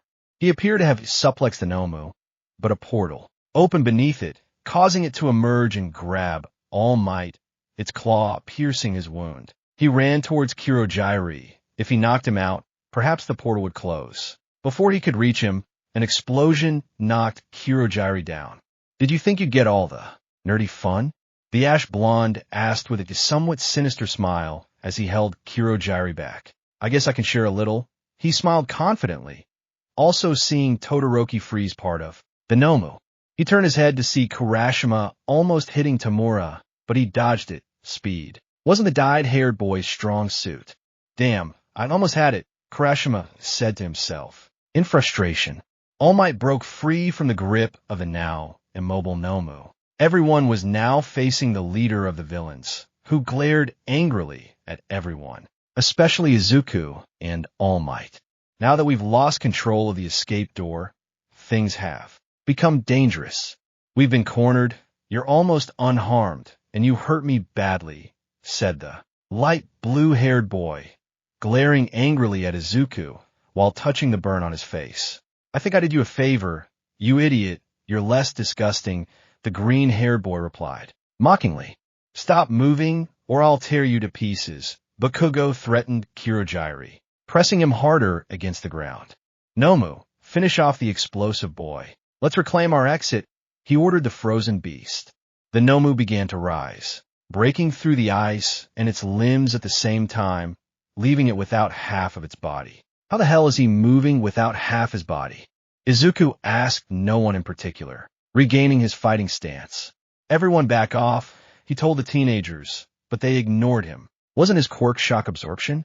he asked the villain. "I never said that was all it could do. It also has regeneration. As you can see, it's a punching bag built to withstand your full power." Once Tamura said that the Noma shot towards Bakugo, Kashin, Izuku tried to get out of his way. But in seconds the ash blonde was already by his side. "Did you dodge him?" he asked, surprised. "No, idiot," he said as he looked at All Might in the pose he had taken to shield himself from Nomu's attack. "Don't you know anything about mercy?" All Might asked angrily. "I had to save our teammate. Besides, that kid hurt me badly," he said, pointing at Izuku, who was about to jump at him again. But Kirishima stopped him. "Why do you think he committed that act of violence? We're categorized as heroes and villains, but in the end, it's just violence and society decides what's right and wrong." He was about to continue his speech, but had to dodge a fiery ball. "See," he said, looking at All Might, "it's 5 against 3, Todoroki said expressionlessly. "And you know the weak point of the smoke machine," Bakugo said, generating explosions. "No, everyone escape, please," the #1 hero told him seriously, but the green-haired boy ignored him. Izuku's fury was overflowing. That idiot would speak like that after almost murdering his friend, made his blood boil, almost literally. He broke free from Kirishima's grip and ran towards the villain. "Don't you dare speak like that when you almost killed my friend." Fire burned in her legs and a look of fury flashed across her face. Her anger had finally unleashed. Noimu, the light blue-haired man, ordered, and the creature stood in front of Izuku, startling All Might. I won't fall for that again. She slid under the Noimu's legs, stood up quickly, and continued toward Tamura. He was the target of her anger. Kirojiri, the smoke villain, also tried to stop him, but Izuku jumped on him. Kirojiri tried to expand his portal, but an explosion interrupted him, leaving him back on the ground with Bakugo on top of him. Izuku landed a fireless kick to the side of Tamura's head, knocking his hand away from his face. The villain grabbed his leg and partially disintegrated his pants. Izuku ignited his fire to make him release him. Tamura tried to summon Noimu, but he was already exchanging blows with All Might. Izuku didn't stop hitting him, a powerful blow to the face that broke his enemy's nose. Izuku fought with one for all in his fire, wanting to cause the villain a lot of damage. Without extinguishing his fire, he kicked the villain in the chest. Tamura tried to cover himself, but the green-haired boy's constant blows prevented him. Even so, the villain had touched Izuku a few times with his 5 fingers, causing him injuries. The green-haired boy didn't care much about the wounds. They were small, and the adrenaline prevented him from feeling the pain. He punched his opponent in the face with his right fist, but the other grabbed his arm, opening a large wound by disintegrating part of his skin. Izuku pulled him towards him and headbutted the light blue-haired man, disorienting him and knocking him to the ground. Izuku then placed his hand on the villain's chest, burning his shirt. In chest. It doesn't matter if I fall, Noma won't. He yelled in pain, seeing the satisfied smile on Izuku's face as he had him subdued. All Might, who heard him, just laughed. A hero is someone who overcomes every obstacle, he shouted as he pushed Noma back a little. It's impossible. It has shock absorption, Izuku shouted, somewhat desperately, extinguishing his fire. He had gone a little too far. But it's not a nullification. It has a limit, Izuku said, watching the fight with Ian's arrogant smile. Plus, Alk might charge a powerful punch and connect it with the Nomu. Ultra, the powerful punch sent Nomu flying out of the building. No, you cheated, taking advantage of Izuku's distraction. Tamura grabbed his leg and pulled it off him, disintegrating it slightly. At the same time, Izuku saw the villain running towards Alk Might, who wasn't moving. He tried to jump towards him, but his injured leg betrayed him and made him fall. Ah! The green-haired boy screamed in pain, which caught the attention of his companions who were in the battle. Bakugo was distracted, which Kirojiri took advantage of to break free and go to Tamura. Izuku was about to get up despite the pain. He knew that Alk Might's time was up. Before he could do anything, the sound of a gunshot was heard. The bullet hit Tamura's hand and legs. Kirojiri quickly covered him, trying to escape. We failed this time, but I'll kill you next time. Symbol of peace. I'll kill you both, Tamura said, looking at Alk Might and then at Izuku as he disappeared. The pro-heroes went to help Alk Might hide, while Izuku tore off the sleeves of his jacket and tied them around the bleeding wounds on his leg and arm to stop the bleeding. With a heavy heart, Izuku hurried to the entrance. His friends and some professionals told him to stop, but he ignored them all. Upon arriving there, the first person he saw was Tsuyu with Isawa. He approached her and they hugged. I'm glad you're okay, hero, the girl said, looking at her friend's injuries with some concern. You didn't think anything would actually happen to me, did you? She asked with an arrogant smile. Tsuyu lightly pressed the wound on her arm. Okay, I missed it, she said, quickly pulling her arm away. Yuru Araka saw him from the other side and quickly approached him with tears still in her eyes. When they were face to face, Izuku wiped her tears with his thumbs and held the brunette's cheeks. Are you okay? I asked with a smile. Yuru Araka looked confused, then a little annoyed. Am I okay? The boy became a little nervous at the change in attitude. Are you okay? You faced that thing and the leader of the villains. She shouted worriedly now that she saw her friends. Injuries more closely. I'm fine, Yuru Araka. Nothing serious happened to me. Yuru Araka stared at the wound on her arm. Well, more or less, she said, rubbing the back of her neck. The police arrived and made him rest while the doctors and recovery girl attended to him. He had no serious injuries other than the pieces of skin that Tamura disintegrated. Recovery Girl was able to heal them. Surprisingly, there were no scars, not even from his burns. So he just lay back on the ambulance stretcher waiting for them to let him go. Besides the boy with the wound on his arm and leg, there's no one else injured, a detective told his partner. Excuse me, how are you, Suku and Izawa-sensei? Suyu asked, accompanied by Yuru Araka. Your friend is fine, she said, calming them both, but your teacher, his arms are covered in fractures and cuts, and he also has facial fractures. Luckily, he didn't suffer brain damage, although there's a possibility his eyesight will be affected, but he's not at risk, she said seriously. Your friend is coming soon. Make sure he doesn't do anything irrational. She walked away as others had spoken to her. Hey, you Sagiyama-kun, are you all right? Ida approached them. Yeah, don't worry, Square, Izuku said, giving him a smile. How are your injuries, Deku-kun? Yuru Araka asked worriedly. Physically, I'm fine, but mentally I'm furious because the idiot escaped, the green-haired boy sighed in frustration. That doesn't matter, nerd. You gave him what he deserved, Bakugo said, putting his arm around his shoulder. Yes, use Sajibro for now, just rest. Recovery Girl's quirk Kazu's fatigue. Kirishima said, well, I think you're right. How was Izawa-sensei? The green-haired boy asked. Those present. The detective says he has many injuries, but is out of danger, Yuru Araka told him. And Izuku sighed. I hope he's all right. He fought alone for a long time, and then that thing just hit him, he said, worried about his master's health. Calm down, Izuku, he'll be fine. Besides, it's all over now, Kiro, Suyu told her friend with an almost imperceptible smile. No, this isn't over yet. He said he'd come back to kill All Might and me too. I'm sure this is just the beginning, the green-haired man said seriously. The girls who weren't there were scared that the villain leader had marked Izuku as one of his targets, but he didn't seem scared. He just smiled at them to assure them that everything would be all right. Because the students had not been seriously injured, the school gave them only 2 days to recover from minor injuries some of them had.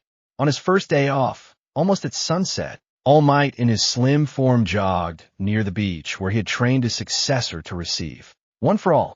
During his run, he spotted his student training on the beach. He stopped his trot to watch his student and smiled, proud that his student was putting in so much effort. However, that smile turned into a frown when she saw the rabbit boy complain of pain with every movement, even just taking a step. Usajiyama Shonen, what are you doing? The blonde boy asked as he approached him. Oh, hi All Might, I'm just training one for all, he complained, clutching his arm.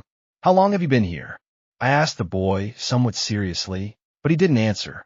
Usajiyama Shonen, answer me, I demanded sternly. All day, the green-haired boy replied resigningly as he sat down on the sand. And I still didn't improve much. I only raised the percentage to 8%, he continued, frustrated. The older boy sat down next to him. Listen, one for all is complicated. It gets stronger with each user, so you're actually progressing very quickly. He smiled at his student, who nodded, not entirely convinced. But it's not enough, he said, looking at his hand and making a tight fist. I know that. Look, the blonde man said, drawing his student's attention. You're thinking you're not strong enough to take care of your loved ones, he added, surprising the boy by guessing his thoughts. It's true. If you hadn't arrived, I probably would have killed myself, and then them. He frowned, his gaze lost in thought. That doesn't mean pushing yourself to the point where it hurts to move as a good idea, she told the rabbit boy, placing a hand on his shoulder in support. But now I'm a target that puts my friends in danger too. I should have improved as quickly as possible, he said, frustrated, gritting his teeth. And what's next? Would you abandon your friends to protect them from harm? All Might asked seriously. Izuku returned his gaze. That would only leave others free to attack them if you're not there. He never wavered, his expression serious as he spoke. See, that's why I always have to be ready and improve my power, he said, trying to get up, but the older man made him stay seated. What would happen if they decided to attack right now, while you're in this state? He asked, looking directly into Izuku's eyes, who remained silent. It's fine to train, but right now you're incapacitating yourself. Go and rest. Continue training later. Just don't overexert yourself again, he told his student as he got up from the sand and walked away. Thank you, All Might. Izuku stood up from the sand and gathered his things. I think you're right, he sighed, and then smiled at his teacher. No problem, Usagiyama Shonen. Would you like to get something to eat? I'm pretty sure you haven't eaten anything, All Might said, and the green-haired boy's stomach growled. That would be nice, but I already have plans, she replied, checking the time on her phone. Take care. See you at UA, the blonde boy said as he walked away, as did Izuku a few seconds later. Meanwhile, at the house of an ash-blonde boy, there were 4 people because Bakugo's parents weren't home: Bakugo himself, Kirishima, Yue Raka, and Tsuyu. Bakugo, isn't Deku-kun coming? The brunette asked while eating a fried snack from the table while watching the movie on TV. Don't ask me. Round face, the nerd isn't answering my messages, he yelled angrily, showing his cell phone. I wonder if something has happened to Usajaburo, Kirishima asked, even though he knew the green-haired boy could take care of himself. The girls tensed up as they remembered that he was now a target of the league. Bakugo was only slightly worried. However, his concern was interrupted when someone knocked on the door. The brunette quickly went to open the door, thinking it would be her green-haired friend. And she was right. On the other side of the door was Izuku, greeting her. Hey guys, sorry I'm late. I lost track of time while training. Izuku apologized to everyone present. His hair was still damp since he had showered before going to his friend's house. It doesn't matter, Usajaburo. Come here. The movie started a while ago, but we can still all enjoy it together, Kirishima said with a sharp-toothed grin. Izuku smiled and sat down on a sofa to watch the movie while talking with his friends. However, Bakugo knew that something was wrong. A slight but noticeable change. The previous night had been fun, and the next day they had to go to again, so they decided to meet up again that night. The 4 of them at Bakugo's house had decided to go out for dinner, so they were going to pick up Izuku from his house. Why didn't you tell Izuku? Tsuyu asked her blonde friend. He lives just a few houses away. It's not necessary, replied the blonde, rolling his eyes as he knocked on the door, which was opened by his friend's mother. What's wrong, Katsuki? The albino girl asked, when she saw the one she considered her nephew. Hi, Aunt Rumi. I've come for Deku. We're going to dinner, he said calmly, but the older woman looked at him strangely. He was with you guys an hour ago, she said, looking puzzled by all the teenagers, and Bakugo pulled out his phone. Oh, that's right. She says she'll meet us at the restaurant. Thanks, Aunt Rumi, the blonde boy said as he walked away from the house. We just planned this, and Deku-kun doesn't know anything. Why did you lie to him? Yurura asked when they were some distance from the pro hero's house. Because I already know where this useless guy is. Just follow me. He ordered them all, and they obeyed to find their friend. The path was strange. Bakugo had led them to a rundown area of the city, then made them enter a dark alley.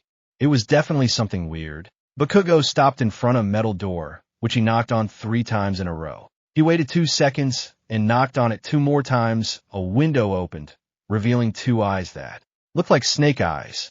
Password, I demanded in a somewhat deep male voice, followed by a hiss. I don't have time for this, Godot. Open up right now, the ash-blonde man said seriously. The eyes of the one, now known as Godot, fell upon the explosive boy when he recognized him. They opened with surprise and some fear.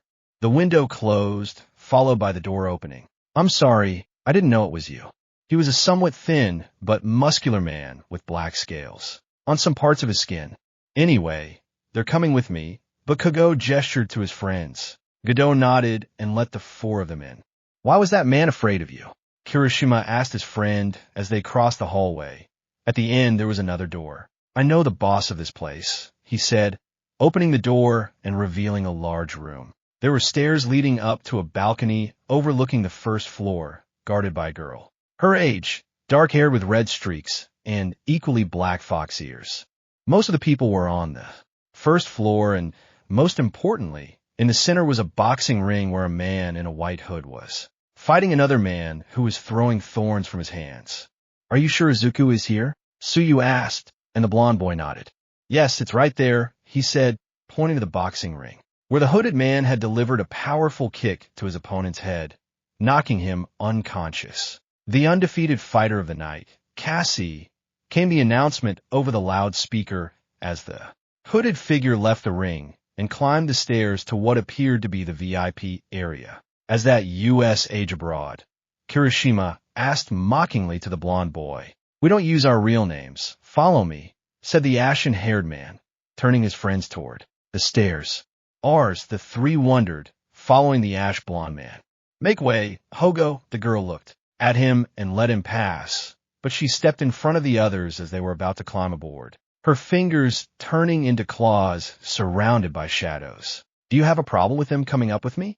he asked aggressively, forcing the girl back. "I'm sorry, I didn't know they were with you," she said somewhat nervously as she stepped aside, "and let them pass." "Wait, Gato, Hogo. Doesn't that mean guard and protector?" the brunette asked, and the blonde nodded. "I already told you that they don't use their names here, not even the employees," he replied, annoyed, as he continued on his way towards Izuku. The green-haired boy sat in an armchair and pulled back his hood, letting his ears perk up. He breathed a sigh of relief at having such easy fights. "Hey, Cassie, good fight, buddy." A teenager his age approached with some soft drinks. Although he was his age, he was very burly, with a dark complexion and hair made of leaves that reached the end of his back. His hands were very large. The boy wore a leather jacket, with chains around his neck and drumsticks on his belt. "Hey, Rillaboom, how have you been?" asked the rabbit boy as they bumped fists.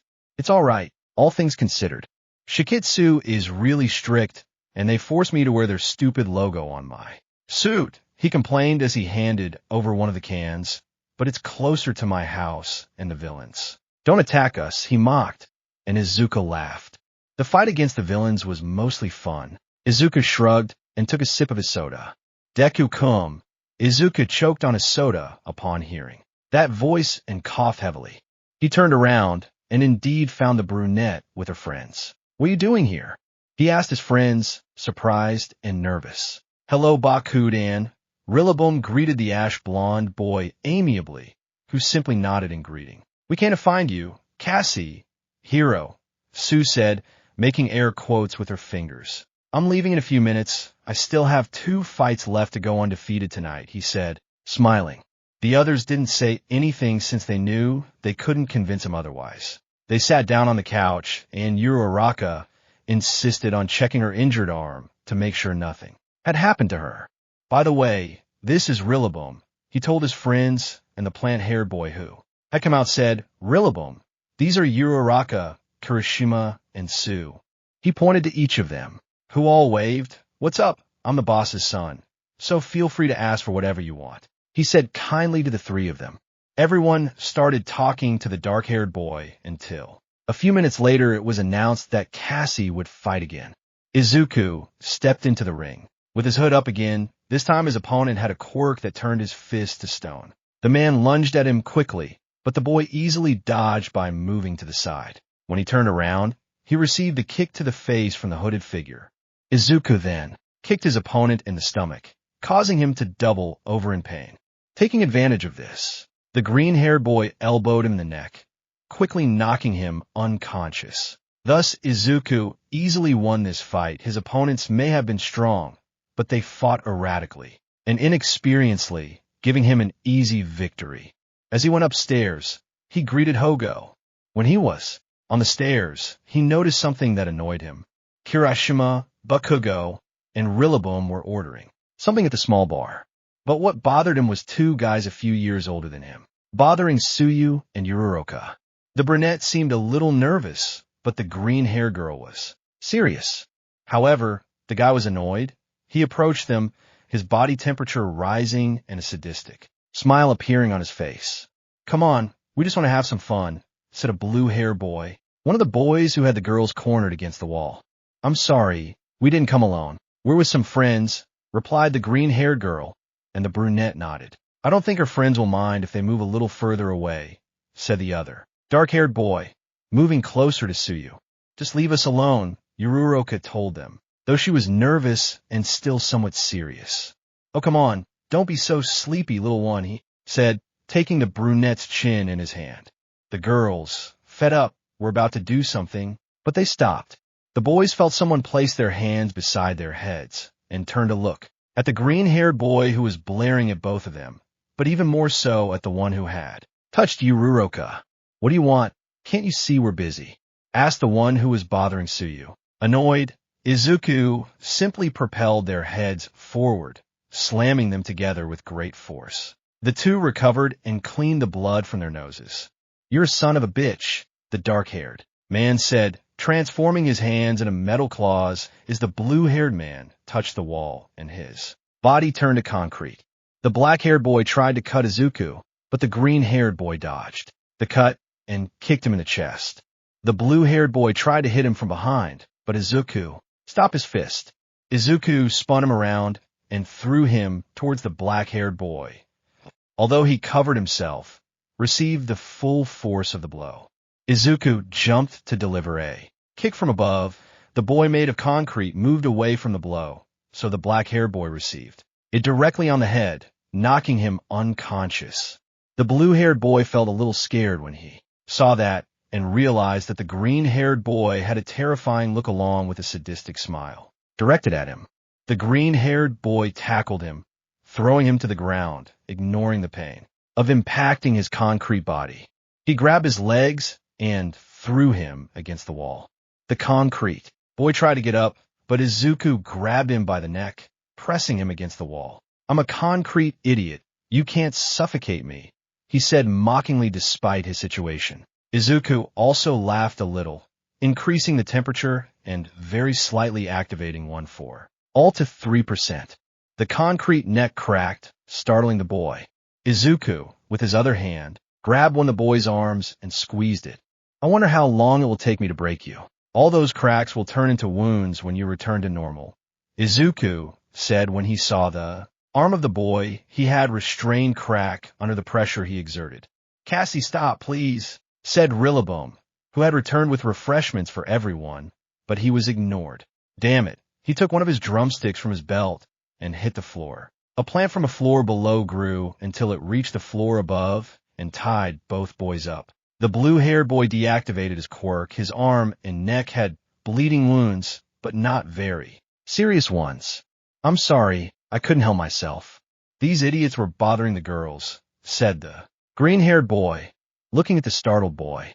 "Okay, I understand, Cassie, but I still have to do this or Dad will punish me," he said with a heavy sigh as he tapped his drumstick to make the plant release Izuku.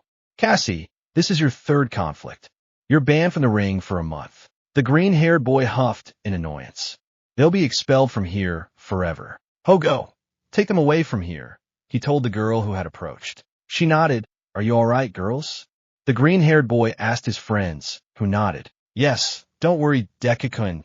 Thank you for helping us, but it wasn't necessary. You could have hurt yourself," the brunette replied with a smile that the green-haired boy returned. "I know, but I got angry as soon as that idiot touched you, and this happened," he said with a smile, making the brunette blush. "Is she Cassie's girlfriend or something?" Rillaboom whispered to Bakugo. "No, but they will be. It's very obvious, but they're not stupid enough to confess," said an irritated Bakugo, bothered by his friend's behavior. "Well, I'm hungry, and since you can't fight anymore, why don't we go eat?" Kirishima asked his green-haired friend. "Yes, of course. Are you coming, Rillaboom?" Izuku affirmed, and then asked the dark-haired boy, but he shook his head. "Nah, I'd like to, but I still have things to do here." "See you later," said the dark-haired man, waving goodbye as he walked away. The boys went down the stairs, but before they could continue on their way, the dark-haired girl interrupted them. "Hi, Cassie. I couldn't say hi before," he said, hugging the boy with a smile. "Hey, Hogo, how have you been?" Izuku asked when they separated. The girl simply rested her head on Izuku's shoulder and sighed sadly. Though she wouldn't admit it, it made the brunette slightly jealous. "Bad. I couldn't get into the heroism course," she said sadly, pouting as her ears drooped. "Why? I thought maybe you were in Class B," he said, pulling away from the dark-haired girl, who just shook her head sadly. "I got nervous and froze during the physical exam. I didn't get enough points," she said, scratching the back of her neck. The green-haired boy rolled his eyes. "But I got into general studies. Maybe I'll have a chance to get into heroism," he said, shrugging. "I hope so. Anyway, we should go now. See you later, Hogo. The green hair boy said goodbye to her, as did the rest of his friends before heading off to dinner. Your lucky Aunt Rumi covered for you. Deco. Remember she said not to come here so often when we started at UA, said the ash-haired boy, hitting his best friend on the head. I know, but I just wanted to relax a little, replied the green-haired boy, rubbing his bruise. Wait, does Mirko know you're coming here? The brunette asked, surprised, and they both nodded. It was Mom who told us about this place. She also participated in underground fights when she was young, but she asked us to stop coming so often. Izuku replied to everyone, downplaying the situation. The next day, Izuku was entering UA, now regretting going to the underground fights since he was very sleepy from going to bed so late after having dinner with his friends. Yawning, he entered his classroom, paid no attention to anyone, went to his seat and leaned back in it. Couldn't you sleep well, Deku-kun? The brunette asked, arriving at his side. The green-haired boy shook his head without looking up. Izuku took the brunette's arm and hugged her. The brunette blushed and bent down slightly when the green-haired boy did that. Usajima-kun, you'd better get up since classes are about to start, Ida told him, moving his arms robotically. Izuku groaned as he released the brunette's arm and stood up, straight while rubbing his eye. The brunette returned to her seat, as did the rest of the class. Do you think the bum will come? Bakugo asked, turning his head back to look at his friend. I don't think so. He was badly injured after his fight against the Nomu, Izuku replied, lightly slapping his cheeks as he woke up from his dream. Good morning. Izawa's voice was heard as he entered the classroom completely bandaged. Izawa-sensei is back. Now that's what I call being professional, shouted most of the students. Are you all right, Izawa-sensei? Ida shouted to his teacher. Can you call that being okay? Yuru Araka wondered to herself, looking at her teacher with bandages all over his body. Don't worry about me.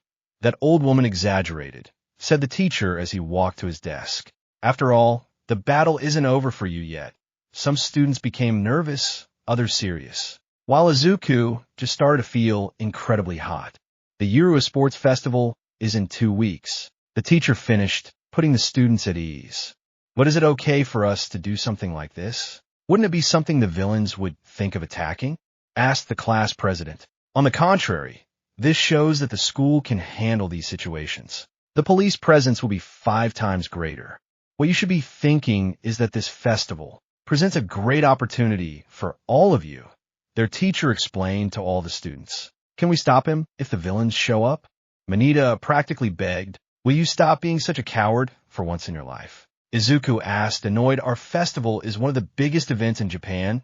It has even taken on the importance that the Olympics once had, explained their teacher seriously. The country's greatest heroes will be watching us for recruits, Momo said, also in a somewhat serious tone. Joining the agency of a famous hero will clearly give you high status. It's an opportunity you get once a year. You only have 3 chances. If you aspire to be heroes, you can't let this opportunity pass you by. Some were excited, others nervous, but the green-haired boy and the ash-blonde boy looked at each other defiantly. Classes continued uneventfully until break time. Some students were talking about the sports festival, while Bakugo and Izuku bumped heads again, exchanging challenging glances. Do you really think you can beat me, you damn rabbit? Bakugo yelled at his friend. I don't think so. Bleach blonde, I know I'll do it. She shouted back. Are they always like this? Jiro asked, approaching Suyu, who nodded. Deku-kun, Bakugo, the brunette called, drawing their attention. Let's crush it at the sports festival. The boys were surprised by the brunette's serious expression. I'll do my best, she shouted to them, and then to some of her other classmates.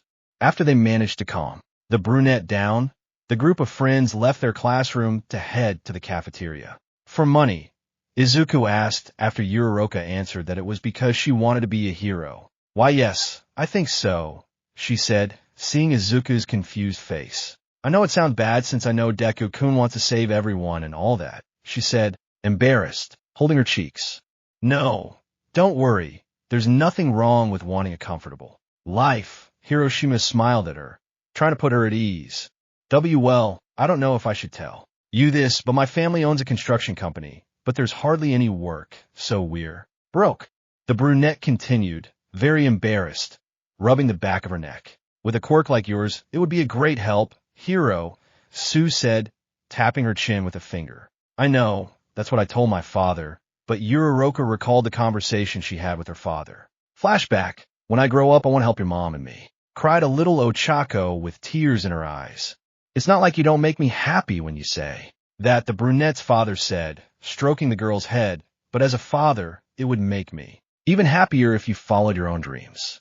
After that, you can take us to Hawaii or something, he told his daughter, smiling. Finn flashback.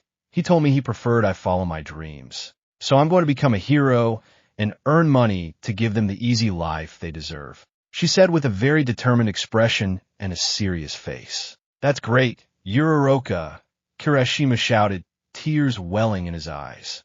Hey, you're not doing this out of greed or anything.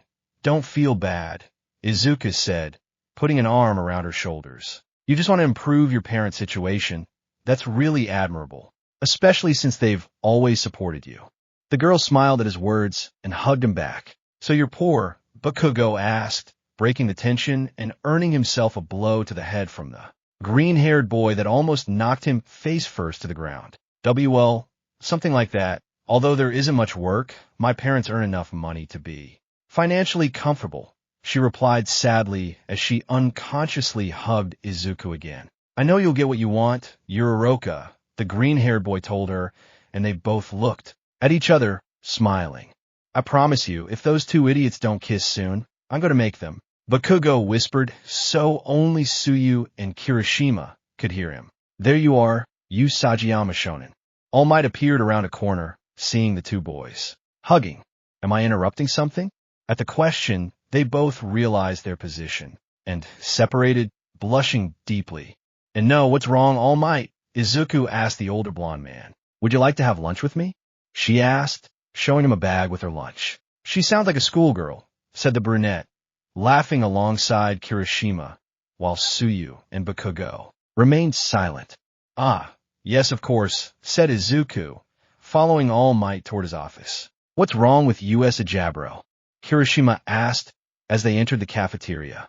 Well, he was the one who was injured the most and fought the hardest in the USJ. Maybe All Might took an interest in him because of that, Yururoka said happily, all of this being overheard by a bicolored boy. Meanwhile, in the office of the #1 hero, All Might had explained to the green-haired boy that his time had been reduced to only 50 minutes, surprising the young man. But let's move on to something more important. How do you feel about one for all for the sports festival? The blonde man asked his student. As I said, I raised it to 8%, but I suppose the reason I couldn't increase it further is because I still can't stand it, she sighed, taking a sip of the tea she held in her hands. So what are you going to do? He asked his student seriously. Physical training, he smiled confidently. All the classes will participate, and I don't know. They're quirks, so this will definitely be fun. He grinned, his fist clenched in front of his face. You always take fights as something fun, huh? The older one said with a smile, and the younger one nodded. I guess it runs in the family. I've always liked to fight, but I know very well when I need to get serious. Izuku lowered his fist, but you're right. All the classes will be participating, seeking the attention of the professionals, and what I want is for you to show everyone that you're here, that you're the successor and the next symbol of peace, he said, smiling, as did Izuku, who nodded decisively as he finished his tea. Izuku returned to his classroom when recess ended. Classes passed, and as they prepared to leave the classroom, the students talked about their training. Do you want to train with me, Yuru Araka? Izuku asked, confirming what his brunette friend had requested. Yes, I know it might be tough, but I need to improve my hand-to-hand combat, and you're the best at it, she said as she walked beside him toward the door. I guess that's fine. Anyway, it's more fun to train with someone, and Kaken wants to train on his own, Izuku replied, making the girl who was opening the door smile. Wow, what's going on here? Yuru Araka wondered as she encountered the other classes outside her classroom. They're just here to spy on the competition, but it won't do them any good. Why don't they just get the hell out of here? Bakugo said, approaching the door. Are all the students in the heroism course so arrogant? A purple-haired boy asked, looking tired. It's rather disheartening. There are many students from other classes who couldn't get into heroism, and depending on the results, they might be transferred or vice versa. He said seriously. I don't spy on the competition. As far as I'm concerned, consider this a declaration of war, he said without changing his expression, and the green-haired boy stood in front of him. Are you serious about the change? The purple-haired boy nodded, looking the rabbit boy in the eyes who smiled. Did you hear that, Jean? Izuku shouted, hoping his friend was there. It's great, shouted the dark-haired girl with fox ears from the night before, raising her arms in the air. Hey guys, I'm from Class B. I heard you guys defeated some villains, shouted a silver-haired boy, approaching and standing in front of Izuku.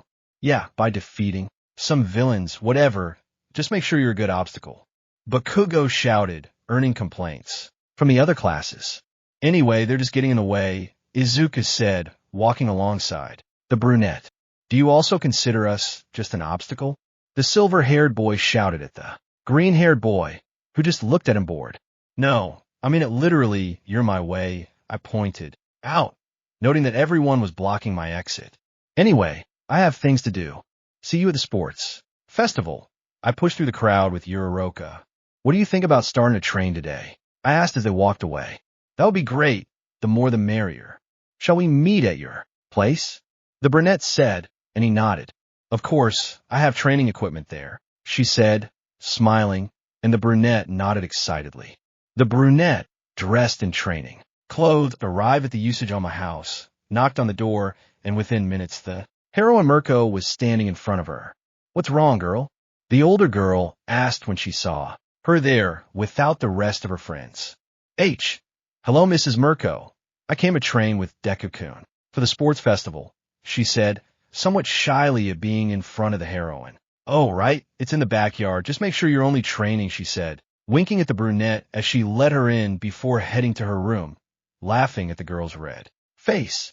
While relaxing, Yuriroka went to the backyard where she found Izuku punching and kicking a punching bag until he noticed the girl's presence. Hey, Yuriroka, are you ready? She asked with a smile, holding up a fist in front of her. Of course, he bumped his fist with his and smiled back. Okay, let's start with physical conditioning. Do some warm-ups and then check which weights you can use. The green-haired man pointed to a place where there were some weights of different sizes that he took from a training room since they would need more space. The girl nodded decisively as she began to warm up while Izuku continued to hit the punching bag hard. When the girl picked up the weights she could use, she got a little depressed when Izuku told her that he used those when he was 10 years old, but he comforted her by saying that he had increased strength. Yuriroka trained her physical condition while Izuku gave her instructions on what to do. At one point, the green-haired boy stopped Yuriroka because, with the little time they had for the festival, he also had to help her in combat. Izuku explained basic strikes to her to get started and told her that on other days they would work on improving their fighting skills. But the brunette, seeing how Izuku fought, tried to imitate him. But when she tried to kick like her friend, the girl fell on her back, so the green-haired boy quickly approached her, laughing a little. Why are you laughing? She asked, somewhat annoyed, but the boy just helped her up. You're trying to copy me, he said, smiling. You shouldn't fight like me. The brunette looked at him in confusion.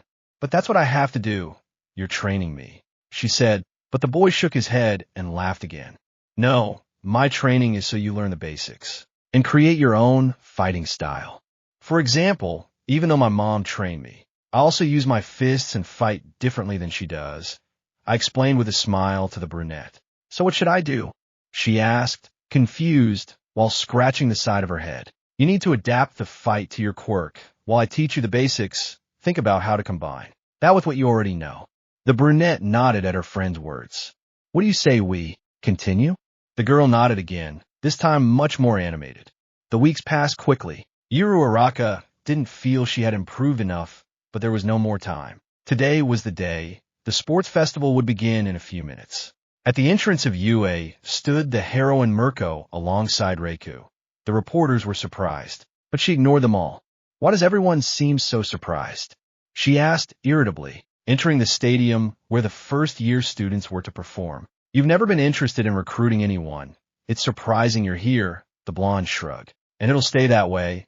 I only came to see Izuku and Katsuki kick everyone's, but she said excitedly and boastfully, and maybe the girl Izuku trained with. She shrugged. Meanwhile, inside one of the waiting rooms, Class 1A waited for the order to leave. Some complaining about not being able to wear their suits, but the green-haired boy was wearing his shoes because they were fireproof. While the rabbit boy was talking to Yuru Araka about how much she had improved, someone approached them. Usajima, the bicolored boy, called out. Izuku turned to look at him and raised an eyebrow. Objectively speaking, our strength is similar, but my long-range attack makes me superior to you. He remained as serious as ever. Whatever you say, Izuku said, rolling his eyes with a smirk and looking down at him with a superior air. For some reason, All Might has his eye on you, the green-haired boy frowned. I don't mind interfering, but still, I'm going to defeat you. They both looked serious, and no one said anything because of their cold stares until Kirishima approached the bicolored boy. There's no need to be so aggressive, buddy, the dyed-haired boy said, placing a hand on Todoroki's shoulder. I didn't come here to make friends, he said, and with one swift movement, he removed Kirishima's hand from his shoulder. I don't know what you're trying to do by telling me all this, but I couldn't care less. Everyone, even those from other departments, will give it their all, he said, remembering his friend with red streaks in her hair. So don't even think you can defeat me. Izuku's red eyes showed a strong determination. Following that, all the students headed out towards the tunnel that would take them to the arena to begin the festival. The Yusa Sports Festival has begun. President Mike shouted, everyone's come to see them, right? Class A entered from the tunnel. The hero class that survived a massive villain attack, Class 1A. Cheers erupted from the stands. There are too many people, Izuku said calmly, looking at the stands until he found his mother and smiled. Next up is Class B, Class SC, D, and E from General Education. Class SF, G, and H from Support are also here, as well as the Administration class. The other class is passed by complaining about being considered less important. Next to me is Eraserhead as commentator and, as referee, the 18th heroine, Midnight. I shouted as the heroine arrived with the students. All right, it's time to get this started, said the heroine, cracking her whip in the air. Is it okay for her to be here? This is a high school, Tokiyami said, but was interrupted by the heroine. Silence. She cracked her whip again. My presence here is perfectly fine. Now, class representative, she said, pointing her whip at Izuku Usajima, with a sigh. The green-haired boy climbed up to where the heroine was. Oh, that's right. Deku-kun came in first on the exam, Yuru Araka said, looking at her friend. Yes, from the heroism course, a girl said disdainfully. Yuru Araka glared at her, but even she didn't know why. Ah, crap. I'm terrible at this, Izuku whispered, standing in front of the microphone. Anyway, I'll do my best, and everyone else should too. He shrugged calmly. That's the spirit of the school. Give it your all and show what you're capable of. He stepped away from the microphone and went downstairs. The classes seemed a little less threatening towards one, since the green-haired boy hadn't been arrogant at all. All right, with that said, let's begin the first event, Midnight announced. At this stage, many will be overcome with emotion, and this year's first round is. On the screen behind her appeared obstacle course. The course forms a ring around the stadium. As long as you stay within the ring, you're free to do whatever you want, the heroine explained as the students took their positions. Begin, President Mike shouted this time, and the students shot off. Todoroki froze most of them, but Izuku jumped over everyone's heads while simultaneously avoiding the ice. All right, time to talk, Mr. Mummy, he said to the teacher of class. Hey, you brought me here by force, the bandaged man said, bored. I knew my class would pass, but I didn't think there would be so many, Todoroki thought, looking at his classmates. In front of the students appeared the robots from the entrance exam of the Department of Heroism, followed by many 0 points. The first obstacle has appeared. This is a robbery inferno. The blond man shouted over the loudspeakers. I hate these pieces of junk, Izuku muttered to himself as he continued running. Todoroki stopped some with an ice attack, stepping between their legs just before the robot collapsed. Good idea, Izuku said, stepping under another robot and using fire kicks to melt some of the metal. Just seconds later, the robot collapsed, blocking the path. That won't stop me. I heard a shout and saw Bakugo propel himself onto the robot. I also saw Aruaka float across it. Sujujum, Hiroshima just slid right through, and Jean clawed his way through, surrounded by shadows. Izuku smiled and continued on his way, as expected. A large number of Class A students came forward. Shouted the blonde announcer, as Usajiyama said. Before, they're just doing their best, using their experiences to overcome obstacles, the dark-haired man remarked. Very well, I see that for you it was just a game. So let's see what you think of the fall. He shouted when some were already at the scene. At least they should try, Izuku said, as he jumped between platforms with great ease. The green-haired boy easily reached the other side, but instead of continuing to run, he turned around and, with his burning feet, set fire to the ropes. That's cheating, shouted a boy from another grade, but Izuku just shrugged. Midnight said we could do whatever we wanted, he said, starting to run again, but some were following closely behind. Todoroki created an ice bridge which he then blocked. Bakugo propelled himself with explosions. So you managed to jump? Yururoka levitated again. Jean jumped and dug in his claws to climb the wall. Others also managed to cross, but Izuku didn't care. Even so, Izuku was ahead because of the speed he gained from using his fire. The next obstacle was a city. Not seeing what the obstacle was, Izuku stopped. He was a little ahead, so he wasn't worried about being caught. The first-place finishers left those who overtook them behind, but Usajiyama has reached the final test. He shouted, and Izuku listened intently to find out what he was facing. The sniper nest. With that, cannons emerged from the floor, windows, doors, and ceilings. What the hell? He jumped back, dodging a ball? It wouldn't hurt him, but they were big enough to slow him down if they hit him. This chunk was made for those who get too far ahead, he thought, since being alone made him the target of all the robots. He advanced trying to dodge or burn some of the balls, but it became increasingly difficult. One of the balls hit him in the abdomen, knocking him back. Groaning and clutching his abdomen, he got up. You're falling behind. Nerd, said Bakugo, walking past him, as did Todoroki. Oh no, you bastards. Izuku increased the fire at his feet. Now with more targets, it would be easier. He reached them, standing between them, but didn't overtake them so as not to become an easy target again. After a delay, participant Usajiyama is now tied for second and third place. President Mike shouts, stating the obvious. The three struggled for the upper hand, but neither would give way. Bakugo launched explosions to stop them. Todoroki froze the floor, trying to make them fall, and Izuku used his fire to push them away and occasionally shove them back with his increased strength. Even though they were fighting amongst themselves, they kept advancing. Bakugo and Todoroki had burns, and Izuku had some injuries from the explosions, but he didn't stop either. The first place is being contested by 3 participants about to reach the finish line, and none of them are backing down. President Mike shouted as he watched the 3 fight for first place. What the hell are you teaching your class, Eraserhead? He asked his companion, seeing that they were literally throwing punches. They're simply trying to achieve victory. I have nothing to do with that, Izawa said in his typical tired tone. Ice blasts, explosions, and powerful attacks flew back and forth between the 3 boys. At one point, Bakugo struck Izuku, making him turn his head.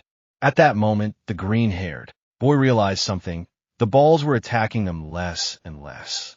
With a quick glance behind him, he realized that the projectiles were now being directed at other students, which made him smile. As soon as he saw that the ash blonde was about to attack him with an explosion and the bicolored one froze the ground again, Izuku jumped back, moving a meter away.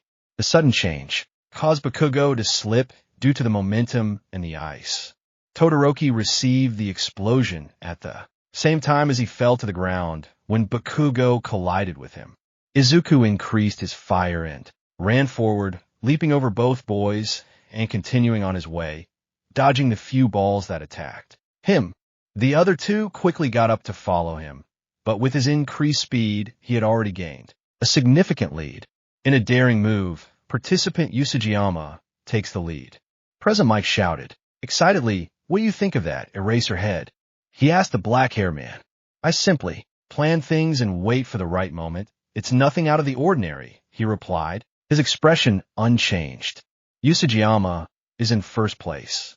The blonde boy shouted as Izuku crossed the finish line, earning a glare from Izawa for ignoring him. Following Izuku came Todoroki and Bakugo. Su came in 8th place, Uraraka in 11th. Jean in 15th place when the brunette approached her green-haired friend. "You did great, Deku-kun," the brunette exclaimed, very animated but with a slightly annoyed expression. "I'm happy for you. But at the same time, I'm annoyed," she added, making the green-haired boy laugh. The 42 at the top have the right to advance to the next round. "I'm sorry for those who didn't make it," Midnight announced as a screen behind her displayed those who had advanced. And now for the second event, the screen displayed Human Cavalry Battle. Teams of 2 to 4 members will be formed. Everyone will receive points, depending on their position in the race. She explained, "That means each horse's points will depend on who the team members are," Kirishima said, angering the heroine. "Don't say what I'm supposed to say," she lashed out, cracking her whip in the air, clearly annoyed. 5 points will be awarded to 42nd place, 10 to 41st, and so on, except for first place. Izuku listened more intently, his eyes wide with curiosity. "That's worth 10 million points. If I were you, I'd go for it," she declared, and everyone turned to glare at Izuku menacingly. The green-haired boy kept his head down, his hair covering part of his face, until he let out a small laugh. "This will be so much fun," he shouted excitedly with a somewhat terrifying smile, making many look away. "The rider will have a band with their team's point total. If they lose the band, they won't be eliminated, so they'll keep fighting to earn points," the heroine explained. "You have 15 minutes, so start forming your teams," Midnight ordered, and everyone obeyed. Izuku huffed in annoyance and went to join his friend, who was carefully looking at everyone to decide who he would put on his team. "Do you know who you'll be teaming up with, Cashin?" he asked from beside him, and the blonde nodded. "Don't try to get them to team up with you," he asked, and the green-haired boy shrugged. "I know you wouldn't accept. You want to fight me." Bakugo nodded at his friend's statement. "Deku-kun," Uraraka called from behind them. Bakugo stepped back to give her space. "Oh, what's wrong, Uraraka?" he asked with a smile. He wasn't worried about nobody teaming up with him. "Let's team up," she said excitedly, making Izuku hesitate. "Are you sure everyone would come after us?" the green-haired boy warned her, and the brunette nodded. "Yes, I know you're very strong, and we've trained together. Nothing can stop us," she said excitedly, smiling at the green-haired boy who nodded. "I'll team up with you too, Izuku Kuro," Su said, arriving at his side. Izuku just looked at her with a raised eyebrow, waiting for an explanation. "Bakugo, Todoroki, and you are the ones with the best chances of winning, and they already have teams," she answered her friends and spoke in question. "Always so direct," Izuku scoffed. "Well, I guess we're all set." He gave a thumbs up excitedly. "Not without me," shouted a pink-haired girl, appearing from behind the green-haired boy, making him look at her strangely. "I'm Hatsum Mei from the support course. You won first place, so many will have their eyes on you. Perfect for showing off my babies," she exclaimed excitedly. Izuku looked at her even more strangely. "Aren't you too young to have kids?"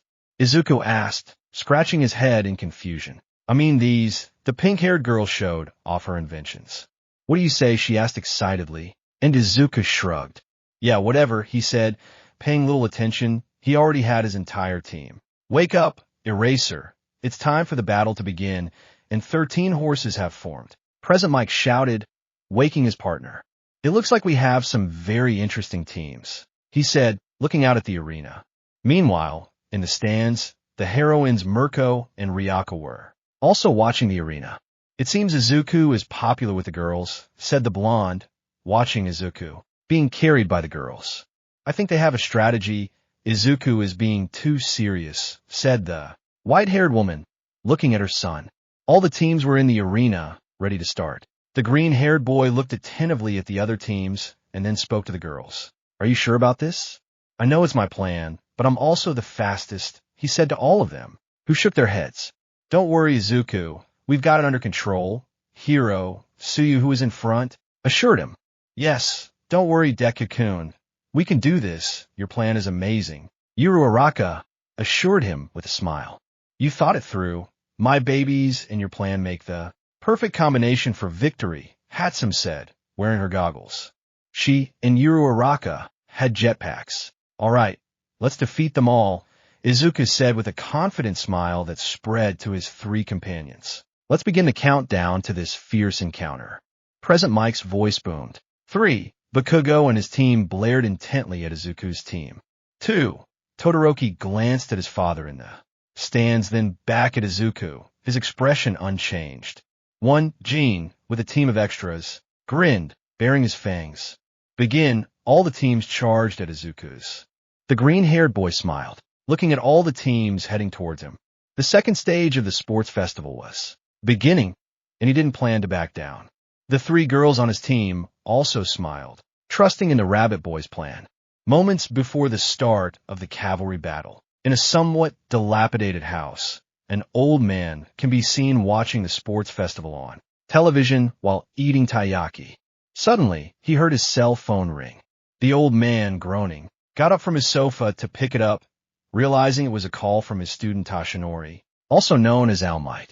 So you finally deigned to call me? The old man asked, somewhat annoyed, as soon as he answered the phone. I'm sorry, Gran Torino. I've been busy looking for a successor. A nervous All Might apologized. And do you also want me to find you a successor? The old man asked, somewhat annoyed. And no, I've already chosen successor. Are you watching the festival? The blonde boy asked his master. Yes, I'm watching the first-year students. It's always interesting to see the new applicants, he replied more calmly, watching the television where the next event had already been announced. The boy who won first place in the race, he's my successor, All Might said, and Gran Torino looked at the screen, focusing on Izuku talking to Yururoka and Tsuyu before Hatsum appeared. Usajiyama, he seems like an interesting guy, Gran Torino said, resting a hand on his chin. He could be a bit arrogant, but in serious moments he's only focused on saving people and helping others.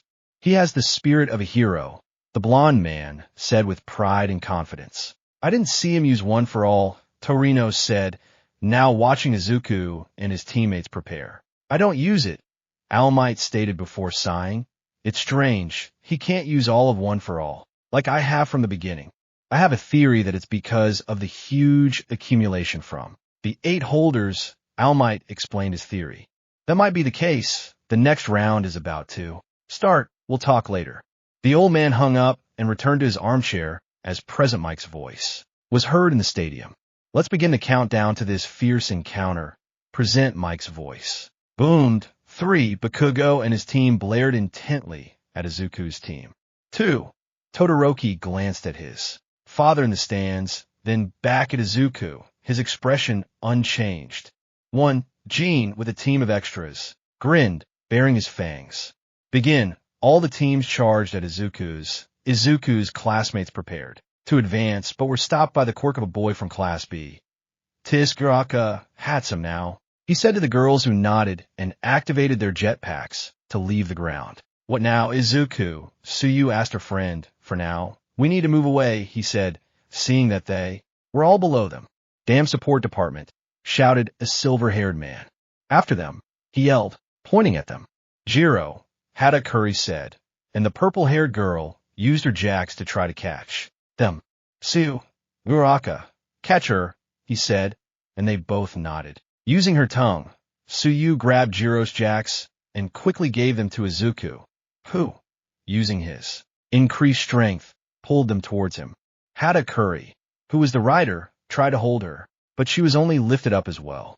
Once upstairs, Izuku struck Jiro in the neck to knock her unconscious and removed the tape from the invisible girl. The brunette touched them to make them too. Send slowly. Okay, we've got one now. They moved away and went down.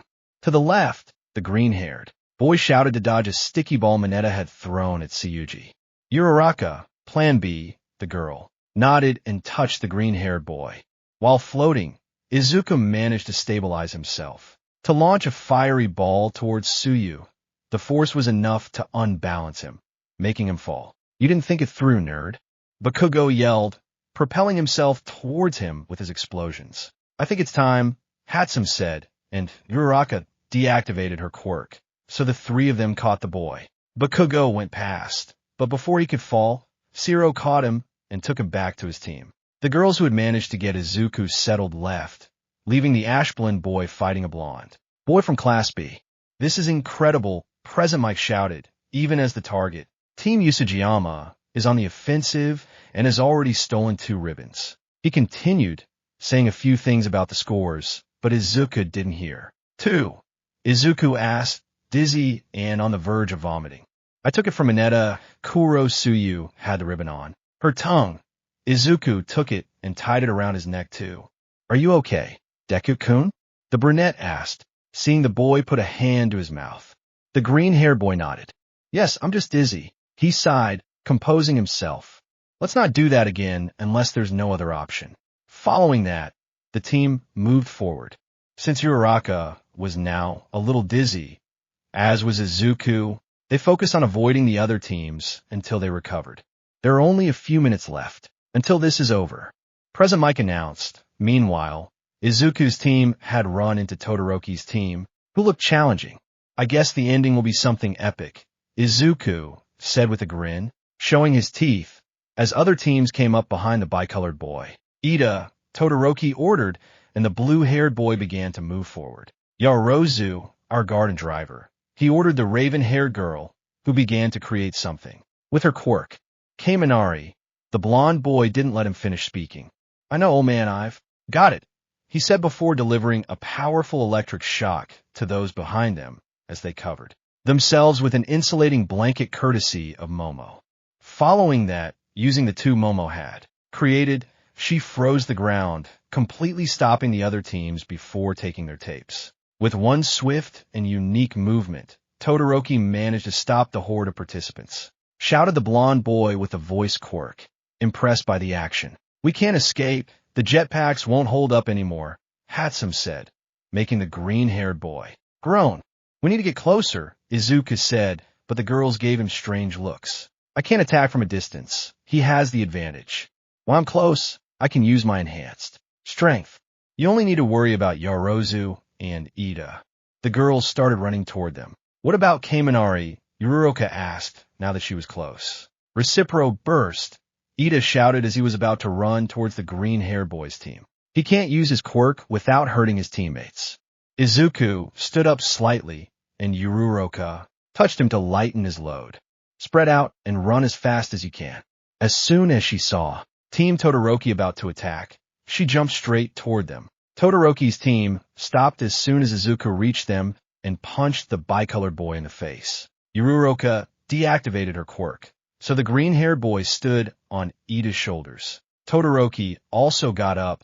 Now he and the green-haired boy were exchanging blows while trying to steal each other's headbands. But the bicolored boy's team was also a problem for the rabbit boy. The rider and horse have separated. Is that allowed? Present Mike asked over the loudspeaker. It's just a technique, so it's legal. The only rule is that the rider can't touch the ground. Midnight explained, watching the fight. Meanwhile, in a room where some professional heroes in charge of security were watching the festival on television. They were watching the festival on a television. That kid is doing well, Death Arm said, acknowledging the rabbit boy. He's just showing off, and he dared to confront us, Mount Lady said angrily. Her friends were right. She hated them. He's not showing off, Kamui said, drawing the blondes. Attention. Look at his team. He pointed to the girls approaching, taking advantage of the fact that the bicolored boy's teammates were trying to deal with Izuku. He's just a distraction, he explained, making the blonde groan. She really hated that kid. Back in the arena, Izuku continued fighting with effort, as he also had to avoid Yaozu and Kaminari trying to keep him away. Ida, run. That way we'll get rid of him, Momo said as the green-haired boy punched Todoroki in the ribs. Okay, I still have some time. He was about to run again, but something hit his face and exploded. Even when they fail, My babies are useful, Mei said proudly, having just thrown her jetpack to the blue-haired boy. Damn it, Momo created a metal tube, trying to hit Izuku, but her hammer stopped by a tongue. Don't even think about it, hero, Suyu said strangely, her tongue sticking out. She pulled her tongue back, causing the raven-haired girl to lose her balance. Sateem Todoroki struggled to stay on their feet. Okay, it won't be that strong, but it'll help, Kaminari said, generating electricity only in his arm to touch Izuku. Before he could do so, he received a kick to the legs that made him kneel. He turned to look at his attacker, but received a punch to the face from Yururoka, followed by a blow to the neck. Because Kaminari fell unconscious, the balance was lost.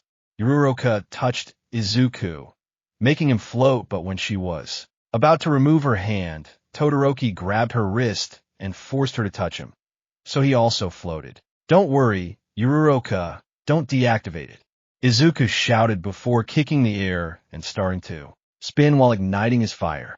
Yuri nuisance, Todoroki said, trying to get closer with his left arm. Thank you for stopping me, Izuku said, kicking Todoroki in the ribs, which burned his uniform. That won't stop me. Despite his resistance to fire, the pain of the stop and his lack of experience with it were working against him due to Izuku's powerful flames. Todoroki was about to hit Izuku. His arm unleashed flames, but when the bicolored boy realized this, he deflected his punch upwards and opened his hand.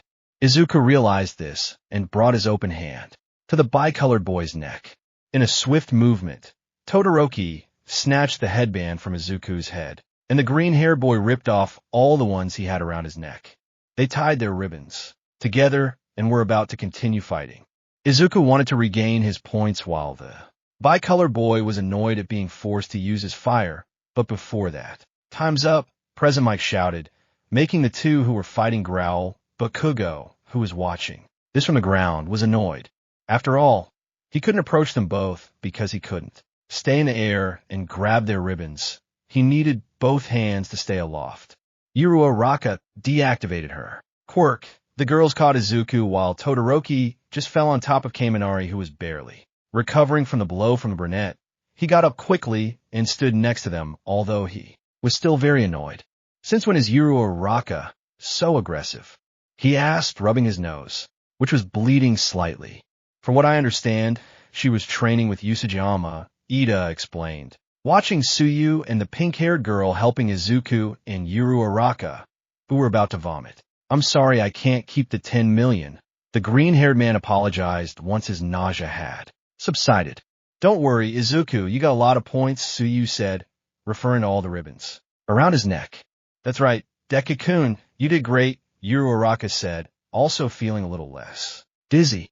Yes, you did great, but maybe you should also wear fireproof pants, Hatsum said, noticing that the green-haired boy's pants were burned up to his knees. Thanks, girls, but I still would have liked to win. He huffed in annoyance as he took the ribbons off his neck. Now let's see the first 4 teams, President Mike announced, drawing everyone's attention. First up, Team Todoroki, he declared, as the bicolored boy looked at his hand with a frown. Second up, Team Usajiyama. Despite being annoyed, Izuku couldn't help but smile at the brunette's cheerful demeanor. Third up, Team Bakugo. Bakugo actually looked very annoyed. And finally, Team Tetsu. Shinso, the purple-haired boys team, looked confused. Now we'll have a 1-hour lunch break.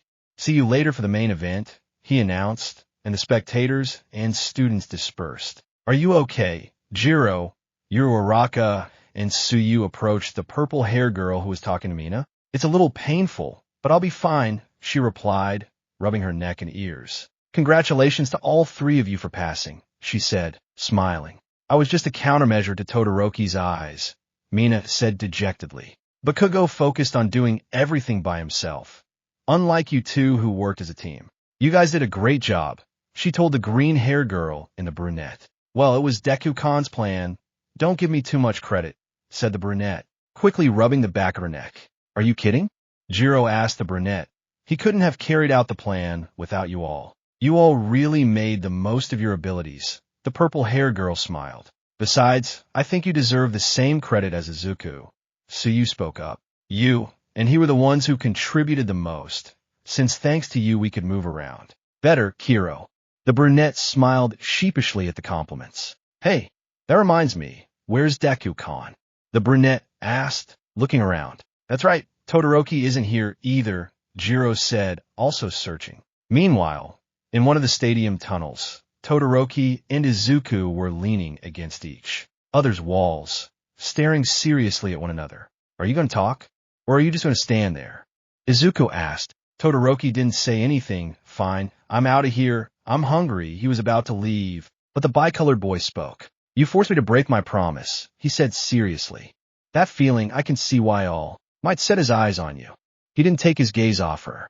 Maybe, but you and I both know you didn't bring me here just for that.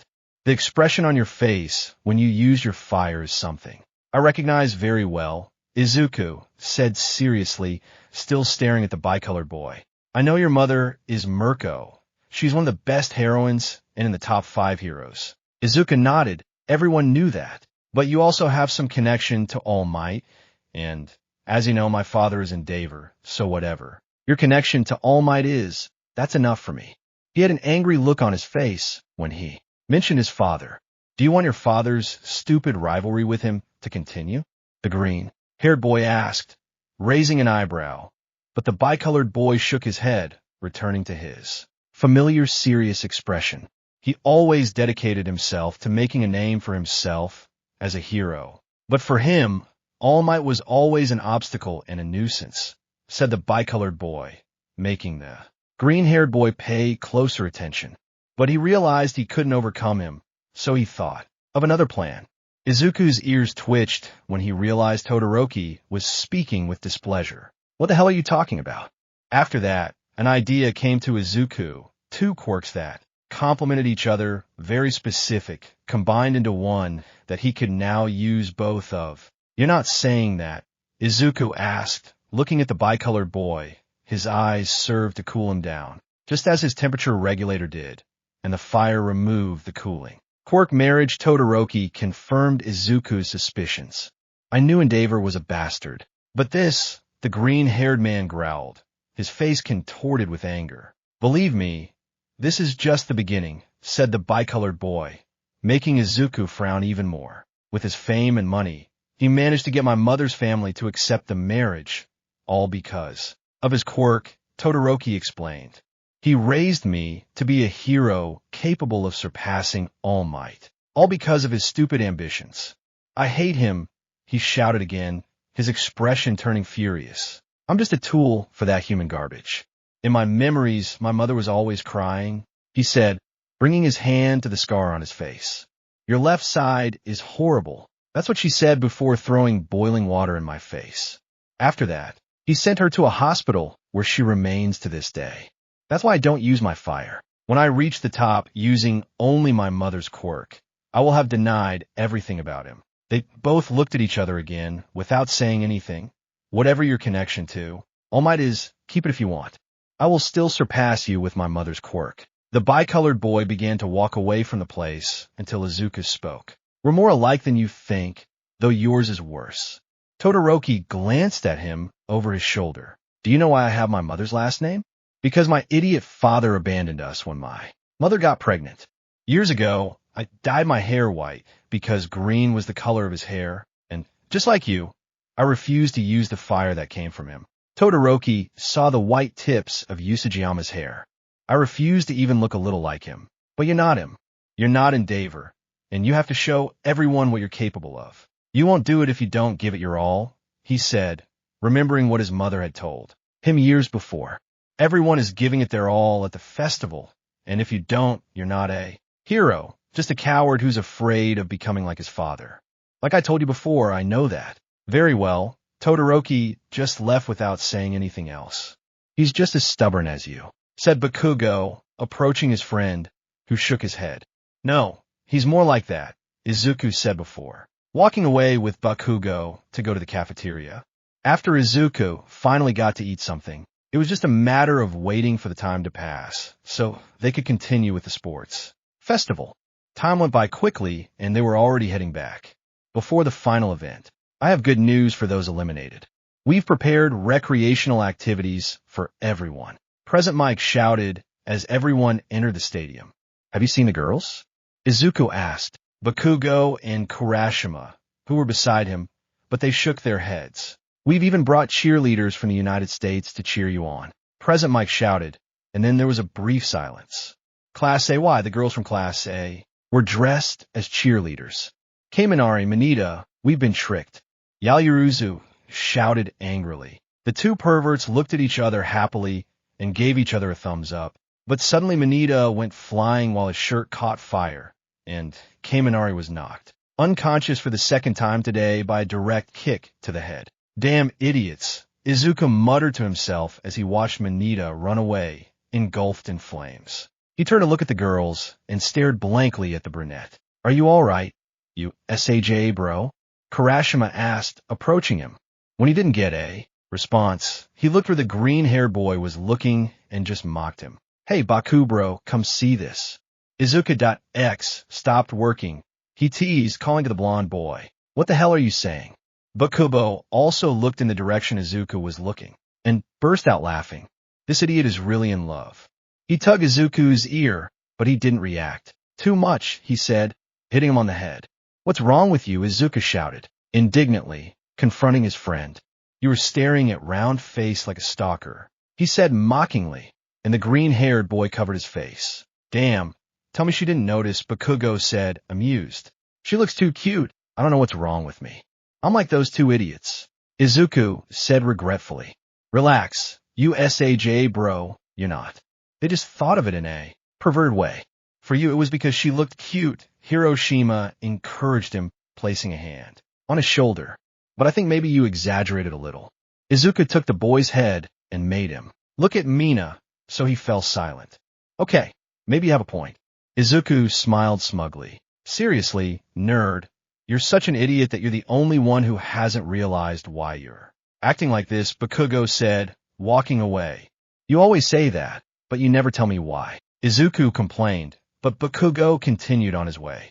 Tell me, damn it, he yelled, chasing after his friend.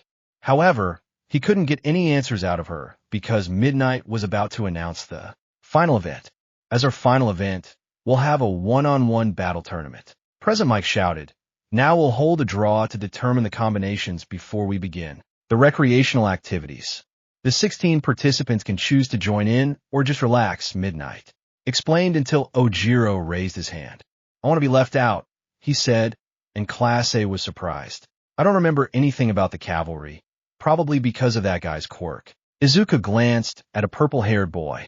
I know it's stupid to pass up this opportunity, but everyone worked hard to make it, and I couldn't, Ojiro said, sounding somewhat dejected. I don't remember anything either, but I still want to go out, no matter the situation. Letting someone win without doing anything isn't that against the spirit of this festival, said a short boy from Class B.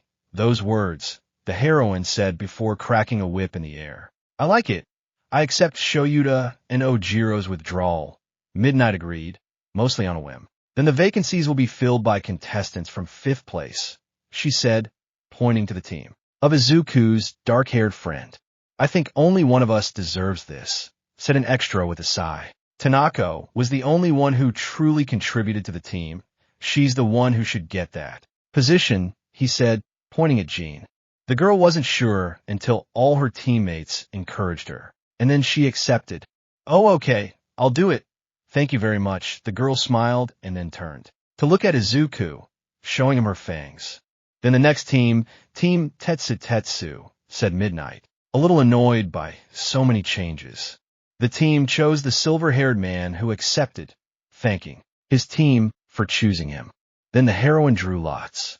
Now we will show the combinations on the screen behind her. She showed the participants everything is the same with Jean replacing Abra and Sue replacing Tokiyami. Are you Usajima, Izuku? The purple-haired boy asked, but just as the green-haired boy was about to answer, Ojiro's tail covered his mouth. Don't answer, he said, leaving the green-haired boy confused. Round-faced Bakugo said, looking at the brunette. Muslim, she replied. She was nervous but didn't show it. He picked up a little of your attitude. Hero, Sue told her friend. Hey, I have nothing to do with this.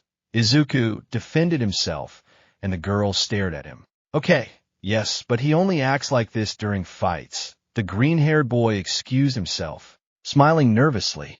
After that, the recreational activities began while the green-haired boy talked with Ojiro until the battles were about to start. And the first one was Izuku's. After so many events, it's finally time for the one-on-one battles. President Mike announced excitedly, "You can only rely on yourselves. Give it your all and claimed glorious victory." Izuku, who was in the tunnel about to exit, overheard him. "Hey," All Might called from behind him as Izuku stretched. "I just came to tell you that you're doing well and that I'm always supporting you," All Might said, shifting into his muscular form and giving a thumbs up. "Thank you. I'm really worried about the short time between fights," he said, turning to look at the arena. "Why is that?" the blonde man asked, reverting to his true form. "If I don't cool down, it's easier to overheat in the next fight. And against Todoroki, I know I'll reach that point," Izuku explained as he walked towards the rental, and All Might nodded. First fight, one of those who has shown the most skill, from the hero class 1A, Izuku Usajiyama. Izuku introduced, entering with a serious expression. He hasn't really done anything remarkable. From the general course, Hitoshi Shinso, he introduced, confused since the boy had nothing to say. In the stands, Izuku's classmates watched, expectantly, as did the boy's mother and her blonde friend. That was kind of strange considering. "The kid got all the way here," Ryaka said in response to Present Mike's statement. "It doesn't matter, it won't go any further," Rumi said confidently, smiling smugly. "The rules are simple. If your opponent leaves the ring, they can't move or they submit, and the victory is yours." Present Mike explained, "Recovery Girl is here, so put your morals aside and attack with everything you've got. Besides, Smentos and Midnight are here to keep you from putting your lives in danger." Smentos sat down in a chair he created with his quirk. "It's a battle that also tests determination. It's an opportunity you shouldn't let pass," Shinso told Izuku, who raised an eyebrow. However, that monkey threw it all away for his dignity. The green-haired boy was starting to get annoyed. "Begin," the blonde man ordered over the loudspeaker. "He's just an idiot, isn't he?" he said, provoking the green-haired boy who started running towards him. "You're a son of a..." The green-haired boy stopped dead in his tracks. "Even if I warned you?" Ojiro asked, agitated, clutching his head. Usajiyama stopped moving. Could it be because of Shinso's quirk? President Mike asked, surprised. Even though he went unnoticed, he's a dangerous competitor. He started talking to Izawa. "It must be nice to be blessed with a quirk like yours, right?" Shinso asked with a serious face. "Why don't you turn around and leave the ring?" Izuku began to do as the purple-haired man asked. "He's obeying your orders," he shouted, this time surprised. "Deku-kun," the brunette said worriedly. The boy with the tail was also agitated. "Calm down," Bakugo called out. "The nerd won't lose that easily." He had a smile on his face. But Izuku was being controlled. He couldn't get out of that, could he? Meanwhile, where Izuku's mother was, the situation was similar, with Ryako worried but Mirko calm. "Why are you so relaxed?" she asked, since her nephew was about to lose. "Look at her right hand." The blonde obeyed her friend and smiled in surprise. Izuku was at the edge of the ring when he stopped, and Shinso spoke again. "You have no idea how much I wanted a quirk like yours, so hurry up and lose," he ordered the green-haired boy. Instead of obeying, Izuku did a somersault and kicked a fiery ball that the purple-haired boy barely dodged.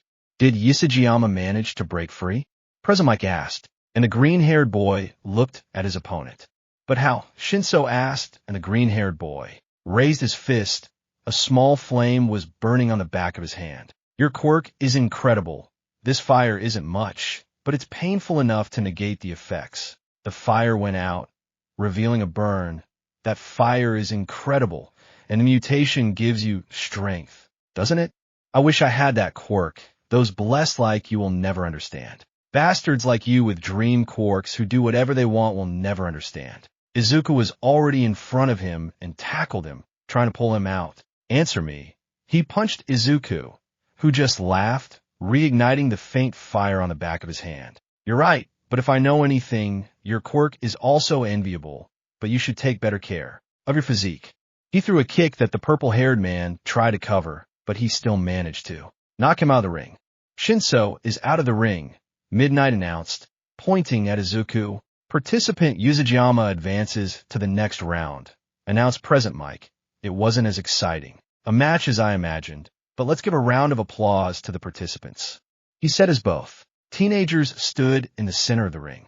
A pause erupted, and Shinso began to walk away. You were right about something. Shinso stopped at Izuku's words. My quirk is good, but I'm not here because of it. I worked hard my whole life to make it strong. I think your quirk is incredible, that you can be a hero, and I'm not the only one. With a nod, he gestured to the purple-haired boy's classmates who were cheering him on enthusiastically.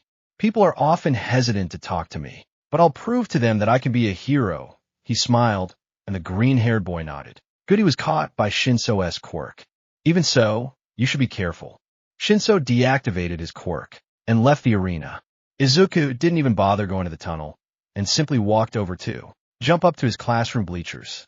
The next to fight was Todoroki, who simply created a large wall of ice, easily capturing Zero and winning easily.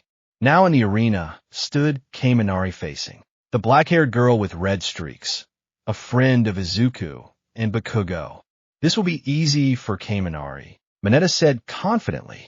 You think so? Izuku asked, smiling. I bet you 5,000 yen that Jean wins. He said confidently. Me too. Bakugo bet, and Mina, Zero, and Kurashima joined the betting on Kaminari. The fight had barely begun in the arena when Kaminari unleashed all his electricity. But Jean struck the ground with his hand, transformed into a claw covered in darkness. He lifted a large piece of rubble to use as protection against the electricity. When it stopped, he dropped it and ran towards his opponent, but stopped when he saw him in his idiotic state. He waved his hand in front of the blond man's face, who didn't react. So he just lifted him up, carrying him over his shoulder to the edge and throw him out. Participant Tanaka is the winner of this match. Present Mike shouted as the girl was upset because she hadn't actually done anything. In the stands, the losers of the bet handed the money to their friends. In total, each one had 20,000 yen. The next match was rather strange.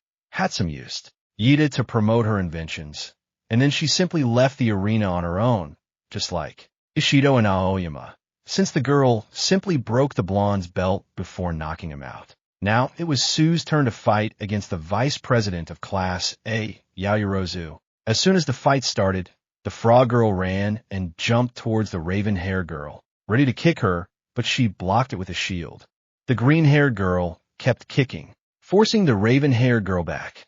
At one point they stopped. Yaoyorozu created something to attack, but she only saw Sue standing still in. Yaoyorozu was out of the ring, Midnight announced, and Momo saw that she was indeed out of bounds. The winner is contestant Azui.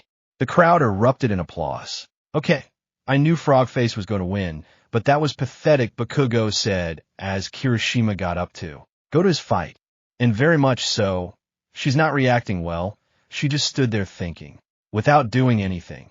And so far, she's the most pathetic of those who lost. She earned an annoyed look from the girls. I remind you that Zero also lost quickly, Jiro said, annoyed, and the green-haired boy nodded. Yes, but the difference is that Zero at least tried to do something against Todoroki. Yaoyorozu just took the hits. The girls remained silent. At the response, they had no way to contradict the green-haired boy. Kirishima's fight had begun. He and his opponent were basically the same, even with a very similar quirk. Screw this, it's going to take a while, the ashen-haired man said, getting up from his seat and leaving. Izuku rolled his eyes and continued watching the fight until he paid more attention to his friend, who had a strange face. Is something wrong, Uraraka? Izuku asked, smiling at her. Ha! And no, I'm just nervous, the brunette replied with a sigh. Fighting Bakugo won't be easy. Izuku placed his hand on the brunette's head and smiled at her. Don't worry, I know you'll define. I believe in you, she said with a smile to a blushing Uraraka. Why do you always do that? The girl asked, referring to the hand on her head. I don't know, I just like it. Your hair is very soft, he replied with a smile. And if you want, I can tell you a few things. I know Cashin very well, he said a little more seriously. Thank you, Deku-kun, but it's not necessary. You've already helped me a lot with my training. It's time to test myself, she said with determination, making the rabbit boy smile. Seriously, why aren't those two dating yet? Nina asked Tsuyu, who had returned when Kiarashima's fight started. The frog girl just shrugged. Kiarashima's fight ended in a draw, so it would be decided by strength. Uraraka stood up and took a breath before leaving. Well, it's time to make my master proud. Izuku looked at her, confused. You taught me how to fight. She smiled at the boy, was first confused and then smiled back. Then don't worry, I'm already very proud of you. He smiled back. The girl nodded and continued on her way. I'm a little worried about her, Nina said, watching the direction the brunette girl had just gone. I don't think Bakugo-kun would be that tough and use all his strength if his opponent is a woman, Ida said, moving his arms robotically. You're right, there has to be a limit. Momo would breed, still a little down about losing. He will, Izuku said, drawing everyone's attention. The only ones Cashin would hold back against. Her Mineta, Hagakure, and maybe Zero, he said without taking his eyes off the arena. Why do you say that? Hagakure asked the green-haired boy who only saw the three of them. Because she considers them weak. I know what Uraraka is capable of, that's why I'm sure she won't hold back. At Izuku's words, the three were somewhat indignant. Are you like this? Ida asked, and saw Izuku nod. If you're not, it's because you underestimate women. If my opponent is strong, I don't care about their gender. I'll give it my all, he said seriously, watching his two friends climb into the arena. It's the final match of the first phase. President Mike shouted as they both enter the tunnels. The famous and explosive Bakugo Katsuki from the hero department. Bakugo looked at the girl in front of him. And my full supporter, Ochako Uraraka. The girl looked seriously at Bakugo. Fine, show me what the hell Deka taught you, he said, threateningly, but the girl didn't look away. Begin, President Mike ordered excitedly over the loudspeaker. Without wasting any time, Uraraka ran towards Bakugo. The blonde boy drew his hand back and swung it forward to generate an explosion. Knowing this, the girl dodged her right to avoid being expelled. Once close, she punched the blonde boy in the stomach, and before they could recover, she threw a sidekick, but the blonde boy blocked it with his arm. In the stands, Suya saw Izuku frown when Uraraka punched him, which is why she spoke to him. What's wrong, Izuku? He asked, and the green-haired boy didn't take his eyes off the sand. She's fighting like me.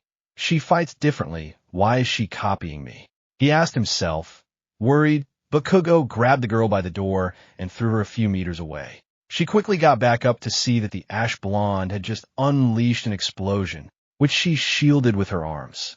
He saw her in the cloud of smoke and lunged to attack her. But it was only the girl's jacket that was now trying to attack him from behind. The boy moved his hand backward, causing another explosion. So the girl quickly jumped and floated away to avoid it.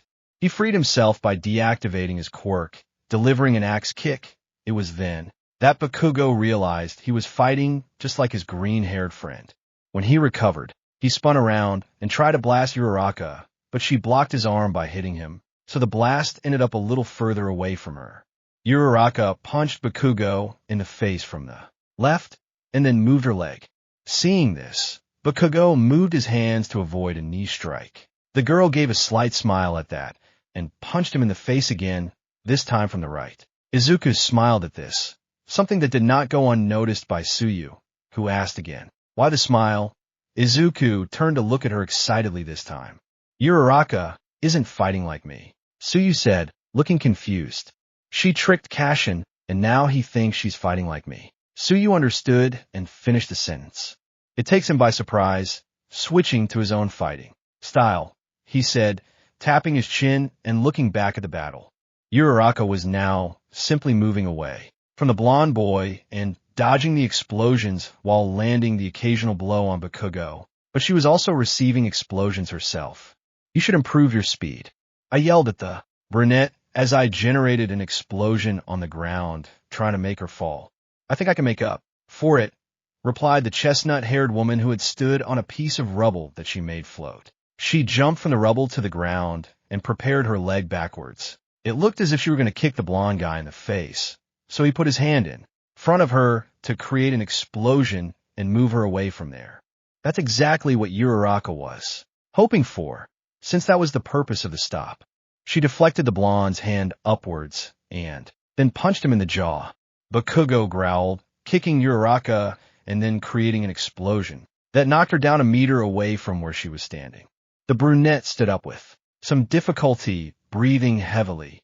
She looked tired and seemed to be in pain, but she simply wiped the wound on her cheek near her mouth and resumed her fighting stance, as did Bakugo. However, his hands trembled slightly.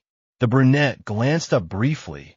Her plan was working. But for some in the stands, this wasn't the case. Some saw nothing more than a boy toying with his opponent. They believed Bakugo could end the fight quickly, but that he was only making the girl suffer. You plan on being a hero with that kind of behavior. A hero shouted, but Izuku ignored him. If your strength is that great, just blow her out of bounds already. He yelled, jumping up from his seat. How dare you play with that girl like that? He started booing him, along with some other heroes. Damn idiots, Izuku said, gaining the attention of all his classmates. Why do you say that, USA Jabro? Asked Karashima, who had arrived a short time ago. Unlike Kashin, those idiots are undervaluing her, he said with a frown. That bothers me. Don't they see she's causing them problems too? He added, noticing how his blonde friend's hands were trembling, a clear sign of exhaustion. Yes, I must say I agree. Present Mike began, further angering Izuku, but was interrupted by Izawa, who elbowed him and snatched the microphone away. Who said he's toying with her? Are you a professional for how many years? Izawa asked, his usual tired tone less pronounced. If you really believe what you're saying, then stop watching the fight. Do us a favor and go home, or better yet, keep watching so you can change professions, Izawa said, sounding somewhat aggressive. He's clearly recognized his opponent's strength, and that's why he's not letting his guard down. Izuku smiled at what his teacher was saying. They're both giving it their all. That's why. Neither of them is letting their guard down or stopping their attack. And if you can't see that, it's because you're underestimating Uraraka, Izawa said, silencing and embarrassing those who had booed the blonde boy. Thank you so much, Bakugo, he said, leaving the ash blonde confused. Thank you for not letting your guard down. He brought his fingers together, but what Bakugo didn't realize was that the pads of his index fingers weren't touching. They all looked up and found a large amount of rubble. Surprisingly, no one had seen it before. This only emphasized how well the chestnut-haired girl's plan had worked. Bakugo reacted quickly, putting his hands above his head to prepare to generate a large explosion, but the debris didn't fall. What the hell? He turned to look at the brunette, who was already close to him. He unleashed an explosion to push her away, and although he succeeded, the girl managed to touch him, so now he was floating a little lower than the rubble. You forgot I can move in the air, he yelled, preparing his hands to propel himself. No, I didn't, he said, clasping his hands together, as he began to fall along with all the rubble on top of him. Bakugo realized that even by propelling himself forward, he wouldn't get out of range in time without being hit by the debris. So he brought both hands together, pointing at the debris, and generated a huge explosion, destroying all. Unfortunately for him, the explosion also propelled him to the ground, injuring his back from the strong impact, and his hands trembled violently. He got up with difficulty and saw Uraraka running towards him again. He just thought that the nerd had trained her well. He groaned at the pain in his back and got into a fighting stance, but his hands were still trembling. Deku will hate me for this. When the girl was at a reasonable distance, she put her hands together again and created another large explosion, a little weaker than the previous one. Uraraka wasn't close enough to take serious damage, but she was close enough to be sent almost out of bounds. Bakugo groaned as excruciating pain shot through his left wrist. At best it was dislocated, at worst it was broken. Enduring the pain in his back and wrist, he ran towards the brunette. She quickly stood up and prepared to hit him, but when he arrived, she ducked, dodging the blow. The blonde man placed his right hand on the girl's stomach, and although it caused her considerable pain, he used an explosion to finally launch her out of bounds. Yururoka is out of bounds. Bakugo advances to the next round. Midnight announced as Yururoka struggled to her feet. Those participants, Bakugo advanced to the next round. Two must admit, this was the most exciting fight so far, Present Mike said, though he was rooting for the brunette. Izuku stood up from the stands when Present Mike announced that there would be a break before the second round. As she walked towards the waiting room, where Yururoka was supposed to be, she bumped into Bakugo. She looked at him seriously for a moment until the blonde boy spoke. "Was it your idea?" Bakugo asked, and his friend raised an eyebrow. "What he did, tricking me into thinking I fought like you." "The rain of debris," he told his friend, who shook his head. "No, it was all her idea, and honestly, I see her in a really bad way," he said seriously, but then a proud smile spread across his face as he continued walking. "Go with Recovery Girl, so you can reach the finals and I can kick your ass." He continued on his way, as did Bakugo. "She put me in a tight spot. She's a really good opponent. I'm not waiting for a reply anymore." Izuku entered the room where his brunette friend was, who smiled at him when she saw him. "In the end, I ended up losing," he said, rubbing the back of his neck. "I didn't expect that big explosion twice," the girl sighed. "Are you okay? Are your injuries healed?" Izuku asked, puzzled by the girl's attitude. "Yeah, I didn't have many deep wounds. And Recovery Girl healed the superficial ones." The girl pointed to the bandage on her cheek. "On the other hand, damn it, Bakugo beat me. I have to do better next time." Yururoka yelled, complaining. "Are you sure you're okay?" Izuku asked. To him, the brunette's expression seemed fake. Izuku tried to speak, but the announcement of Kurashima and Tetsu's tiebreaker interrupted him. Kurashima won in the end, but apparently he and his counterpart were now friends. It was then announced that the second round would begin soon. "You have to go, Deku-kun. I'm sorry I took up so much time you needed to get ready." The brunette apologized, "But rest assured I'll be supporting you," she told her friend before he left. But as he walked away, Izuku just kept thinking that he didn't like that smile. It was fake. The girl's expression changed to one of sadness when Izuku left the room. She took her cell phone to call. "I'm sorry I didn't answer you sooner, Dad," she said, referring to the call she received. Izuku was walking down the hallway, but stopped for a moment and growled as he turned around. He wasn't going to leave her like that. He still had time. He went back and opened the door out of nowhere. Yururoka was wiping away her tears when she saw her friend. She put her phone aside, and Izuku quickly approached her and hugged her. "Deku-kun," she asked, surprised, but Izuku didn't let go of the hug. "You shouldn't pretend you're okay. I'm here for you whenever you need me." The girl returned the hug and cried on Izuku's shoulder. "I was weak, I panicked, and I ran out of ideas." Izuku waited for the girl to calm down a little and gently pulled her away from the hug. "You're joking, right?" she asked, offering a small, reassuring smile. "You're amazing. Kaken admitted it too. You got him into trouble. He hurt himself because he had no other choice. You cornered him." Yururoka smiled slightly, looking at Izuku. "I know you'll become the greatest hero of all. You're not weak, and whenever you feel that way, I'll always be there to remind you." She gave him one last smile, about to part ways. Yururoka hugged him tightly again with a big smile, then let go before kissing his cheek. "Do me a favor and make it to the finals so you can beat Bakugo," Yururoka pleaded with a blushing Izuku. "You can be sure of that," she smiled at him and returned the kiss on the cheek before leaving the room to head to the battle arena. As Izuku walked down the hallway lost in thought, the number 2 hero, Endeavor, appeared in front of him. "Hello," Endeavor greeted, raising Izuku's serious expression. "What do you want?" Izuku asked, aggressively, refusing to be intimidated. "I'm going to watch your battle," he said, pointing at the green-hair boy. "Your quirk seems good, and you haven't even been able to show it off yet. Besides, All Might seems interested in you," he said seriously, having seen the blonde boy very attentive to the rabbit boy's fight. "If that's all, I'm out of here." The green-haired boy walked around the hero and continued on his way. My son Shoto has the task of surpassing All Might. And if he's interested in you, you'll be a good test, so do your best to give Shoto a good fight. Izuku stood still, remembering his conversation with Todoroki. That's all I have to say. Hurry to the battle. He started walking away from the place.